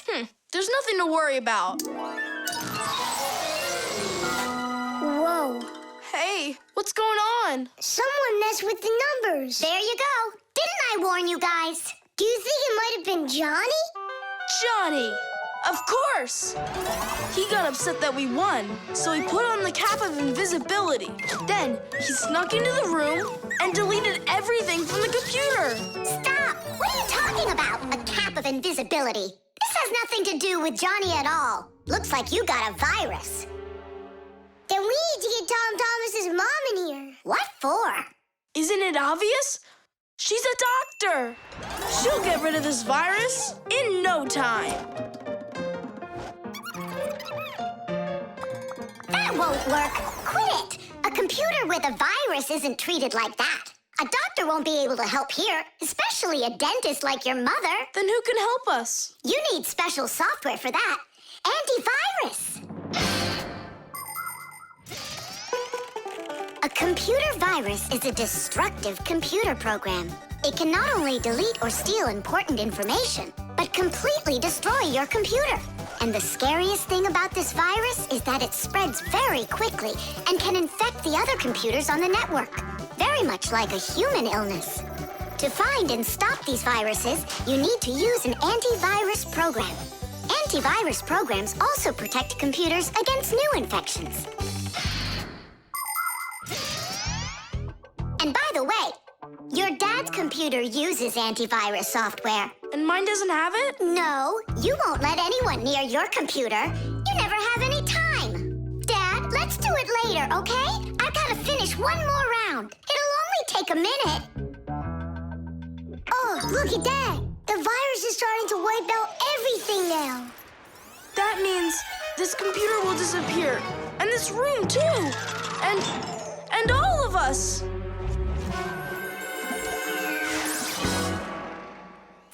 Stop!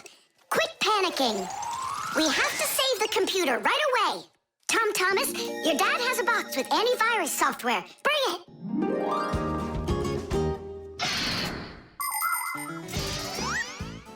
Games, music, cartoons. There are so many interesting things on the internet, but just like in the physical world, you have to follow some rules when you're online. First, you should only visit websites that you know. Sometimes a destructive virus could be hiding behind a pretty picture, and there are plenty of scammers on the internet. That's why you should never give anybody you don't know well your address, or send an SMS so you can download a free game.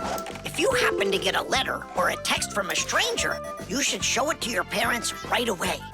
Only communicate with people that you know. And don't just sit all day playing on the internet. There's still nothing better than going outside and playing with friends in the fresh air.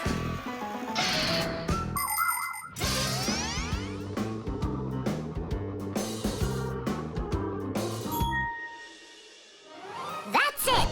The enemy's destroyed. Well done. Let's check if everything works. Tadish!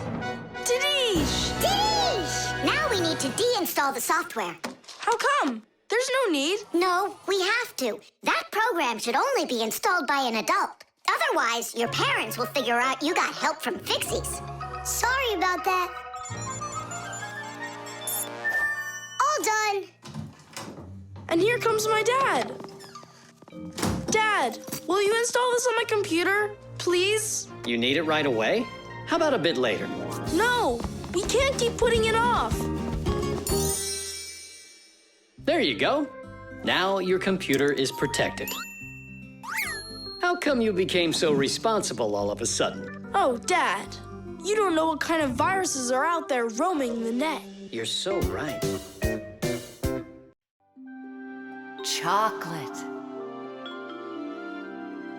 Tom Thomas, unwrap it already. In the morning, Nolik. I really want to see the toy that's inside. Be patient, Nolik. That's all. I'm going to bed. Please don't touch it, okay? And you won't open it without me, right? That's the deal. Oh, no. Good night, Nolik. Uh-huh.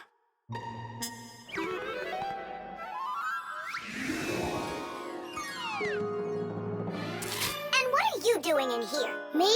Well, I was... Oh, it's a chocolate ball with a toy inside. How interesting. Yeah, totally. Let's unwrap it and take a look. We can't. Not until Tom Thomas comes in the morning. But if we're real careful, he won't notice. A chocolate confection. A piece of perfection. Perhaps like a gift that's shining bright.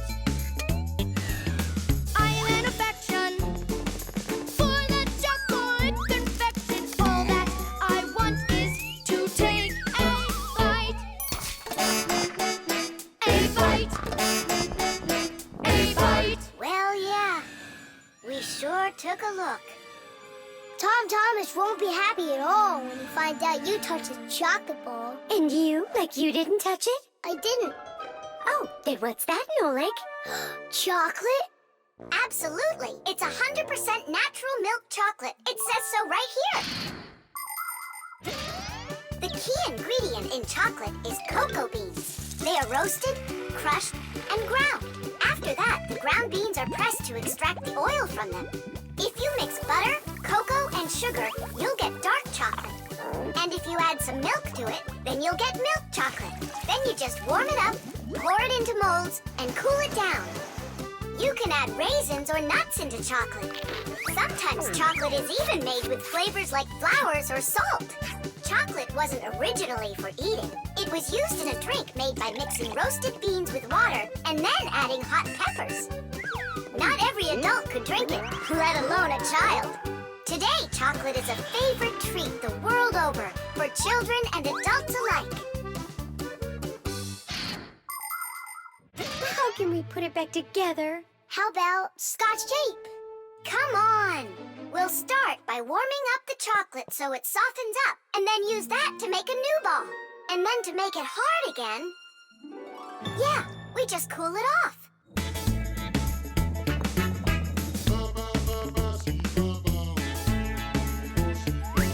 My chocolate confection has got an imperfection. Half of it's gone into thin air. But this is expected when chocolate goes unprotected. First you have got it, then it's not there. Not there. Not there. Titties! Done. Let's put in the toy. But we haven't even looked at it yet. Oh, it's so pretty. Tom Thomas is gonna love it.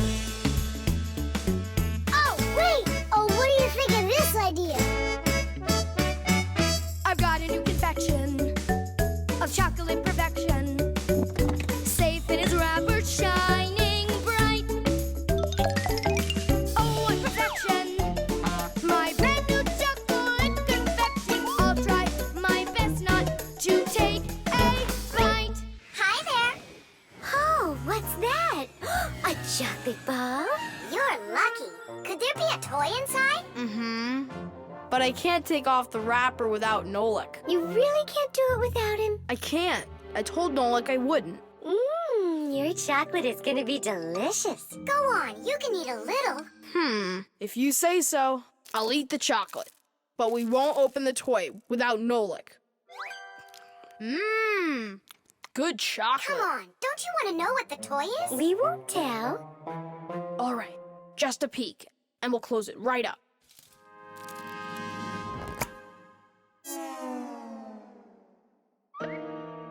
What is this for? Titties! Nolik? Really? How did you get in there? Surprise! You were in the container. The container was in the chocolate ball. And the Yep. ball, that's just impossible. Ah, he went and got you two to help. We helped a little. Hang on, Nolik. You promised not to touch the chocolate till morning. And you promised not to open the toy without me, right? Oh, my perfection! My brand new chocolate confection. I'll try my best. Musical notes.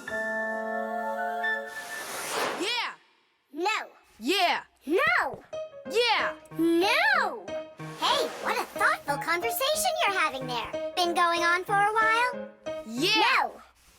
Simka, please tell Nolik what this is. A present, right? Uh-huh. From Katya. And it's got a secret code right here, you see? There's no secret on there. They're just notes. Musical notes. Ha! See? I told you. Those squiggles could have been music. I don't believe you. Come on, two people said the very same thing. Simka is not a people. She's a Fixie. Anyway, there are two of us. You're ganging up on me. We're not ganging up on you, Nolik. Music is something you can play or listen to with your ears. But that's not all. You can also write it down. When we want to write down words, we use letters. And if we want to write down music, we use special symbols called musical notes. There are 7 notes: do, re, mi, fa, sol, la, and ti. The higher the sound, the higher the note sits on a set of 5 horizontal lines called a musical staff. Notes that look like this last longer, and notes like this are short, quick notes.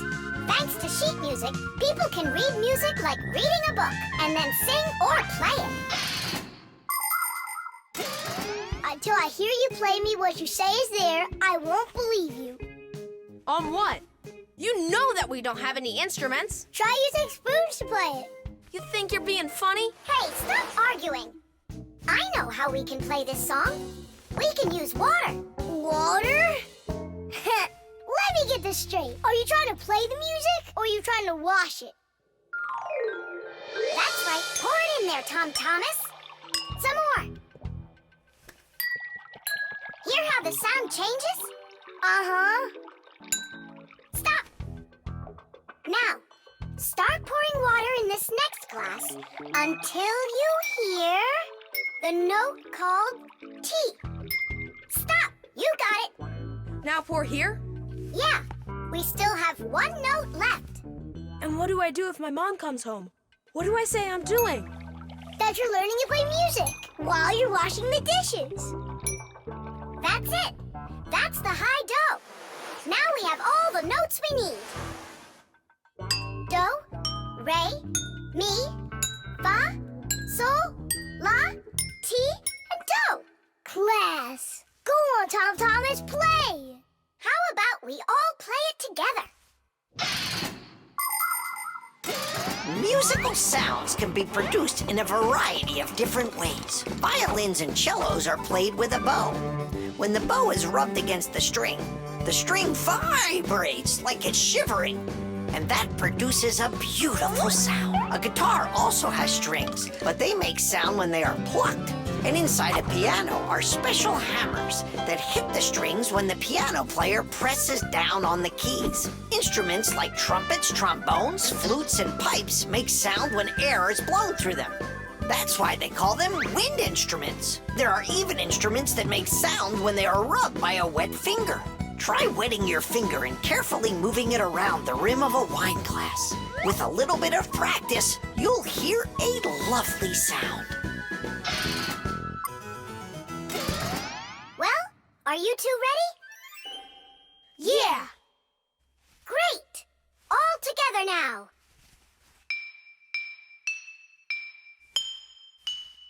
I know this. Happy birthday to you.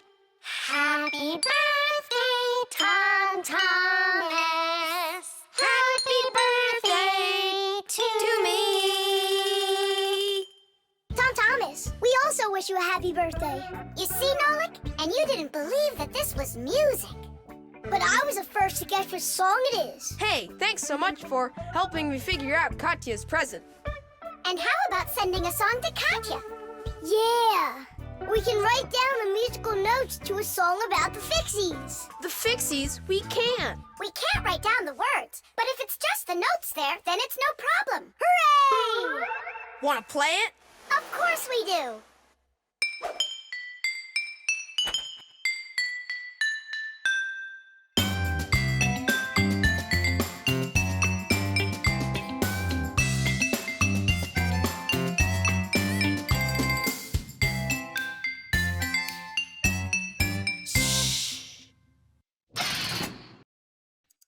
Plastic.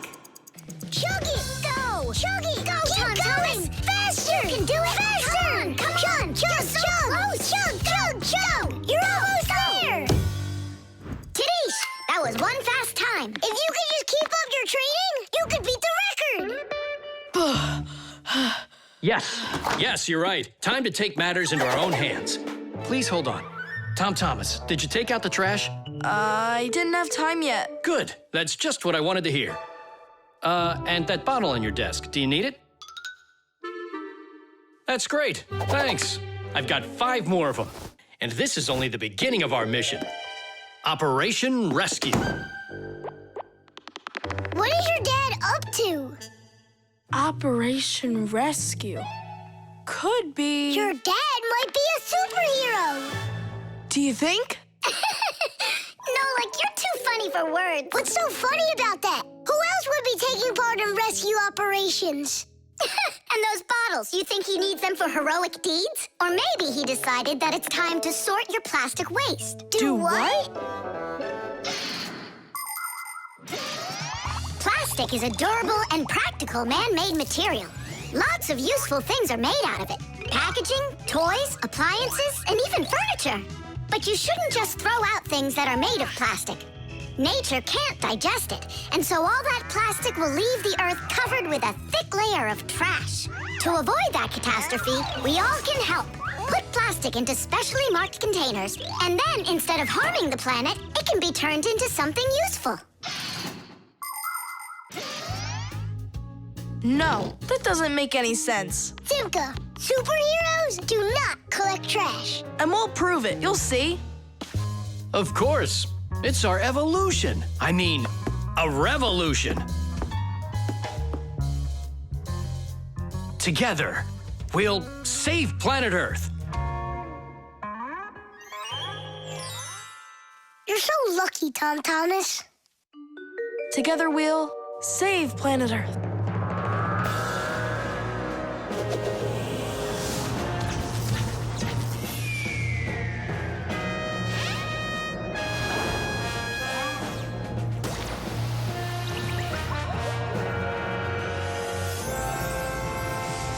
Tom Thomas, do you have any more plastic in your room here that I can take? 1 second.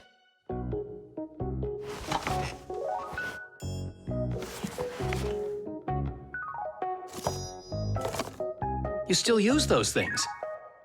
For such a noble mission, it's not a problem. All our useful things should be taken care of. Dad, I really want to do it with you. Want to do what? What you're doing. You know, the operation. About saving the planet, like you said on the phone. Ah, you mean sorting out the plastic, don't you? Sure. I've got a couple of these boxes filled up already. Will you help me take them to get recycled? Really? What for? Just dump it out with the trash. Son, if we don't start doing what we can to recycle, I'm afraid our planet will become one big dump.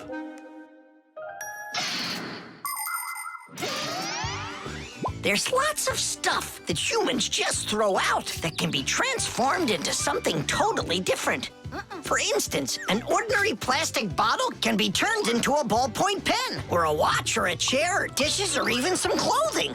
For example, there are some factories where old plastic is sorted, ground into pieces and cleaned, and then stretched into thread that can be used to make brand new clothing. Isn't that fantastic? But this is only possible if people learn to collect and dispose of unneeded bottles, bags, cups, and other plastics separately from the rest of their trash. Imagine how happy nature will be when the piles and piles of plastic disappear from our woods and from our seas. Let's take care of our planet together. I thought you were trying to rescue the planet, like a superhero. Actually, we are superheroes, and we're also a bit like magicians. Really? Give me a second. See this shirt here? It's made out of recycled plastic, like that. Cool, right? No joke! So, you ready? Then it's time to go. Those lucky humans, with their trash to sort, and we Fixies do all that we can to make appliances live longer. That way they don't get thrown away. And we should sort our trash as well. That's a good idea.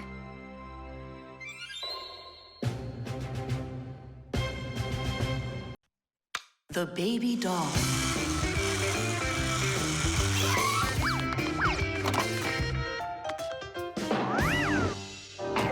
Tula, you gotta get out. We can't all fit in here. This time we'll take a ride, and next time you can. And I'm by myself again? Hey, don't worry. I'm gonna be getting such a cool car later today, Tula. Will it be a big one? It'll be big enough for all of you. Tom Thomas!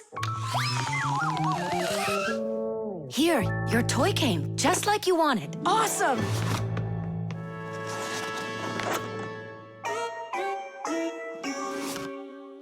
Wait, what is this? A baby doll? Splendid.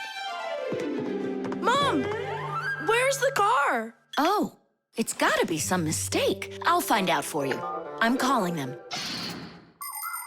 It's good to be a kid. People take care of you, feed you, buy you toys, and read you bedtime stories. But in return, you have to listen to adults. Go to preschool, then school, and always remember to put on a hat. All kids dream about being a parent, at least for a little while, because moms, they're just superhuman. Human moms can do laundry, cook meals, iron clothes, and check their kids' homework all at once. Fixie moms can fix irons and hair dryers and can teach young fixies how they can do it. It's a shame that you can't become a parent before you grow up, but you can have fun pretending to be one. That's why girls like to play with dolls. Boys usually don't like it, but I don't see why. Dads can be really cool, too. What am I supposed to do with this now? I'm not some kind of girl who plays with dolls. Hey there, come on now. That baby doll's a real cutie. Why don't you put it down and we can get back to racing? Wait. The baby's hungry. He needs to eat. Thomas, help me. No, I won't. Won't you please? He's crying. Don't you hear? Oh, Mama. That's all?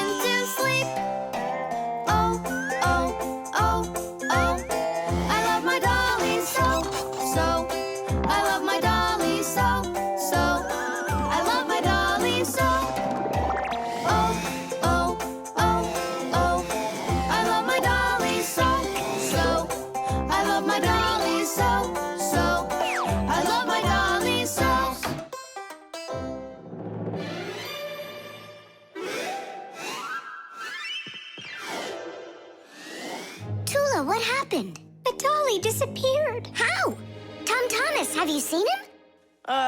No. I'm not watching after that boy. But what if something terrible has happened? My dolly's eyes were shiny, toes and fingers tiny. He never acted whiny. I love my dolly so. Now my life is gloomy. How this happened to me? I can't find my cutie. My dolly's gone, oh no. Oh no, oh no. Where'd my dolly go? Go. Where'd my dolly go? Go. Where'd my dolly go? Oh no, oh no. Where'd my dolly go? Go. Where'd my dolly go? Go. Where'd my dolly go? Honey, don't be upset about the car. It's gonna get here soon. By the way, why did you put the doll in the cupboard? It was so hard to find. But is it still home? It's in the box over there. It's gotta go back to the store. My poor dolly's gone. My dolly! We're was supposed to send him back today. Only I told Mom that I'd rather keep him. Hey, and what about your big new race car? Later. Did you do all this for me? You know... Whoa!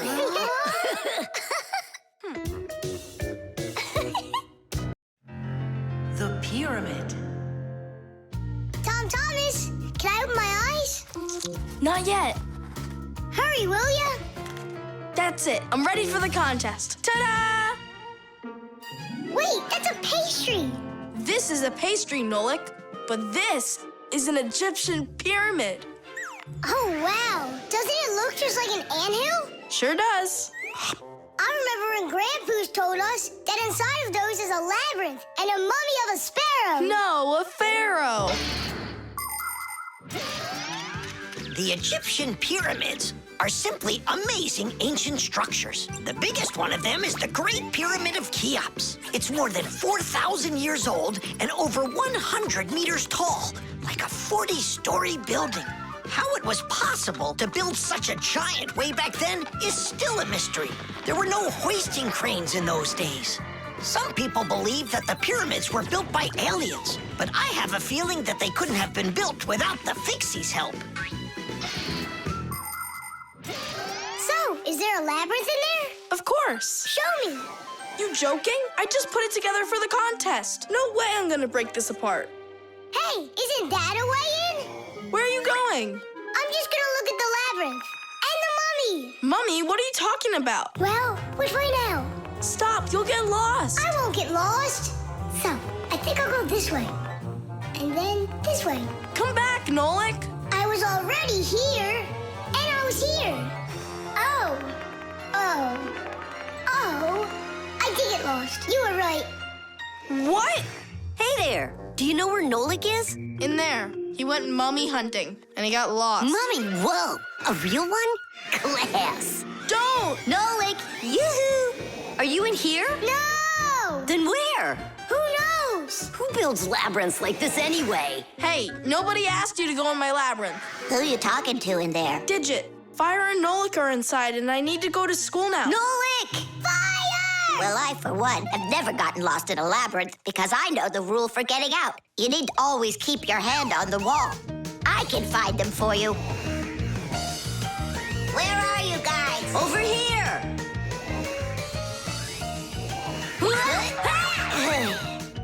I forgot which of these walls I was touching with my hand.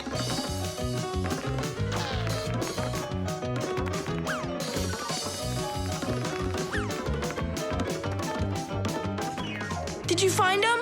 No, and I got myself completely lost in here.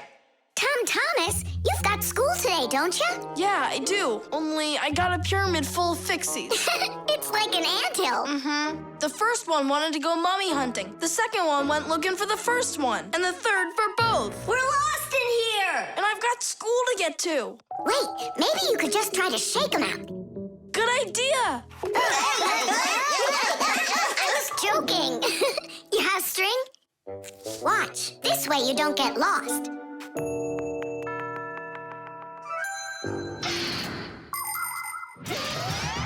When you're going on a trip, think about how to keep from getting lost and how to find your way back. Don't just rely on maps and the GPS in your phone.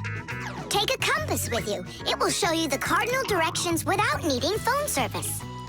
You can also find north and south by looking at the sun, stars, or even an anthill in the woods. Take a good look. The slope that's gentler faces south, and the one that's steeper faces to the north. And if you find yourself walking through a labyrinth, don't get lost. Just walk with one hand always touching the wall, and eventually you'll get out. Another way to get through a labyrinth is to tie a rope at the entrance and unreel it along the way. Then you can follow its path back out.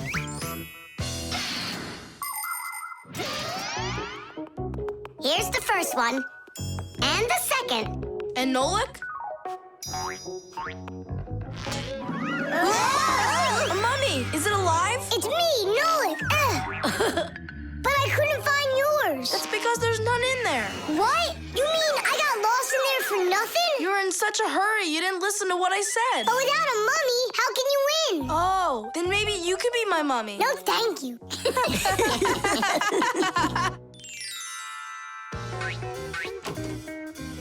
Well, did you win a prize? Uh-huh. My pyramid won. And here's a special extra prize for being the only one of us who knew how to get out of the labyrinth. Again? Another box of those pastries? That's fine with me. I really love them. They're awesome. I wish Fixies ate food.